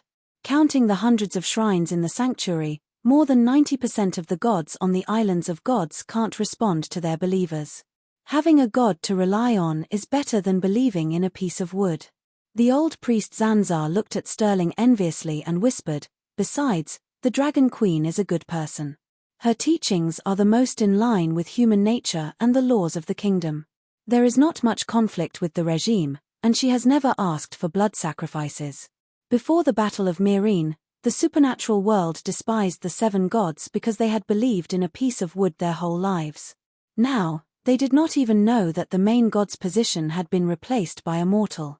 If someone told them the truth, they would punch them." Later, the Dragon Queen developed the priest system, and the supernatural's attitude changed for the first time. From contempt to jealousy, they were jealous of the priests of the 7 gods who gained practical benefits. Healing theurgy was a subversive reform in the supernatural world. It was like the Nokia era, when the iPhone suddenly appeared with an intelligent operating system. Until now, the priest system of the other churches remained unchanged and was still the old-fashioned beeper system. The priest system, however, was constantly updated and perfected day by day. It was already 13 years old. There were even many clergy options such as Winged Dragon Paladin and Witcher Paladin. How could the supernatural not be envious and jealous? Of course, after the Dragon Queen resisted the Frost God by herself and stabilized the situation in the Westeros, and after Chizang went on a killing spree in the Ursos continent, the supernatural could no longer be jealous of the 7 gods. Instead, they were simply in awe and envy. Especially those temples that did not have a powerful god behind them, they could not wait to submit an application to the Dragon Queen, "Come and usurp my god's position." The name of the gods and their teachings could be changed at will. Just like now, after the sheep priest awkwardly retreated, a dozen priests came forward one after another to explain the situation. "We believe that the God we believe in is still alive, but he has never contacted us. We don't even know theurgy, so we can't help His Majesty the Sea King." In the end, there were only 9 priests left in the main hall. High Priest Robin, the Red God Temple is the head of all the temples, and the Red God is also unparalleled. "Do you have any plans for bravos?" The Sea King looked at the red-robed priest first. "Your Majesty, everyone knows about the Light King's attitude towards deviant ghosts, but now the priests and the Hand of Sacred Fire are in the Westeros, so I can't do anything," the red-robed old man said perfunctorily with a straight face. The Sea King furrowed his brows and said bluntly, "Priest Robin, the Red God Temple occupies the largest island in the Gods Archipelago. It has the most believers and the most magnificent temple. You've received so many benefits. Now that Bravos is in trouble, don't you have anything to say? All of us monks are willing to follow your orders." The old man bowed. "You can deal with the school of black and white." The Sea King was angry and raised his voice. "What I want is His Majesty the Red God's position. The night is long, and there are dangers everywhere. Only my lord can save the world." Robin said emotionally. The Sea King said expectantly, "His Majesty the Red God will deal with the deviant ghosts in the school of black and white. The Light King is a god, and no mortal can interfere with what a god does." High Priest Robin's expression was firm, and his tone was sincere. "I believe that the Light King has arranged everything, and he will do what is best for the whole world and the overall situation of fighting deviant ghosts." The Sea King was angry, but he did not dare to fly into a rage. He could only look at the next priest, the priest of the god of poverty. The old man with the patched hood bowed and said, "Your Majesty, I dare not lie to you. My lord has clearly joined the alliance of justice and order against Dragon Queen and Chizang, but my lord's position in the alliance of justice and order is not high, and he has to listen to the alliance leader's orders. Bishop Sterling glared at him. The Sea King sighed. The followers of the hooded walker were all poor, so they were called the god of poverty. Their divine power was not weak, but the old priest was not lying. In the alliance of justice and order, the god of poverty was not a big shot. He had to ask a priest of the alliance of justice and order. Chapter 1000. My lord, Moses and Sisaso have also joined the League of Justice. They don't want to be enemies with the Dragon Queen, but since all the gods have joined the League of Justice, my lord doesn't want to stand out, the priest of the bridge pier god said. Bravos was an enhanced version of Venice, with many bridges in the city. Every time a bridge was built, the two brothers, Moses and Sisaso, would be worshipped at the piers on both sides of the bridge. The priest of the weavers also said, my lord stands aloof from worldly affairs and is only interested in building labyrinths. But the League of Justice is the general trend, he has no choice but to join. After that, another priest stood up and said that his god had no choice in the League of Justice, and what he wanted to do was up to the League of Justice. At this time, only 3 priests remained, representing the Red Bull Arkuan, the Mermaid King, and the Pale Holy Child. They were all big shots. Your Majesty, the Great Mermaid King didn't join the League of Justice, but he has done his duty for Bravos. Since the long night, the priests of the Mermaid King Temple have not been idle, the graceful middle-aged woman said seriously. The Sea King nodded. The priests of the Mermaid King had joined the Purple Sail Fleet long ago, searching for icebergs in the narrow sea and the trembling sea to guard against the other ghosts crossing the sea in ice boats. Moreover, the Mermaid King Temple was not as grand as the Red God Temple, nor was it as noble as the Moonsinger Temple. It could be said that it was a very low-key and ordinary small church. Of course, one could tell who the Mermaid King was from the name. He was neither ordinary nor low-key. However, the Inami did not like this identity, because the teachings of the Mermaid King were too normal, too harmonious, and not in line with her nature and divinity. The Iron Seed, which was better than hard work, was her true love. However, the Iron Seed represented destruction, and natural disasters. It was not suitable to be a savior. The Inami did not expect to be a savior, but the long night was coming, she had to fulfill some of the duties of a true god. Therefore, the decent priests of the Mermaid King came into being. The other ghosts that hid under the Sam ship used a large number of baker oysters to hide their breath to avoid the perception of the Inami. How about I beg your Majesty the Mermaid King for help? The Sea King asked sincerely. The Mermaid Priestess shook her head and said, we are only responsible for the defense of the sea. The deviants on land belong to the Dragon Queen. This is the oracle of His Majesty the Mermaid King. In the end, she added, between the Seven Gods Church and the Alliance of Justice, the Mermaid King priest will not be involved. The Sea King had no choice but to look at the next person, the war god Baccarin. Baccarin, also known as the Pale Child, was worshipped by the soldiers of Ursos. The reason why he became the god of war was not because of any earth-shattering, magnificent military exploits, or because he wrote a military book such as K.A. Bullon's 36 Stratagems. What was a soldier's greatest enemy? In this world, soldiers were most afraid of plagues. Even if they lost a battle, the nobles could ask their families to ransom them. The ordinary soldiers could either change their allegiance or be sold as slaves. There was no difference. But with the plague, the nobles were no different from ordinary people. They all had to die. It was said that the Pale Holy Child was related to the most common and terrifying Pale Mare in the army. In the world of the Song of Ice and Fire, many plagues originated from the gods. For example, being exposed to true god-level water divine power for a long time would cause ordinary people to get grayscale disease. The radiation disease and deformed children in Valeglia originated from true god-level fire divine power. In the future, Danny would also encounter a plague caused by true god-level earth divine power. In fact, she had encountered it before, but she just didn't notice it. The plague of wind divine power did not appear, not because wind divine power was harmless to ordinary people, but because the inheritance of the wind god had never been broken, and the wind divine power had always been under control. Before the death of the mother of the Lun River, grayscale disease did not exist in the world. After the catastrophe of Valeglia, the land of long summer was cursed. Strictly speaking, The red mist of desire that exploded thousands of sausages in the square of Reese's palace that day was also a plague. Just like the crown and Ebola, they were both plagues, but different in their severity. High-energy divine power was not harmful. What was harmful was uncontrollable high-energy divine power. The pale holy child felt this and did the opposite. He deliberately studied a type of uncontrollable divine power, the Song of Plague. The soldiers worshipped the pale holy child not out of respect, but out of fear. It was the same as worshipping the god of plagues. Your Majesty, Sea King, my Lord Bakran's divine power is unparalleled, and he is one of the leaders of the Alliance of Justice and Order. However, the matter of the deviant ghosts is decided by His Majesty Lalo and Night Lion, the old man in the five-colored priest robe said.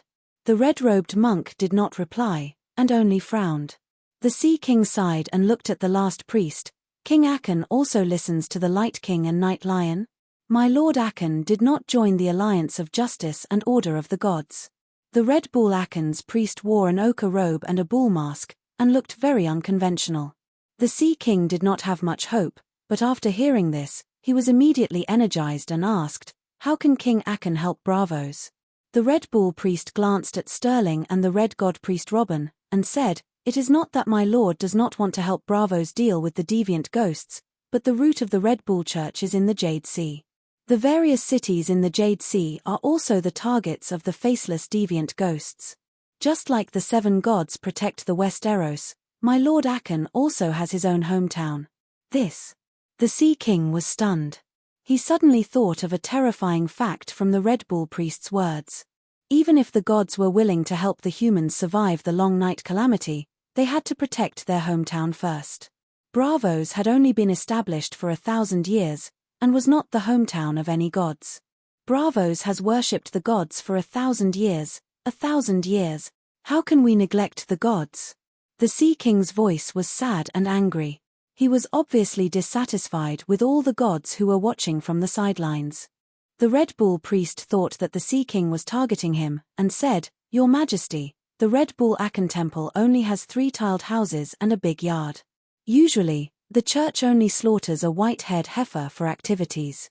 They even sacrifice once every 13 days, and the blood of the slaughtered heifer is given to the beggars to drink, and the meat is divided among the believers nearby.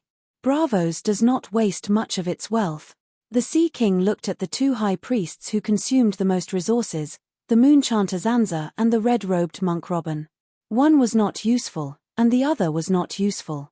Then, he looked at the bishop of the 7 gods, Sterling, and could not help but feel a little envious. Your Majesty, although my Lord Akan cannot come to Bravos, he can tell Your Majesty the god's plan. The Red Bull priest suddenly said. Please teach me. The Sea King's eyes lit up, and he immediately said. This was one of the reasons why he summoned the high priests of the temples. The red-robed monk Robin's face changed slightly, and he looked at the Red Bull priest with a hint of warning. The Red Bull priest acted as if he did not see it, and said in a complicated tone, at first, the gods did not realize that the Faceless One had collected the deviant ghost babies, and they did not know that the Faceless One was bold enough to attempt to obtain the secret of death by raising deviant ghosts. Well, Frost God is death. Later, the Faceless One obtained a meditation technique called Death Scripture, but it was difficult to get started.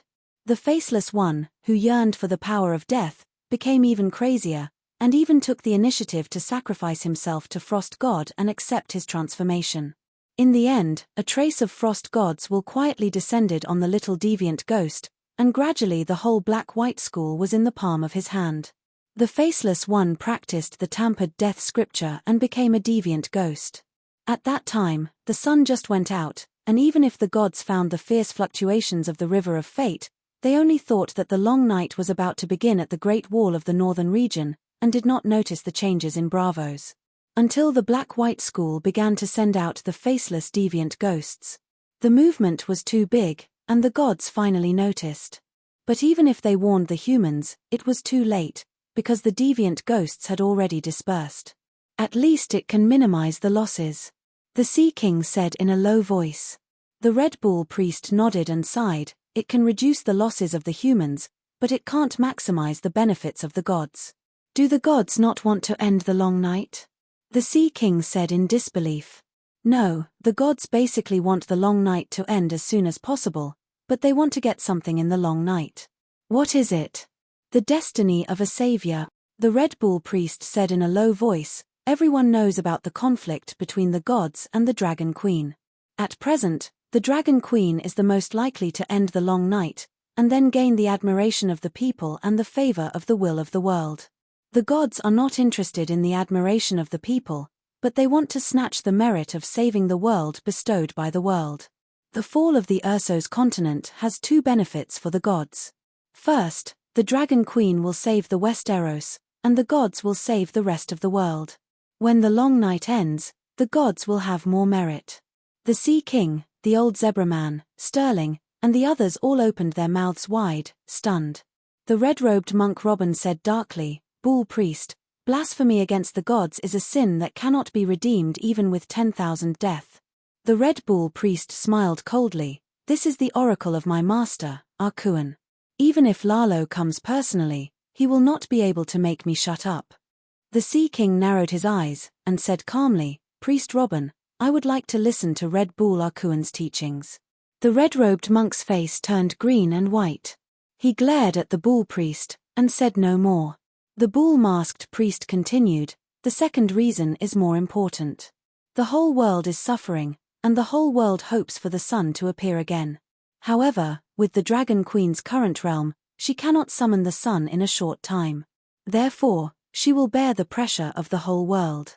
The gods want her to be condemned by everyone, and die without a cause. This. The Sea King's face was filled with ridicule. Why do they have to do this? Why do they have to do this? Chizang has killed so many gods, why do they have to do this? The battle of the gods is just this cruel. The Red Bull priest sighed. How can she die without a cause? Sterling asked anxiously. Unless the Dragon Queen can chant the complete Song of Fire in a short period of time, otherwise, when the long night ends and the sun is unable to be summoned, the entire human race and the entire world will force her to sacrifice herself to help the King of Light. This was the first time Sterling heard about helping the Light King, but he roughly understood what the priest meant. The Dragon Queen cannot summon the sun, but she can ask the Holy Mother. The Holy Mother is omnipotent, he said doubtfully. The bull priest's lips opened and closed a few times, but he stopped. This was because he suddenly recalled a story that was widely circulated on the Islands of Gods. One day, Sterling was chatting with a few warriors from other churches, and they mocked him for not even knowing that the Holy Mother's true identity was the Dragon Queen, so how could he be an archbishop? He immediately used the great mighty dragon of heaven, and broke the bones and tendons of the burly swordsman. You can ask the Holy Mother yourself. He did not feel that he was more resistant to beatings than the swordsman. Chapter 1001. After sending out the warning, the Dragon Queen gathered her officials to discuss how to deal with the coming catastrophe. Actually, there was only one topic: how to support the trading cities. Well, the question of whether or not to support them was not even considered. As long as Dany was not out of her mind, she would not refuse to help. Even the people of Bravos had been discussing how to support the King's Landing with their own rations. The Dragon Queen could not be less knowledgeable than them. Don't forget, half of the western continent of Ursos belonged to her. Slave Bay, Horse King City, and Queen's Corner were all in Ursos. Moreover, if Ursos fell, the Frost God would be able to occupy more of the heavenly axiom of the Song of Ice and Fire world. Not just the Westeros heavenly axiom, but the entire world. That was why Dany had to support the free trade city-states. The problem was, how? After discussing with the officials of Dragonstone Island, Dany quickly came up with a preliminary decision. First, provide each city with enough atonement scrolls and dragon crystal weapons to ensure the fighting spirit and ability of the people of the city. Secondly, he would transfer some of the experienced volunteers from Westeros to the free trade city-states to serve as instructors for the city guards. Finally, select a group of priests of the seven gods who had mastered the Eye of Justice to guard the newly built churches in the cities. With the Eye of Justice, they would investigate the faceless people and other ghosts in the cities. Moonsinger Zanza was at least right about one thing: the Dragon Queen did not dare to personally help the city of Ursos. She was afraid of being stabbed in the back. It was not that the Westeros had higher moral integrity than the people of Essos, but mainly because of their faith. In the Westeros, no matter how low the moral integrity of the nobles were, after all, they had been believers of the 7 gods for their entire lives. Their values and morals were in line with the teachings of the 7 gods, although most of the time, they did things that went against their own values. If the nobles of the 7 kingdoms wanted to murder the Dragon Queen, it would definitely be for political reasons, and politics was the art of compromise. As long as the nobles did not lose their minds, they would not stab the Dragon Queen in the back when she was helping them defend the city. In most cases, they would be subdued by the Queen's charisma and power. In the past, even some of the lesser lords had looked down on the Mad King's daughter. Now, even the most stubborn Randall Tarley and Madame Stoneheart, who had lost her kindness, were convinced by her. But in the city-states of the Narrow Sea, other than political factors, what could influence the decisions of those in power was actually faith. Politics can be compromised, but faith is blind and resolute. Even if the Prince of Trade knew rationally that the Dragon Queen was helping them deal with the deviant ghosts and saving their city, once the gods intervened, reason and everything else would be replaced by faith. Believers were willing to sacrifice their own lives for the sake of their beliefs, so why would they care about their rationality? Care about the safety of the city?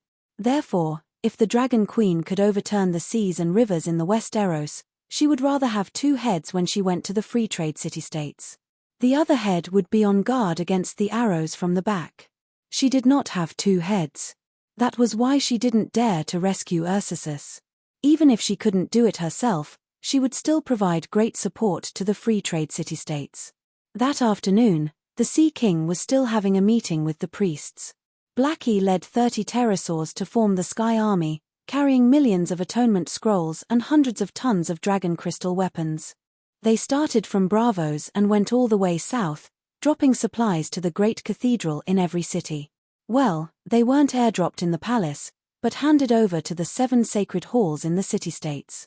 When the supplies were airdropped, the messenger crows of Dragonstone Island had not yet flown to the palaces of the city-states. The next day, the combination of 2 priests and 2 holy knights began to descend on the great cathedral in each city-state. The priests preached, explaining the current dire situation to the people, as well as the appearance, characteristics, habits, weaknesses of the deviant ghosts. The holy knights recruited warriors to form the church's armed forces, publicly teaching combat skills against the deviant ghosts, providing free dragon crystal weapons, and arming the city guards. The whole of the western continent of Ursus was shocked by the news announced by the Dragon Queen. Before they could recover from the shock, they were shocked by her efficiency and generosity. So swift and decisive, as expected of the Dragon Queen. Before the meeting with the priests ended, the Sea King received the news that the Dragon Queen had airdropped supplies against the deviant ghosts. While the Sea King was happy, he was also a little embarrassed. His work efficiency was too low. But soon, Dany was embarrassed too. She hurriedly airdropped supplies, sent priests, and sent hundreds of Westeros volunteer knights after obtaining the consent of the princes of the city-states. The people of the city-states were in a state of panic. They were on alert in every alley, checking every house day and night, and soldiers were on guard both inside and outside the city. Her spiritual power was highly concentrated, and after half a month of torment, nothing happened, and not a single faceless deviant ghost was found. Of course, the princes and grand dukes of the city-states did not suspect that the Dragon Queen was lying, because the people of Bravos had already proven that the faceless deviant ghost incident was not a misunderstanding. The Sea King began to take action that day, piling up sandbags to encircle the House of Black and White, and throwing kerosene bombs to burn the House of Black and White. But as soon as Jokuan's identity was exposed, the Frost God sent a message to all the faceless deviant ghosts. At this time, there were not many deviant ghosts in the House of Black and White. The Sea King's attack on the House of Black and White seemed to have lit a fuse that broke the tacit understanding on the surface. The deviant ghosts then launched a tide of the living dead in the slums. There were also faceless disguised as assassins, madly assassinating the nobles, doctors, and keykeepers in the city. More than a dozen nobles were wiped out, and even the Sea King was assassinated twice, and a chief swordsman died. Half a month had passed, And not only did the tide of corpses in Bravos not subside, but it was also slowly but surely spreading in all directions like moldy spots. Fortunately, Bravos was made up of many islands, and it was easier to divide the cataclysm area. What happened in Bravos clearly told everyone that the faceless deviant ghosts were real, and the Dragon Queen was not lying. After that, they found that the tombs of famous warriors inside and outside the city were empty, and a large number of babies were missing, which proved one thing: their city was on the verge of crisis, and it might fall tomorrow, or their families might be torn apart by the corpses in the next moment. If terror came, they would numb their nerves and deal with it. But now, terror was hanging over their necks like a guillotine, and it could fall down at any moment. The terror became more and more terrifying, and it made people anxious. The princes, grand dukes, royalty, nobles, trade princes, freedmen, and slaves in the city-states were all in a state of anxiety and fear, and they began to frantically search for a way out. Then, a secret message from the Sea King's palace about the gods spread like a plague, quickly spreading through the major city-states of Ursos. 6,000 years ago, the mandate of heaven had predicted that Dani Rise would sacrifice herself to help Lalo end the long night quickly. Now, the Dragon Queen was afraid of death and resisted the mandate of heaven, but the gods insisted on the original track of fate. So, the two sides were in conflict, and countless creatures in the world were used as chess pieces to play a game of savior. Just as the Dragon Queen announced to the public, the gods knew that the faceless deviant ghosts were scattered in the cities, but they still pretended to be deaf and dumb, and did not care. It was because they wanted to fight for the title of savior, and they wanted to force the Dragon Queen to return to the path set by the mandate of heaven. Another week passed, and in front of the Pentus Holy Church, there was suddenly a group of civilians sitting quietly to show their power. They did not make a fuss, and they held up signs that said obey the mandate of heaven, end the long night and quell the wrath of the gods, and with numb and hateful eyes, they stared at every monk and believer entering and leaving the Holy Church. When the Dragon Queen heard about this, she was more surprised than angry, and through the center of the magic net, she gathered all the Holy Church bishops in the free trade city-states for a meeting. There were many people in the Sea King's palace at that time, and when the Red Bull priest Nyo Ben revealed the secrets of the gods, everyone was very shocked, and they would definitely tell the people around them. Then the news spread, and everyone knew about it. Bishop Sterling said to the glass candles that were shining with milky white holy light. The cause of the incident was the mysterious news that the Red Bull priest exposed. However, the Red Bull priest did not encourage the people to force the Dragon Queen to sacrifice herself for others, and he only objectively explained the conflict between the Dragon Queen and the gods. After understanding the purpose of the gods, some people scolded the gods for being vicious, saying that they had worshipped them for thousands of years in vain, and since then they no longer believed in the gods that joined the Alliance of Justice. Even more people were pressured by the threat of the deviant ghosts, but they never dared to resent the gods, and only hoped that as a mortal, the Dragon Queen would consider the big picture, follow the will of heaven, sacrifice herself, and help the Red God. This way, they would be able to escape the calamity of the faceless deviant ghosts. There was more than one person with this idea, and even more than a group of people. Not only Pentus, I also heard similar rumors in Tylosai, and it seems that the Grand Duke of Tylosai is behind this. The Holy Church Bishop of Tylosai said worriedly, "I think we should take countermeasures. We can't let such rumors continue to spread." The Holy Church Bishop of Maya said seriously. The Holy Church Bishop of Pentus said angrily, "Those people are crazy. His Majesty has always been at the forefront, fighting on the front line against the deviant ghosts. What is Lalo doing? What can he do? What are the gods doing? They know that the faceless deviant ghosts are spreading everywhere, but they don't report it, raising bandits for their own sake. Can such gods be trusted? Your Holiness, how about you cancel the Holy Church of Pentus and let me return to the King's Landing? I'm not afraid of sacrifice, but I really don't want to sacrifice myself for such a Pentus person."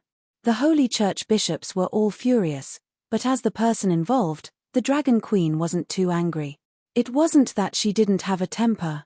A long time ago, when Pale Moon Chu Nu came to turn herself in, she was told the Alliance of Justice's plan, to end the long night first, then use their power to pressure her, forcing her to bear the pressure of the entire world. At the time, she was already angry, but now it was just a prediction that became reality. Yep, it was a few years earlier than predicted. The gods originally planned to end the deviant Ghost King by summoning the sun to force her. Who would have thought that the human's performance was even worse than what the gods predicted? Before the deviant Ghost King was killed, they were already urging her to sacrifice herself for the big picture. If she really sacrificed herself, would Lalo be able to end the long night immediately? The Dragon Queen sighed and ordered the Holy Church bishops, from today onwards, imitate the King's Landing Holy Church of Baylor, and transform your respective holy churches into castles. Try not to go out and preach as much as possible, and don't go door to door to distribute dragon crystal weapons and atonement scrolls. If they need them, let them go to the Holy Church to get them. Moreover, the atonement scrolls and weapons are no longer free, even if it's only a copper coin, you have to pay for it. As for you, gather the true believers and stay in the Holy Church to recite scriptures, accumulate magic slots, and wait for the corpse tide. Your Holiness, wouldn't this be too passive? A bishop asked. The Dragon Queen warned seriously, you have to understand one thing, the number one enemy of humans has always been the deviants. The gods are shallow and despicable, the civilians are cowardly and ignorant. Is the Church of the Seven Gods, the light of human civilization, as ignorant and shallow as them? In a split second, the Archbishop's blood surged, and their emotions surged.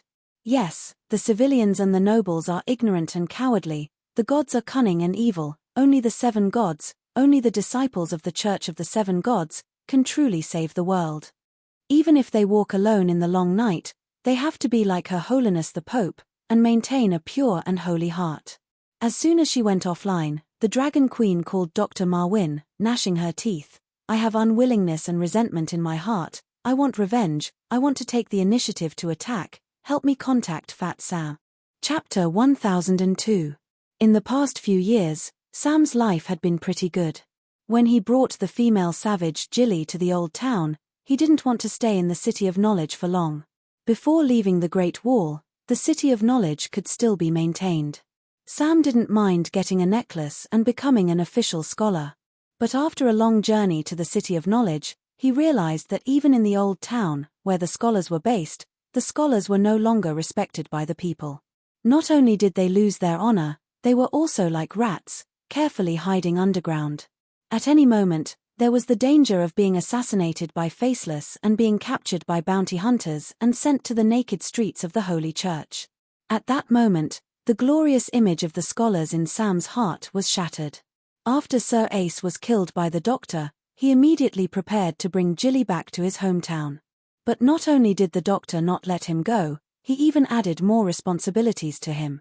The first person to kill a deviant ghost became the symbol of the City of Knowledge, the representative of the scholars.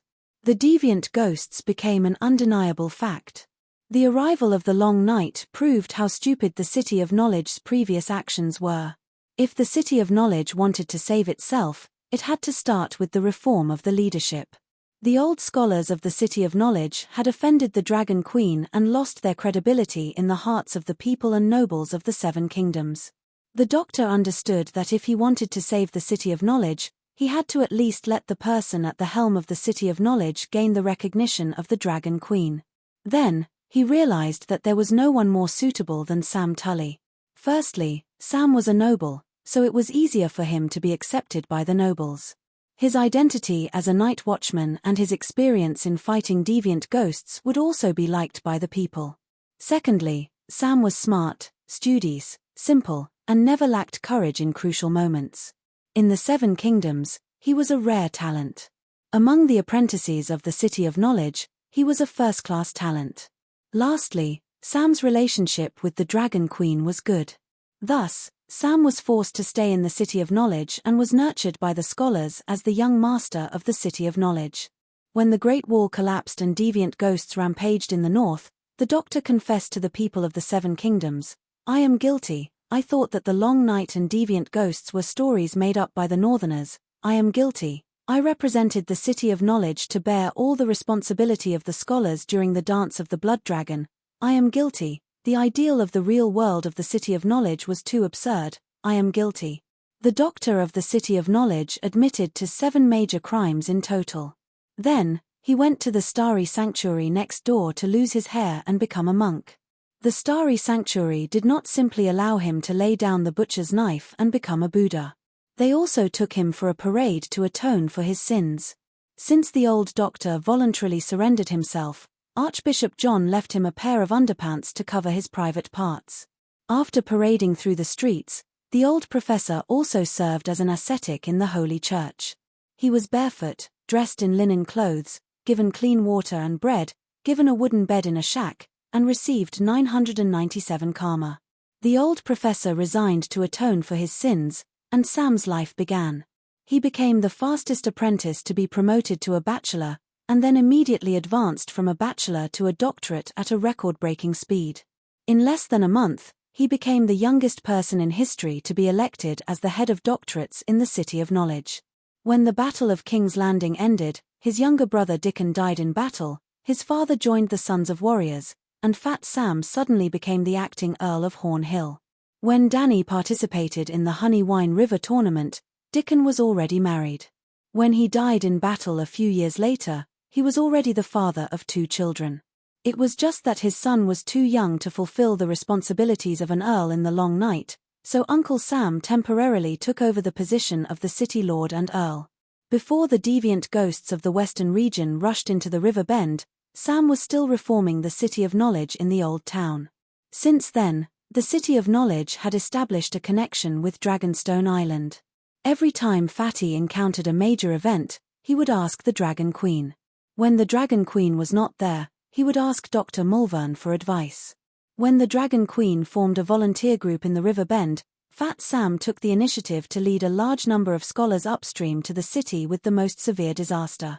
In his spare time, he opened a magic school, and in wartime, he fought against the Gowls on the city wall. When he retreated, he could teach and educate people, and when he advanced, he could kill the enemy.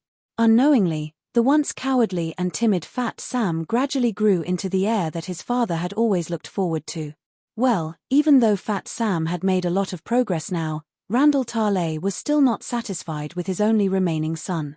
Because Fat Sam, who shouldered the 2 great jobs of a night watchman and a scholar, actually had 3 illegitimate children with a female savage. His eldest son was raised on Dragonstone Island as the adopted son of Count Bolan of Blackwater. His daughter had just turned 1 year old this year, and his 3rd son was still in the womb of Savage Jilly. He was 3 months old, and his gender was unknown. Scholars and night watchmen both had sacred vows to not marry and not have children. Now that the people of the 7 kingdoms knew that his son was an oathbreaker, how could the paladin commander not be angry? When the Dragon Queen held a great trial in the fairy city, Randall specially wrote a letter to the Queen, requesting that the Queen also put his oathbreaker son on trial. He even suggested that the Queen should treat Fat Sam like those blacklisted professors, and arrange for bounty hunters to arrest him. Even if they did not want him to be publicly exposed, they should at least force him to lose his hair and become a monk. Danny refused. Compared to the City of Knowledge's dragon-slaying plan, the War of the Usurpers, and the death of the Mad King, Sam's trivial matter was not qualified to be discussed in the Great Council. A case that even a county magistrate could decide, how could the Queen waste her time? Furthermore, Westeros had a total of 4 professions that required one to make sacred vows to not marry and not have children. They were scholar, white knight, monk, and night watchman. Fat Sam was already half of them. If he were to shave his head and become a monk, wouldn't it be an even worse crime? Sir Manager, Professor Marwyn of Dragonstone Island sent a letter. That evening, Fat Sam had just finished his magic class and was eating dinner with his wife, daughter, sister-in-law, nephew, mother, and sister when he heard Scholar Leo's voice from outside the door. Geographically, Horn Hill was located in the middle of the river. The Crimson Mountain Range divided the Mande River Plain in the north and the Honeywine River Plain in the south. Horn Hill was built on the Crimson Mountain Range and guarded the important pass that connected the 2 plains. Therefore, Horn Hill was an important stronghold to stop the deviants from entering the Honeywine River Plain. When the scholars went north to support the castles, Fat Sam naturally chose his hometown. Because of Fat Sam's identity as the City of Knowledge's manager, Horn Hill also became the headquarters of the Anti-Ghost Scholars. Fat Sam smiled comfortingly at his family and climbed down from the wide bed. He put on his leather boots and walked out the door. There was a fireplace in the living room, but the hall was too empty. Fat Sam had just walked out of the warm side hall when he was chilled by the cold air. "What is it?" Sam asked on the way to the crow's nest. Leo shook his head. "I don't know either."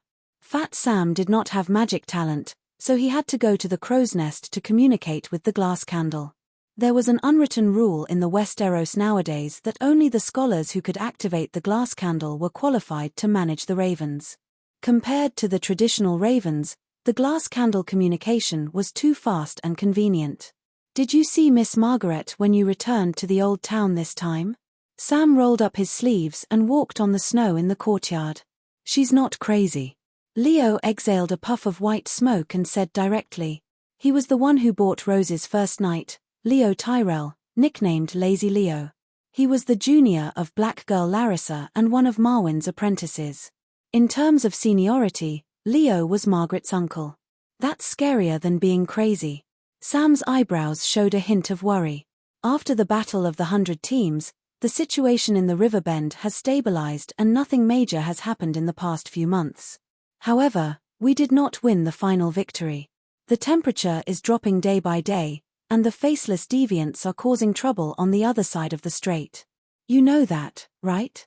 The continent of Ursos is in danger and could collapse at any time. Therefore, the Riverbend must not be disturbed during this period of time. Don't worry. She may be restless, but the old man in the old town and Horace Redwyn are not fools. Horace?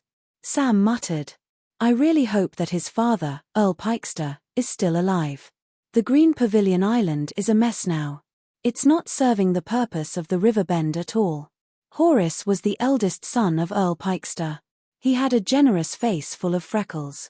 His abilities were as mediocre as his looks. In the early years, when Randall Tully was desperate for an heir, he had thought of sending Sam to the Green Pavilion Island to be his adopted son. Unfortunately, not everyone of the same age could become Robert and Ide.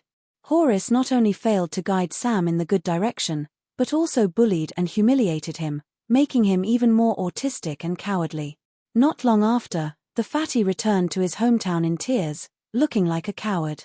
No one would have thought that after growing up, the two of them would have completely opposite experiences.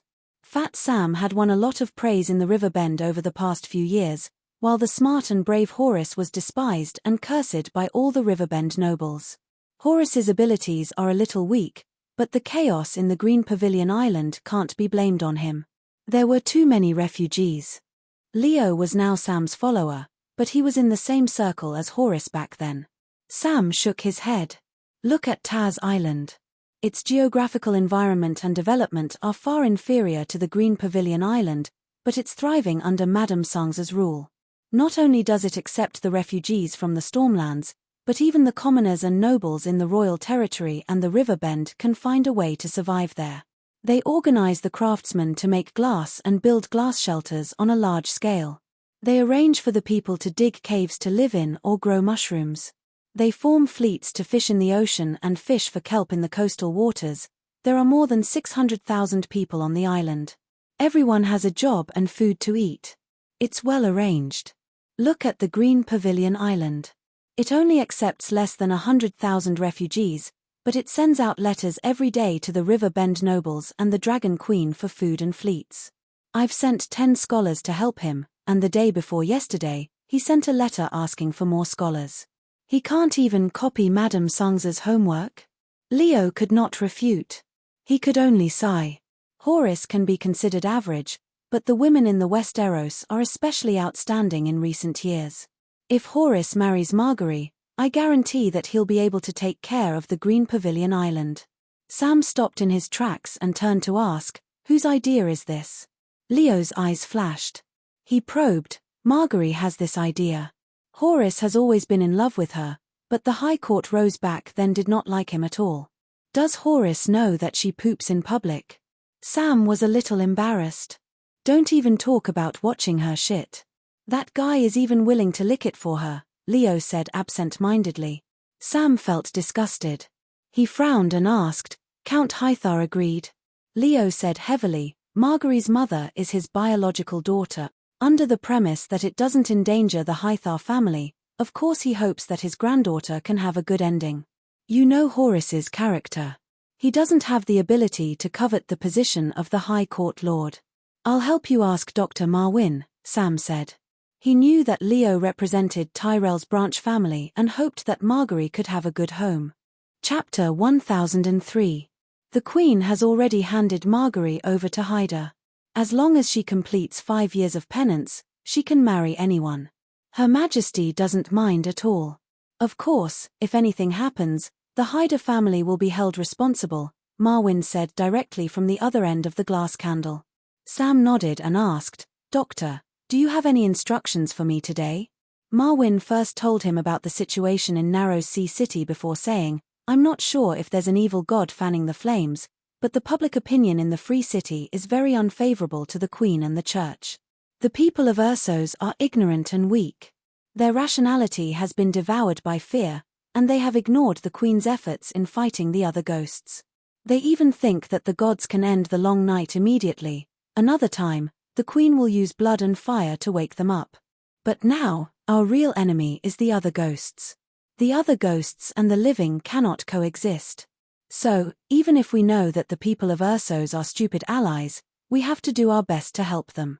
If we don't help them today, they will become the living dead tomorrow and will only strengthen the other ghosts. This is really... Sam shook his head and smiled bitterly. Before today, I never knew that the gods were so close to the mortal world. It's hard to imagine that they would work together to fight the Dragon Queen. I also can't understand why they would be so unscrupulous and disregard the big picture for the sake of the Queen. Don't think too highly of the gods. They are just mortals with extraordinary talents. Marwyn sighed. When I first heard that Chizong killed the Guardian of Pentus, I was just like you now. My worldview that I had held onto for decades was shattered. But as Master Chizong killed more and more gods, I gradually became numb and started to reconstruct my worldview. Sam was stunned.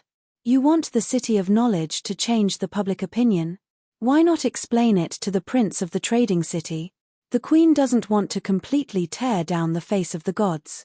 The faceless other ghosts will erupt sooner or later. Even if the gods have other goals, they still want to fight against the other ghosts. If the Queen personally exposed the truth of the gods and trampled on their dignity, the gods would be so angry that they might just quit. Then, Essos would really be finished. At the end of the day, it was only the gods' plan to force the Queen to obey their orders. The public opinion in the city of Essos might not necessarily be related to them. If it's a storm of public opinion caused by the bad habits of humans, there's no reason for the gods to take responsibility. After a pause, Marvin waited for Fat Sam to digest the information before continuing. The City of Knowledge belongs to a third party and is always separated from the Queen. Everyone in the world knows that scholars are bold and unafraid of death. They hate gods and supernatural powers, so it's not strange for them to do crazy things. This sounded uncomfortable, but it was the absolute truth. Sam couldn't refute. His fat face twitched as he asked helplessly, "What should I do?" Marvin twisted his bull neck a few times and smiled. In the name of the City of Knowledge, through writing novels, dramas, history books, theological analysis, and other means, we will expose the truth of the gods to all humans. I'm afraid you won't be able to fool an expert if you make things up. Essos is not a Westeros. There are many supernatural beings there who know the secrets of the gods, Sam said hesitantly. Don't make things up. Just tell the truth. But the scholars only know how to make things up. If the City of Knowledge had the truth, the Westeros wouldn't be in an advanced position, Sam said awkwardly, his fat face red. His words were so honest that Marvin was speechless. His bull neck also turned red. It's different this time. I'll guide you in writing history. After following the Dragon Queen for so many years, I've learned a lot of truths about the world. What truths? Sam asked curiously. The last long night lasted a generation, and Lalo was at the peak of his power. He was a powerful true god who could sing the Song of Fire. Even at his peak, Lalo needed a generation to end the long night.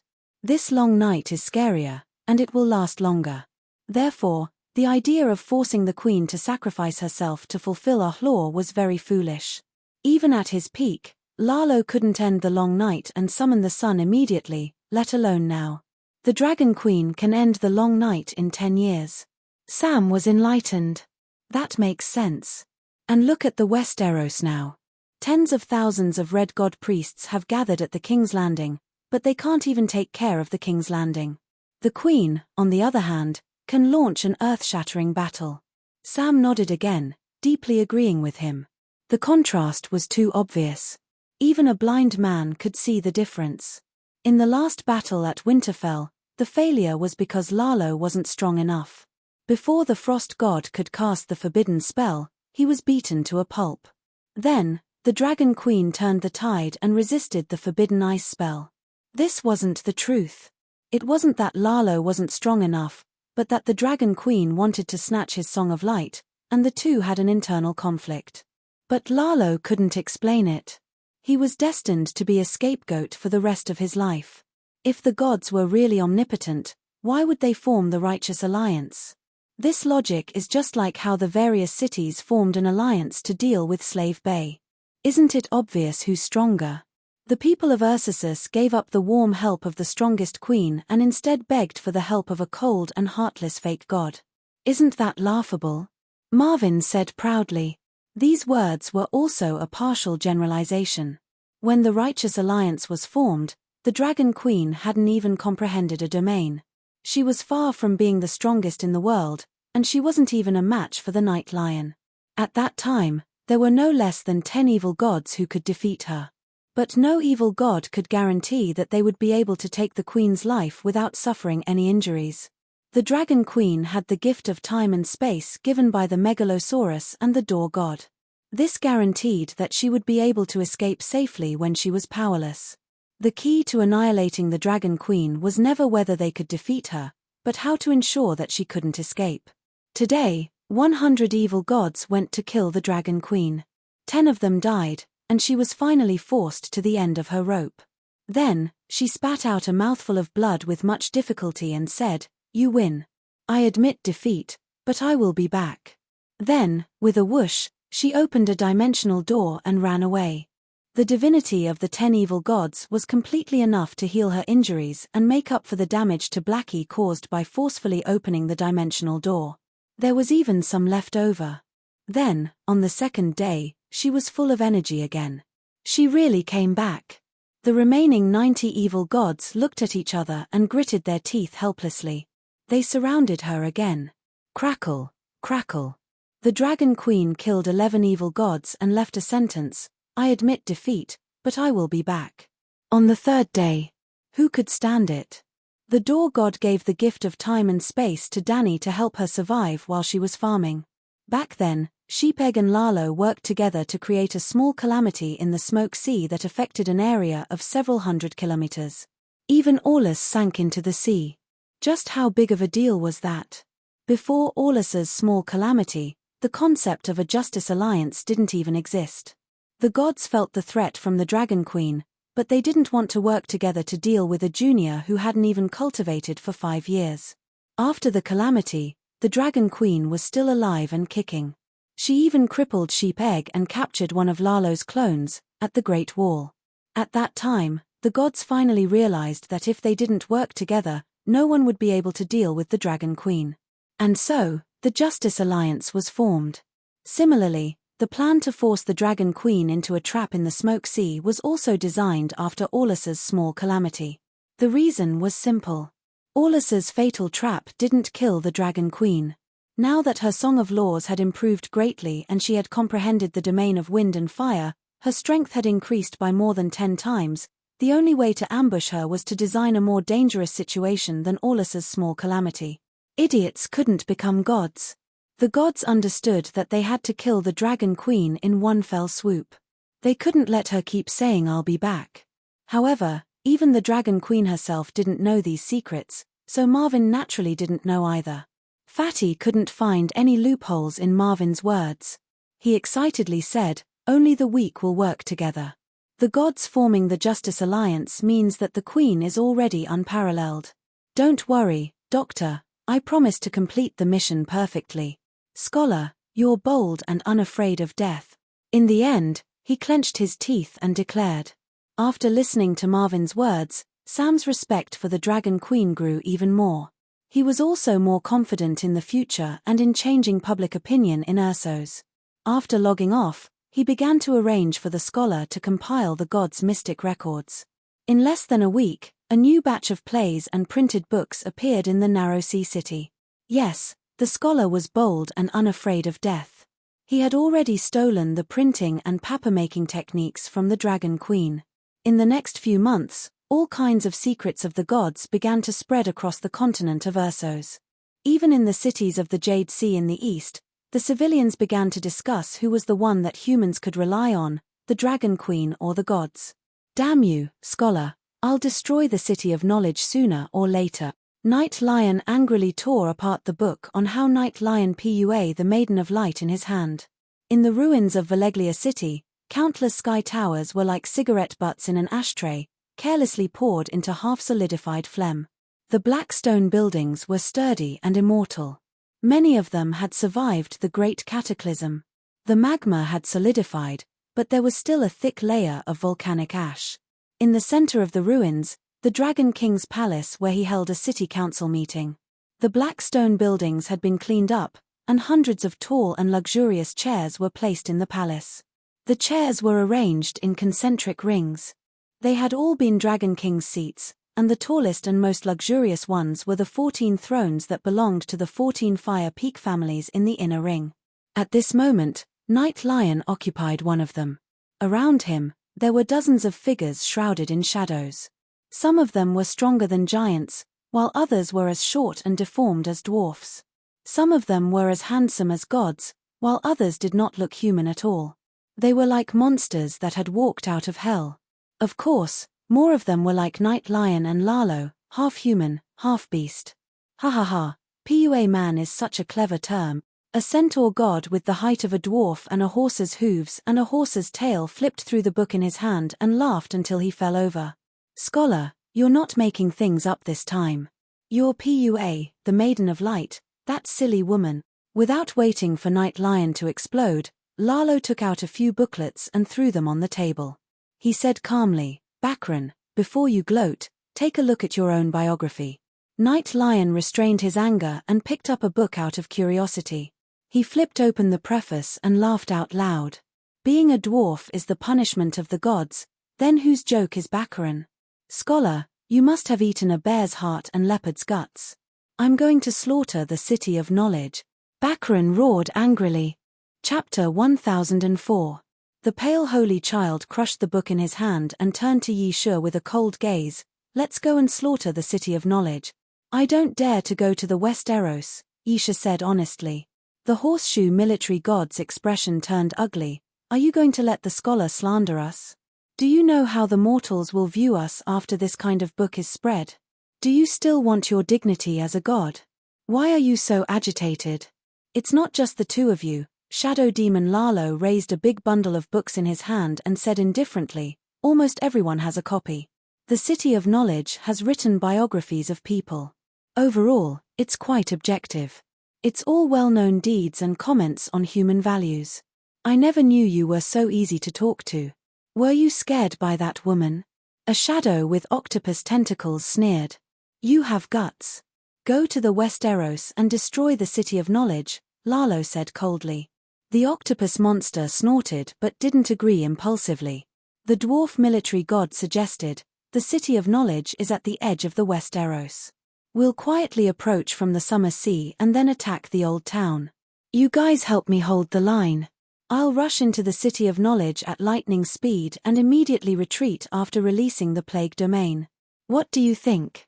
It's foolproof. We can steal a wave. We can't let the mortals trample on the dignity of the gods. Why don't we go now? Not only the City of Knowledge, but also the old town. In the hall, demonic shadows gathered and were eager to try. Yi Shi shook his head with a bitter smile and said loudly, Everyone, what are we doing now? The evil gods were stunned and puzzled.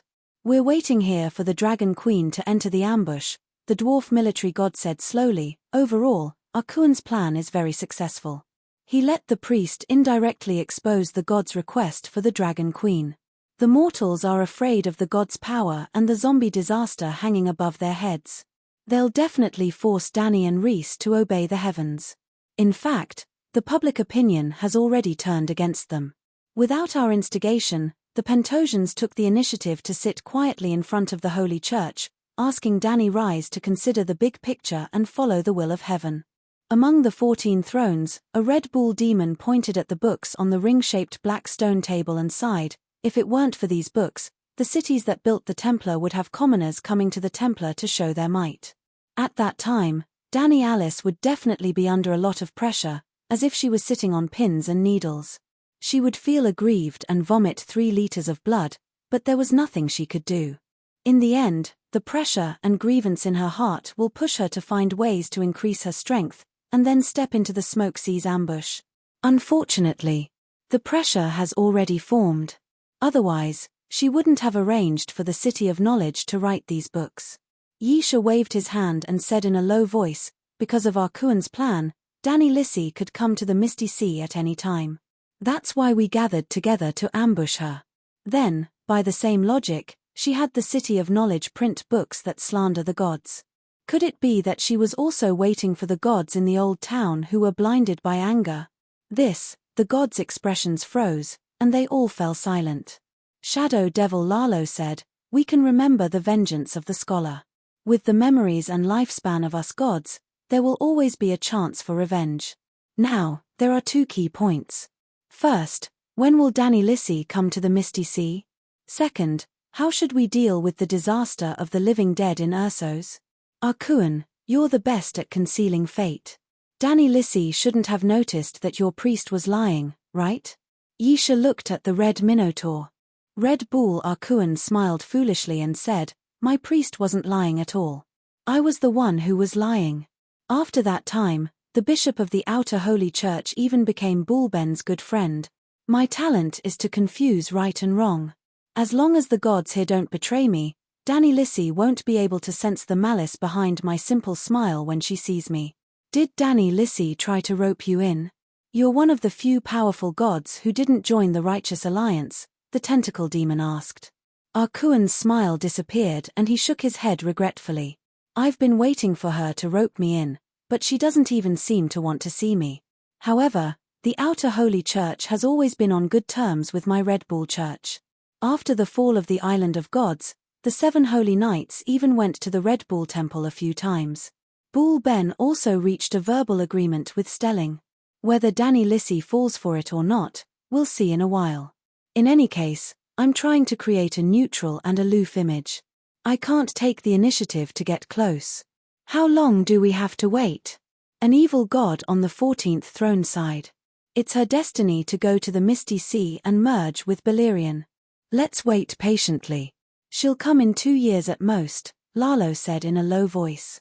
2 years, Ysha nodded and wondered. It's been almost 2 months since the incident at the School of Black and White. Why is there only a corpse tied in Bravos? The people of Ursos in the other cities have endured for 2 months and can't hold on any longer.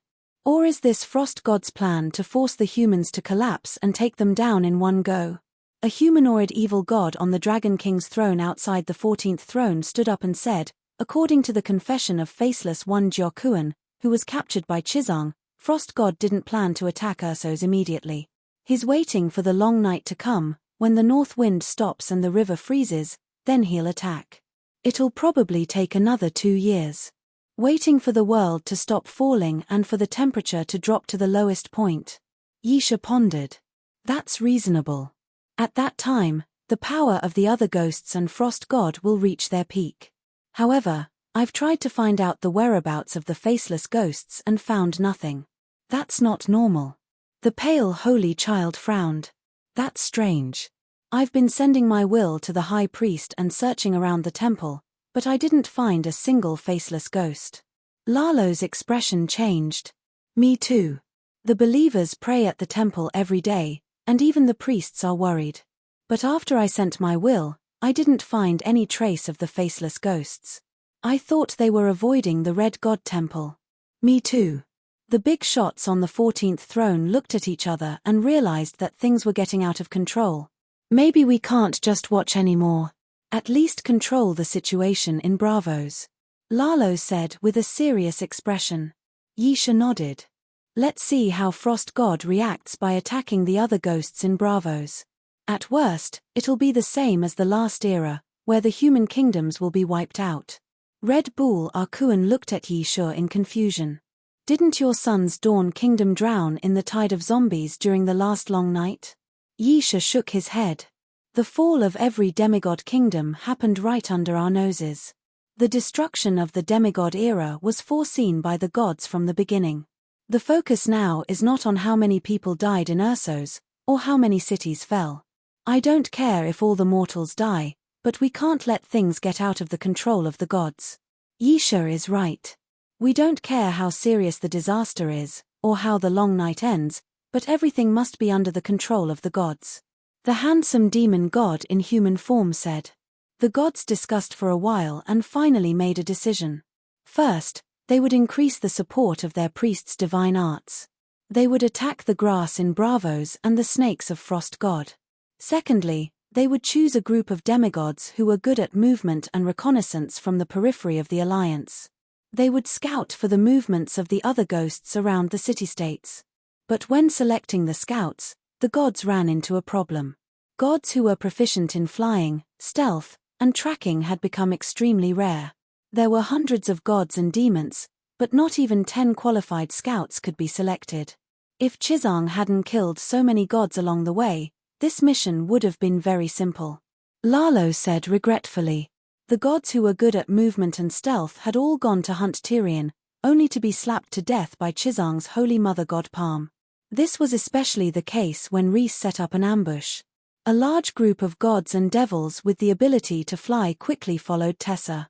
In the end, Chizang summoned the Holy Mother, and with a first flame domain, more than 10 extremely fast evil gods were burned to ashes. Just the word miserable was enough to describe it. Hearing Ahlor mention Chizang, an evil god among the 14 thrones whose eyes flickered with tiny bolts of lightning, asked curiously, after coming to the Smoke Sea, we haven't heard any news of Chizang. What has he been doing recently? Has the message team arrived at the barren land? They've been here for almost a month, an evil god replied. No more gods to stop them, the lightning-eyed evil god asked. Yisha explained, after Myrthia's death, there have been gods following the message team. Every time the dwarf went out alone, there would be gods who couldn't resist the temptation of the demigod blood. Especially after the battle with me, Danny Lees's Song of Fire's first flame characteristic was confirmed. Those gods who wanted to break through almost went crazy. At this point, Yisha couldn't help but sneer. They didn't even think about how Myrthia died. The dwarf was obviously fishing. After suffering a few losses, no more gods fell for it. Yisha's expression became complicated. When the message team left Dragonstone Island, everyone said that they would never think of the barren land, or even leave the narrow sea. Now, Chizang and his disciple have slapped everyone in the face. Not only did they reach their destination safely, but they were also unharmed. It's indeed unbelievable. Horseshoe War God said helplessly, the difficulties and obstacles along the way forged the supreme reputation of the 7 gods. 3 emperors, 18 temples, 36 rebel kings, 72 smoke roads, 108 mountains, and 200 dukes formed a huge allied army that was approaching the barren land. Even Emperor Bo wanted to remove Chizang's title of Imperial Preceptor. However, when Chizang's battle achievements came, the rebel army began to hesitate. Emperor Bo also issued 3 imperial edicts. The first one conferred Chizang the title of Imperial Preceptor. The second one called him Imperial Preceptor and Imperial Preceptor. The third one was even more exaggerated. Emperor Bo gave Chizang the title of Wanzong Great Sacred Master, meaning the Sacred Master of many supernatural powers. Wanzong Great Sacred Master? Even Danny Leesy can't bear this title. What virtue and ability does Chizang have? How can the supernatural sects of the barren land tolerate it? How can we tolerate it? The lightning-eye demon god was furious. His body crackled, flickering with blue and white lightning. That's right, no one could endure it. When Chizang received his title in the Edu Imperial Palace and became a legitimate Great Sacred Master, The rebel army that had originally retreated actually once again majestically surrounded the Eju. Right now, Chizang is also fighting with the 3 imperial preceptors of the rebel army, Yisha said with a strange expression. Why did 3 more imperial preceptors come? The lightning-eye demon god frowned. The 3 imperial preceptors of the rebel army are called Great God Lion, Great God Horse, and Great God Ox. Chapter 1005.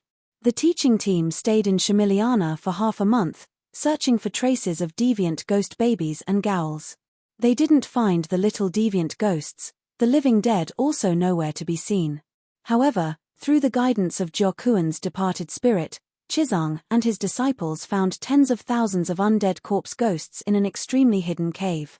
Jiaokuan, who summoned them, died, and the ghouls collapsed on the ground, turning back into corpses. They couldn't be summoned again. The more deviant ghost babies there are, the more powerful the god of cold is. Moreover, he can help a certain faceless person block the prophecy of the gods. I have been very careful, hiding the ghouls in caves, under the ice of creeks, and even in the coastal waters where the tide is mild. Jiaokuan explained. With the god of cold being so cautious, it was no wonder that the gods couldn't find traces of the faceless deviant ghosts. After burning the corpses in the cave, the teaching team searched for a few days, but they didn't find any traces of the living dead. After that, Chizang and his disciples went south to Furious Roar City, building a sacred hall in the western city of Jade Sea. Without much delay, they arrived at Thunder Island in Jade Sea.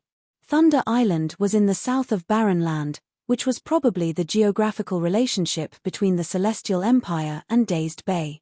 The Queen of Thunder Island had received a favor from the Dragon Queen in her early years. The Dragon Queen provided the Brandon Evil Suppression Formation to help Kuei Shi and other wizards seal the whispers of Evil God in the underground palace. Moreover, the Queen of Thunder Island's royal husband came from Barren Land's Bu family.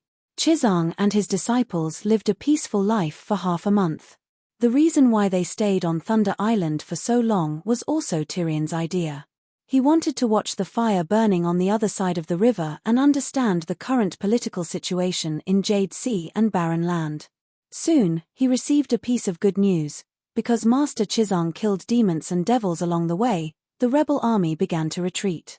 Not only did the 200 warlords set up camp 100 kilometers away from Barren Land, they also avoided Barren Land's sphere of influence and began to scatter to the southern counties to steal food and occupy territory.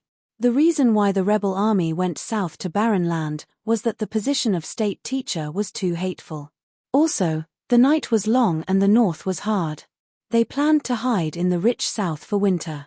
This was similar to the 18 warlords of Eastern Han Dynasty. Upholding the Han Dynasty and suppressing the traitor Dong Zhuo were just slogans. Making a name for himself and vying for the throne of the Central Plains were the most important. When Dong Feifei moved the capital to Chang'an, when the imperial jade seal was taken out from the well by Sun Jian, when the dignity of the Liu family was trampled into the mud in public, other than the hot-blooded boss Cao, none of the vassals in the alliance had the intention to kill Dong Fuhan. Now that 200 dukes had rebelled, the Bo family had long lost the support of the people and the righteousness of the dynasty. The only area they controlled was Eju. It just so happened that Chizang was fiercer than Lu Bu. The dukes felt that it was not worth it to fight to the death. Thus, the barbarian lords began to learn from the Guangdong lords. You cut off my army's rations, I stole your camp, I annexed your army, you killed my lord. If they had heard this news at any other time, the mission team would have been as overjoyed as the Bo family. Actually, when Chizang and the others first learned of this matter, they indeed let out a long sigh of relief. The dwarf even went with the hunting dog to the Passion Garden to have some fun. But soon, the Dragon Queen sent an order: do not let the 200 vassals fall into a chaotic battle. When the dwarf first heard this, he thought that his sister had gone mad. You still lack the big picture, you can't distinguish between the main and secondary conflicts. The happiest ones in barbarian lands are the deviant ghost. The happier you are now, the more terrible you will be in the future. The Dragon Queen's words woke them up. The dwarf was the first to react. First of all, the 200 dukes were the strongest human army in Jade Sea. If they ran out of internal strife, who would deal with the zombie horde in the future? Secondly, The barbarians were used to burials. The dukes who died in battle had the right to build tombs. Ordinary soldiers and refugees would be buried in a mass grave and covered with a thin layer of soil.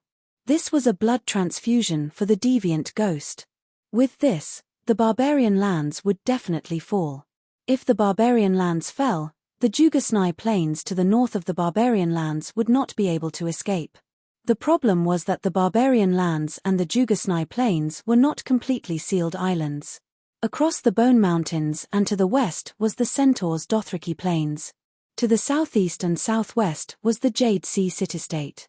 It could be said that once the barbarian lands exploded, the entire Jade Sea would be doomed. In the end, the zombie horde would migrate from the east to the west, dragging the entire world into hell. The Dragon Queen's current status was constantly rising, and the height from which she looked at things was also increasing. Unknowingly, she had already adapted and was working hard to fulfill her duties as a savior. Thus, she ordered Emperor Bu, "Do your best to provoke the 200 northern dukes and have them unite as one to resist the Bu family." Thus, Emperor Bu issued 3 edicts in a row, and Qizong's status rose again and again. When Qizong became the great saint master of myriad sects, he issued a proclamation in all directions, requesting all the transcendents of barbarian lands to gather in barbarian capital and sign their investiture of the gods. The 200 dukes could not remain calm. They united once again and continued the unfinished journey of purging the emperor's subordinates. How did the East travel scriptures become their investiture of the gods? The barbarian land situation is different from that of Westeros. In Westeros, inheritance is based on the family, and will not change for 10,000 years. Every power is a large family with a long history. In barbarian lands, families are mostly attached to a certain religion or school of transcendence, and then pass it down generation after generation in the form of a sect. After the end of the last era's Dawn Empire, the Golden Celestial Empire began. However, the Celestial Empire is not a single dynasty. From the first generation's Grey Dynasty to the current Azure Dynasty, there have been a total of 10 dynasties changing. Thus, the noble families of barbarian lands have always been changing, and only the religions of the gods and the sects with heritage continue as before. The Dragon Queen explained in the glass candle. The dwarf suddenly understood. The sects of barbarian lands are equivalent to the Westeros counts and marquises. The 200 dukes' rebel army are essentially 200 sects. The Dragon Queen nodded. The purpose of the investiture of the gods lies in this. By unifying the transcendence forces of barbarian lands, the chaos in barbarian lands can be quickly quelled. After experiencing so many things, Dany was extremely disgusted with the gods who did not care about the big picture, forgot righteousness for profit, and acted recklessly. Now, she somewhat thought she understood Hongjun ancestors' feelings when he handed the investiture of the gods to the saint of primordial origin. The gods had committed a mortal calamity and were punished with death. They needed a great purge to eliminate the incorrigible trash. Then, they would choose a group of their own from the remaining obedient people to establish a supervision system for the Transcendence realm. Perhaps, they could create a heavenly court of Dany Hao Tien. The heavenly court was too far away, it was just a dream. However, barbarian lands was on the brink of a zombie-tide crisis. They needed to establish a united front against the ghosts as soon as possible, especially the power of the Transcendence realm. First, let the 200 rebellious vassals understand the danger they are in. Deviant ghosts will not negotiate with the living. If they agree to join the united front against the ghosts, they will sign a sacred oath in the investiture of the gods. From then on, the entire sect and even the armies of the dukes supported by the sect will be under the leadership of Qizong. Should I give Qizong a barbarian name? His original name is Matthew. Marzia. When the long night is over, Marzia will open the investiture of the gods. According to the contributions and hard work, the person who signed the contract will be given an official position and land. The title will be hereditary and live as long as the heavens. The dynasty will change, but the title will not change. If they resist the will of the heavens and are unwilling to sign the investiture of the gods, they will be declared a traitor and their sect will be exterminated. This was the order that the Dragon Queen gave to the teaching team. It was very awkward. The 200 dukes did not really believe in the faceless deviant ghosts. They thought that Marzia was deliberately using deviant ghosts to scare them. Then, the news of the zombie tide in Bravos came. The dukes who were backed by the evil god church also received the news from the gods to increase their vigilance. Although the dukes were shocked and fearful, they still opposed Marzia's title of Thousand Sect Great Saint Master and were even more against signing the investiture of the gods. Later on, some dukes were worried that deviant ghosts would sneak up on their homes. They started to reorganize their army and prepared to return home. Some dukes were worried that the north was not safe, so they persuaded their allies to take over barbarian lands. They used barbarian lands with high walls and deep cities as a stronghold to defend against the incoming zombie tide. Even if things did not go well, they could still take a boat from barbarian lands to the south to Thunder Island. For a moment, the 200 dukes who did not have the same thoughts fell into chaos again. However, this time, the chaos was quelled quickly because the northern dukes had an alliance leader. The alliance leaders of the three great emperors came out to mediate. They immediately unified their thoughts and suppressed the injustice. Just like the dukes of Guangdong during the end of the Eastern Han dynasty, as long as Yuan Benchu and his brother did not mess around, it was not difficult to maintain the stability of the alliance. Even if they could not be convinced by reason, they could still be convinced by force. The three great emperors first made a request to the Bo family. They could establish a united front against the ghosts. However, this was the internal affairs of barbarian lands and had nothing to do with the barbaric monks in the land of the setting sun. If they chased away the teaching team and abolished the Seven Gods Church, they would cooperate to fight the ghosts. At this time, the teaching team had already arrived at barbarian lands.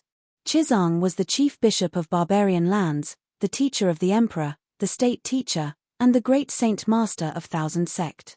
He was definitely a bug in the religious field. As prime minister of the barons, Tyrion held the reins of government and enjoyed the standard treatment of a traitor. His presence in court is unknown, his name unknown, and his sword in court. Within the Holy See, Sang Zi was training a newly formed team of 5,000 warrior sons.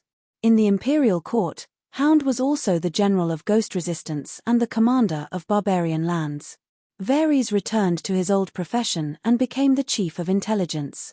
He set up the East and West factories.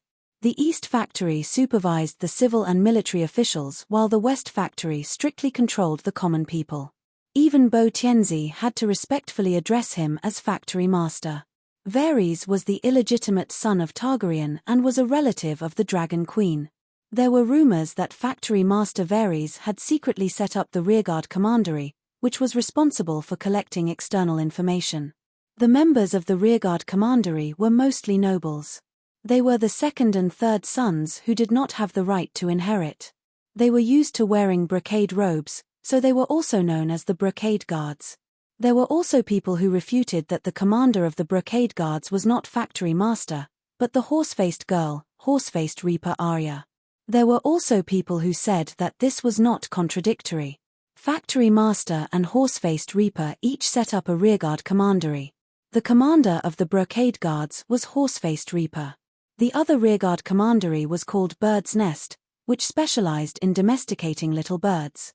The people who put forward this point of view quickly provided evidence. Why was Arya Stark called Horse-Faced Reaper? Firstly, of course, it was because of her long horse face. Secondly, Miss Arya killed people like Scything Flax, just like the Reaper. All kinds of transcendents and sects could operate openly in the barbarian land. As the capital of the barbarian land, there were even more religions in the barbarian land. They were as messy as cattle lice. The imperial court's power was weak, and it had completely lost control over transcendents and transcendents. Horse-Faced Reaper was in charge of managing the transcendents' affairs in the barbarian land. As long as the transcendents committed crimes such as breaking the law, not being disciplined, operating without a license, or preaching, they would be killed by the brocade guards led by her at night. When the civilians of the barbarian land went out, they would see brocade guards traveling at night. When they woke up at night, they would often see a black shadow flashing across the roofs. It was said that it was the horse-faced girl holding a giant scythe. She led the brocade guards to leap over roofs and vault over walls. She was either on the way to kill people or on the way back after killing people. The barbarian land's politics, religion, intelligence, and army were almost all controlled by the scripture-passing squad. How could Prince Bu agree to the rebel emperor's request to chase away Chizang? Since he could not chase away the scripture-passing squad, the duke settled for the next best thing, which was to fight with Chizang outside the barbarian land. Chapter 1006. The rebels believed that Chizang was only barely qualified to become an imperial preceptor, but he was definitely not worthy of the title of Myriad Sect's Great Sacred Master. To become a Myriad Sect's Great Sacred Master, one had to surpass the Transcendent sects behind the 200 vassals in terms of virtue and martial arts. And the 200 vassals were led by the 3 traitors, which meant that Chizang had to convince at least 3 traitors. Barbarian land was divided into 3 factions. The Bo family's Azure dynasty entered its final days, and its capital was Barbarian Land. It was located in the southernmost part of Barbarian Land, close to the Jade Sea. The Chai family's Yellow dynasty was established by the descendants of the previous dynasty. Its capital was Kasako, located in the Daybreak mountain range to the east of Barbarian Land. Boishiong, a mixed blood of Barbarian Land and Zebra people, established the Boishiong family's Orange dynasty. Its capital was Merchant Town in the north. In the Jugasnai Plains in the north, there was also Barbarian Land's archenemy for thousands of years, the Zebra people tribe. There were a total of 4 countries and 4 emperors. After the Bo family chose Chizang as their imperial preceptor, the other 3 countries also chose an imperial preceptor, apart from forming a coalition of vassals to uphold justice. The Zebra people's imperial preceptor was known as Great God Horse. The other was an old Zebra people woman, a powerful moonchanter, and also a pale holy child priest. The Chai family's descendants chose the high priest of Night Lion as their imperial preceptor. He was known as Great God Lion Strength. He was proficient in blood witchcraft and was a dark warlock. Merchant Town's mixed blood emperor, Boishiong, was a believer of Red Bull Akan, so his imperial preceptor came from the Red Bull religion. He was known as Great God Bull Strength and was a Cloud Realm mage. The reason why it was called such a hateful name was not because the third priest had become the state preceptor who was admired by tens of thousands of people. In fact, after the 3 emperors chose them as imperial preceptors, not only were the 200 traitors dissatisfied, the other transcendents who belonged to the same faction were also dissatisfied with them. They were even more willing to accept Chizang as Barbarian Land's imperial preceptor. This was because Chizang had killed many gods, so many that they could not accept it. To convince the masses, the 3 imperial preceptors used the characteristics of the gods they believed in as their titles, naming them as Lion Strength, Bull Strength, and Horse Strength. The so-called great gods did not refer to the 3 imperial advisors as great gods, but to the 3 mighty heavenly gods of Jade Seas. Red Bull Arkuan, Night Lion, and Pale Child were all mainstream gods of the Barbarian Land, just like Red God Lalo of the western continent of Ursus. Even if the extraordinaires of the other sects had any opinions about these 3 great gods, they had to keep it to themselves. The 3 imperial advisors had the same naming method and address, indicating that the 3 parties had the same status. In this way, there would be no more discord between the imperial advisors because of the title. The venue for the battle of the 4 imperial advisors was outside Iju City. Earth was used as a platform, and the stairs were 9 feet high. Below the high platform, the 4 imperial preceptors led their men to each side. The city walls were filled with spectators, emperors, dukes, commoners, and soldiers. More than 100,000 people were there to witness this once-in-10,000 years event. Even Dani was present at the battle through her mental projection. At the north gate of Iju City, there were craftsmen building wooden and thatched sheds on the city walls, which were equivalent to VIP seats. Kuei she had a small private room to herself. The competition was divided into literary and martial competitions, with a total of 6 rounds. The competition topics were provided by the 3 great gods, and then Chizang would choose one of them. For example, Great God Nyo Li wanted to compete with Chizang in the art of controlling the weather. He proposed rain, sleet, clear skies, hail, fog, and other weather competitions. Then, Chizang chose the most difficult one, praying for rain. Now that the temperature was below -20 degrees, artificial rain was definitely more difficult than other weather events. Because under normal circumstances, rain would not fall at all. Under the effect of the cold air, the water vapor in the air would quickly condense into snowflakes. After great god Nyo Li killed 2 adult virgins, a man and a woman, he stood on the high platform and jumped up. In a moment, 100,000 people cried out in alarm. Black clouds surged in the sky, and it actually started to rain. What is the background of Red Bull Arkuan? Danny looked at the sky and said in surprise, the laws of physics are simply eaten by dogs. The temperature is so low, the air pressure is constant, and the water without any additives doesn't freeze. Kueishi said, gods will not casually change their divinity and priesthood. Arkuan of Iju City is the same as Arkuan of Free Trade City. They are both gods of animal husbandry whose doctrines are more in line with human values.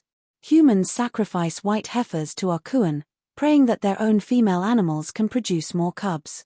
Danny frowned and said, Arkuan's doctrines are barely in line with my 3 views. Some cultivators have suggested that the Seven Gods Church can form an alliance with Red Bull Arkuan. What do you think? If you have the confidence to control Arkuan, no matter what his real thoughts are, you can use him. Otherwise, you have to be vigilant against any demon god, Kueishi said. Actually, Danny's expression was strange. I will not completely trust a demon god. I am considering to contact Arkuan to encourage him to be a spy in the Alliance of Justice and Order. Kueishi thought for a moment and said, you can try. I have seen an unconfirmed secret in the archives of the Necromancer Association. Arkuan may have a special talent in hiding cause and effect. Maybe, he can be a good spy. Does he have a priesthood in controlling the weather? Danny asked. Kueishi looked at Nyo Li who was strolling in the rain and said, all gods can control the weather to a certain extent. The key is that Nyo Li is a very special person. Other than the Red Bull priest, he is also a Cloud Realm wizard who specializes in controlling the weather. Today, he only borrowed Arkuan's divine power. He can use the rain praying technique, but it is his own ability. After a short pause, she introduced great god Nyo Li. His name is Nyo Rong. He is highly valued by Buxiong. He is a great wizard who can be called a national treasure. A few years ago, he sacrificed 64 pairs of virgin boys and girls to Arkuan, summoning a heavy rain that lasted for 3 days and 3 nights. The northern land that had been dry for 2 years was thus restored to production. It was also that heavy rain that caused the Grey Plague in Kuan Prefecture thousands of miles away. It lasted for 4 years and spread hundreds of kilometers around. Hundreds of thousands of people died because of it. It was not until your black dragon came to Iju that the plague was completely stopped. Witchcraft is a sword without a handle. It is safest when it is not used. Once used, it is easy to hurt others and oneself. While Kueishi was lamenting, she saw Dragon Queen's mouth bulging into a big bun, and then she blew hard. The spiritual projection couldn't even blow the thatch on the ceiling, but the wind suddenly blew in the sky. The wind didn't blow in a fixed direction. The wind from all directions rushed to the same place, the sky above the rain-praying platform. The clouds moved with the wind. The dark clouds were like a wet sponge. The sponge with a radius of a few kilometers crowded above Nyo Li's head. A giant hand seemed to appear in the sky, holding the sponge and squeezing it hard. The water in the sponge fell like a waterfall. The water volume increased sharply, and the drizzling rain immediately turned into uncontrollable hail. It was at least the size of a fist, and the largest was even the size of a small car. The volume of the rain was too large, and even the Cloud Realm wizard couldn't keep all the fresh water liquid. Nyo Li was stunned at first, but soon his head was smashed and bleeding. He covered his head and fled like a rat. The hail seemed to have grown eyes and chased after him. The surrounding audience was shocked and inexplicably surprised. Kueishi hurriedly said, Nyo Rong is an honest elder, don't kill him. Also, you're looking for Arkuan to be a spy in the Justice Alliance. Look at his calm expression when he sacrificed living people. It's obvious that this isn't the first time he's done it. What kind of honest elder is he? Danny said this, but the hand that was squeezing the sponge loosened. Sigh, according to your standards, every barbarian wizard is guilty, and should be killed. Kuei, she sighed. That's why we need to sign the investiture of the gods and set up an official organization to supervise the actions of extraordinaires. Danny took the opportunity to promote her investiture of the gods. Kuei, she was also firmly against the idea of enlistment. Isn't the reason we strive to pursue extraordinary power to be more detached and free? The shadow-binding knight refused again. That's not up to you, Danny said. Niu Li was carried down. Everyone in the barbarian imperial court cheered, but the vassals were furious. They cursed Chizang for stabbing them in the back and being a hypocrite. Well, seeing Niu Li bleeding profusely, Chizang's merciful heart was triggered. He walked up to the vassal's seat and suggested using the holy healing art to treat Niu Li's injuries. Not only that, he even apologized sincerely. It's all my fault. I chose such a difficult competition, causing Grand Preceptor Niu Li to lose control of his magic power. The night is long, and the weather is cold. It's too difficult for the Grand Preceptor to summon rain. But I want to win. Only by setting up a united front against ghosts can we save Barbarian. So, I'm sorry, I can only choose to pray for rain, which is easy for me. Hypocrite, shameless. That gust of wind just now wasn't summoned by you? Bosan said angrily. I swear, it really wasn't me. Chizang waved his hand. There's divine power in the wind. It carries the aura of your spirit. Bosan sneered. It has my divine power, but it has nothing to do with me. The Holy Mother has always been watching the entire world with benevolent eyes. She borrowed my power to summon the wind, Chizang said seriously. Bah, masked evil monk. Bah, masked evil monk. Bah, masked evil monk. Under everyone's spittle, Chizang helplessly retreated. Then, he used a palm to sweep away the clouds and raise a palm to burn the sky. He clenched the sponge, and the fire burned the hail, turning it into a downpour. Just like Chizang said, it was extremely simple for him. This is the legendary Holy Mother Divine Palm? While the 100,000 spectators were stupefied, they also felt reverence for Chizang. Even the vassals no longer scolded him. They all muttered inwardly, although Chizang is hypocritical, he has true ability. I want to compete with you in prophecy. You can choose any of the good and bad fortune of a person, the change of the weather in the future. Great God Ma Li looked at Chizang and said sinisterly. Chizang closed his eyes and thought for a moment. He said, Can I guess things through the board? Great God Ma Li sneered and nodded. That's even better. We'll know the result even faster. This time, Danny didn't help Chizang cheat. He cheated himself. When the Zebra Man Moon Singer operated his demonic energy, racking his brains to guess whether it was a peach or an apple in the chest, Chizang's holy soul left his body, turning into an angel. He entered the chest with a whoosh and saw everything inside clearly. However, even if Chizang cheated, it still took him 3 times to defeat Great God Ma Li. Because the other party had true ability, and Chizang wasn't as cunning as Wukong. He didn't gnaw the peach into a peach pit, nor did he change the gem bracelet of the #1 courtesan in Eju into a rag. Therefore, in the first 2 matches, Chizang and Great God Ma Li wrote the same answer on the paper. For the 3rd time, Chizang humbly accepted the dwarf's suggestion. In order to save the world, he should give up his moral integrity. When Great God Ma Li handed the answer to the referee, Angel Chizang burned the clothes of the Red God Little Believer in the wooden chest. Yes, the red robe outside was burned, leaving only the white robe inside. Therefore, Great God Ma Li's red-robed little monk guessed wrong. Chapter 1007. Dom, where are your red robes? Why are you reciting the 7 Stars Bible? Ma Li was shocked and furious. When the Red God saw that his disciple had betrayed his sect, he was even more furious. Saint Master Chizang forced me. The little monk had a long face as he recounted what happened in the box. High Priest, if I don't listen to you, Chizang will kill me with the Holy Mother Palm. I'm scared. The 8-year-old little monk began to weep. That's not true. I advised him nicely and taught him the need to build a united front against ghosts. I convinced him with virtue and treated him with courtesy. I didn't threaten him with the Holy Mother palm. Really, I swear to the Holy Mother. Faced with everyone's insults and condemnation, Chizong explained anxiously with a pale face.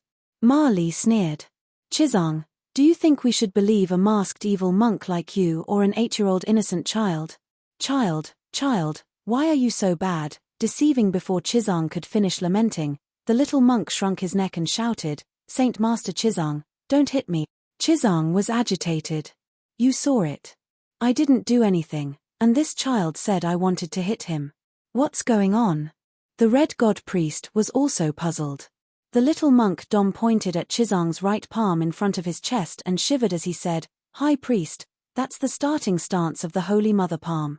Not only do actors perform it in theaters, even beggars on the streets put their palms in front of their chests and shout, Mighty Heavenly Dragon, Holy Mother palm. Also, when he prayed for rain just now, he did the same before he used the Holy Mother palm. Wasn't it obvious? What was more terrifying than this silent threat? Anyway, the child was scared to tears. Ah! Chizong's expression froze. He retracted his right palm unnaturally and said embarrassedly, Sorry, I'm used to it. My talent is poor, and my speed of understanding divine arts is slow. I can only train hard. However, using the Holy Mother palm consumes a lot of divine power. In order not to waste it, I can only use the palm against gods and devils while comprehending the technique. Usually, I'll just take the starting stance and won't really hit. Don't worry about me losing control of my palm and injuring the innocent. In the past few months, I've killed more than 50 evil gods consecutively. My Holy Mother divine palm has already reached the threshold. Why are you guys looking at me like that? The little monk shrank behind the red-robed high priest like a little mouse. High Priest Red God's eyes were unfocused, and his body trembled as he retreated step by step. Ma Li, who was filled with righteous indignation, immediately shut his mouth. With a frightened and vigilant expression, he staggered back to his team. Even the spectators around the battle platform, the 200 vassals and their armies, and even the Azure Imperial Court that was cheering for Chizong on Yi Capital's side all fell silent, looking at Chizong in fear. Sigh, since you've already said that, then let's consider this your win. Seeing that he was surrounded by his own people, Ma Li finally regained his courage to look Chizong in the eye and talk to him. Master Ma Li, you are too modest. Chizong returned the greeting in a daze. Chizong is so shameless. He threatened all of us in front of 100,000 people and still pretended to be innocent. Jahata, the zebra beside Ma Li, whispered. He's already so powerful, yet he's still so shameless. Chizong is terrifying. Emperor Chai of the Yellow Dynasty sighed. Although Ma Li and the 3 traitors were forced to admit defeat, the 200 vassals were too big. Some of the vassals at the back and the side did not see what happened clearly. They were only sure that Chizong had cheated and threatened the little monk Red God. Chizong is shameless. He used deception.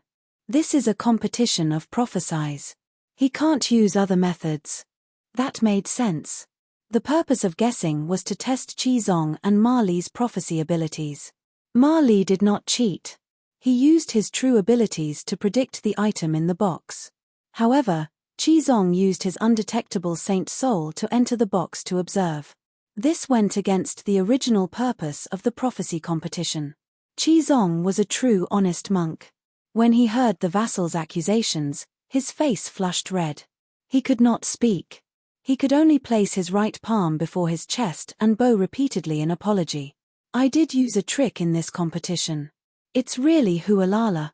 The vassals in front of him retreated in fear. Master Chizong, you're not wrong. This competition is guessing. Using the soul to peek at fate is also considered a skill. The dwarf could not stand it anymore. He jumped off the Prime Minister's chair and pulled down Chizong's right hand. He said loudly, both sides were indeed competing in prophecy. However, Yang Li could only guess the person and item in the box. He did not even predict that my master's saint soul could leave his body. He's an angel, everyone knows. He even performed the divine art of turning into an angel in front of countless believers on the platform of the great cathedral of Bela. Unfortunately, Yang Li did not know such important information. What's there to boast about this kind of prophecy that is useless in the face of great things but effective in small games?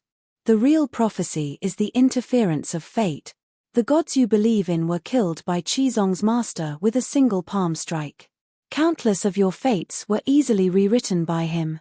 He doesn't even know about it, nor does he care. You idiots traveled thousands of miles and hundreds of thousands of people to the outskirts of Barbarian City, but you completely ignored the other ghost that changed the fate of Barbarian City. At this moment, your prophecy is not worth a fart. When he said this, the entire place fell silent. Everyone was furious, but they had to admit that there was nothing wrong with the dwarf's words. Ma Li was the most powerful moonchanter in the Jugasnai Plains. He was also one of the most powerful prophets in the world. However, he could not predict the existence and movements of the other ghosts. Of course, it could not be said that his prophecy was completely useless. Under the premise that there was no interference from outsiders, he could predict the weather, natural disasters, the future of a country, the fate of a king. Yes, the premise was that no one interfered. If Qizong did not know how to leave his body with his saint soul, he would not have lost this match. The Dragon Queen gently plucked the strings of fate. The outcome of Ma Li's prophecy would be completely different from reality. The third person to take the stage, Lion Li, proposed to compete with Qizong in determination. Hence, Qizong chose to abstain from food and prey, which he was best at. On the two diagonal corners of the dueling platform were two oak pillars. They were 5 meters tall and as thick as a bull's mouth. The two masters stood on top of them in the posture of a golden rooster. If they were tired, they could change legs. However, they had to recite their respective churches' scriptures at all times. This time, no one cheated. Due to Qizong's shocking methods, before the duel, Lion Li requested for both parties to swear a holy oath. Neither of them would use any tricks to interfere with the other, nor could they use any divine arts to enhance themselves. It was a true battle of wills. After a day and a night, 90% of the crowd around the dueling platform had left. Even Danny was bored. I didn't expect the evil god priest's meditation technique to be so good. Kueishi said, his name is Blackstone, a dark sorcerer. He walks barefoot in the eastern land of darkness all year round. I heard that he once spent 10 years measuring the limits of the land of darkness. When he returned, he was like a skeleton that crawled out of a grave. He was thin and dry, but his mental power was so condensed that it was almost tangible. He was the one with the most hope of becoming a demigod in the past 100 years. Alright, you might not feel anything about this at all. Sighing helplessly, the shadow-binding knight said, someone asked him what he saw in the dark world. He said that he saw infinity. After that, he started to believe in the Night Lion of Darkness. Even though he was in a high position and became the chief priest of the Night Lion, he still lived like an ascetic monk. Look, it's been a day and a night, but he's still so calm. I suspect that he can derive great pleasure from hunger, thirst, and fatigue. Sigh, such an outstanding person should have converted to the 7 gods. It's such a pity that he chose to be a thief. The Holy Mother Danny shook her head regretfully. You should pay more attention to this duel. Qizong is in danger, Kueishi said calmly. I noticed that you're not anxious at all. Danny asked curiously. Why should I be anxious? The shadow-binding knight sneered. I said that no one likes your investiture of the gods, including me. It's obvious that you should like it. Based on our old friendship, I won't mistreat you. Kueishi said helplessly, the idea of unifying the transcendent world is not realistic at all. Danny sighed. Do you think I care about Qizong's victory or defeat? If you don't care, will you help him cheat? You don't understand. The barbarian duel is more like a game to satisfy my bad taste. It's good if he wins, but if he doesn't, I'll accept this fate, Danny said with a strange expression. If you don't care, why did you create the hated investiture of the gods? Kueishi asked suspiciously. Kueishi, do you know one of your flaws? Danny asked. I'm not perfect. I have many flaws, Kueishi said casually. You're too petty. Kueishi couldn't be bothered anymore. She said angrily, how am I petty?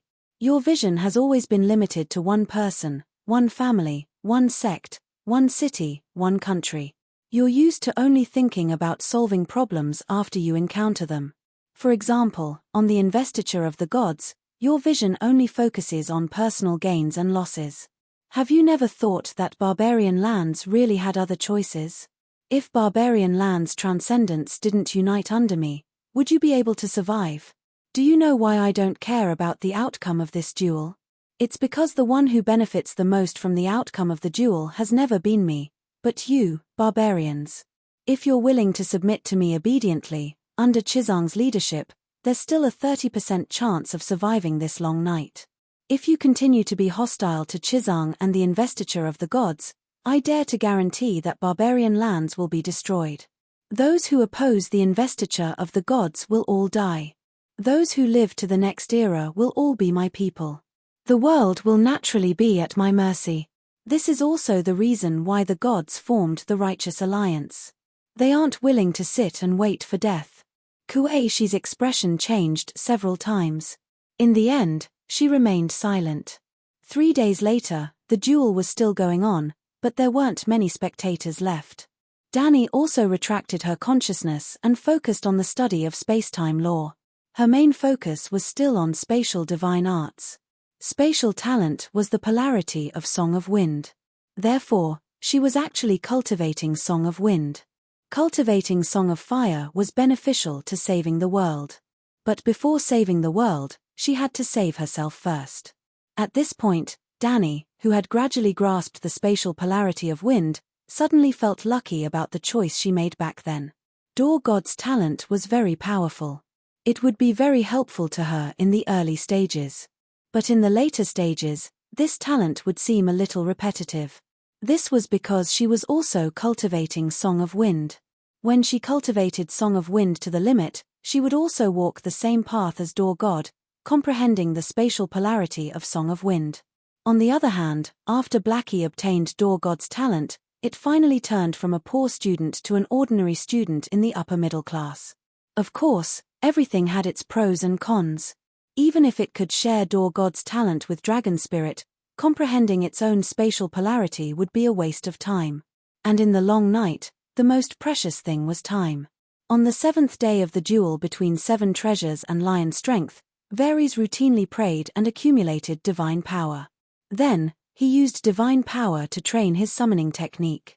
As usual, because he couldn't control the domineering spatial power, he suffered a backlash from the divine arts.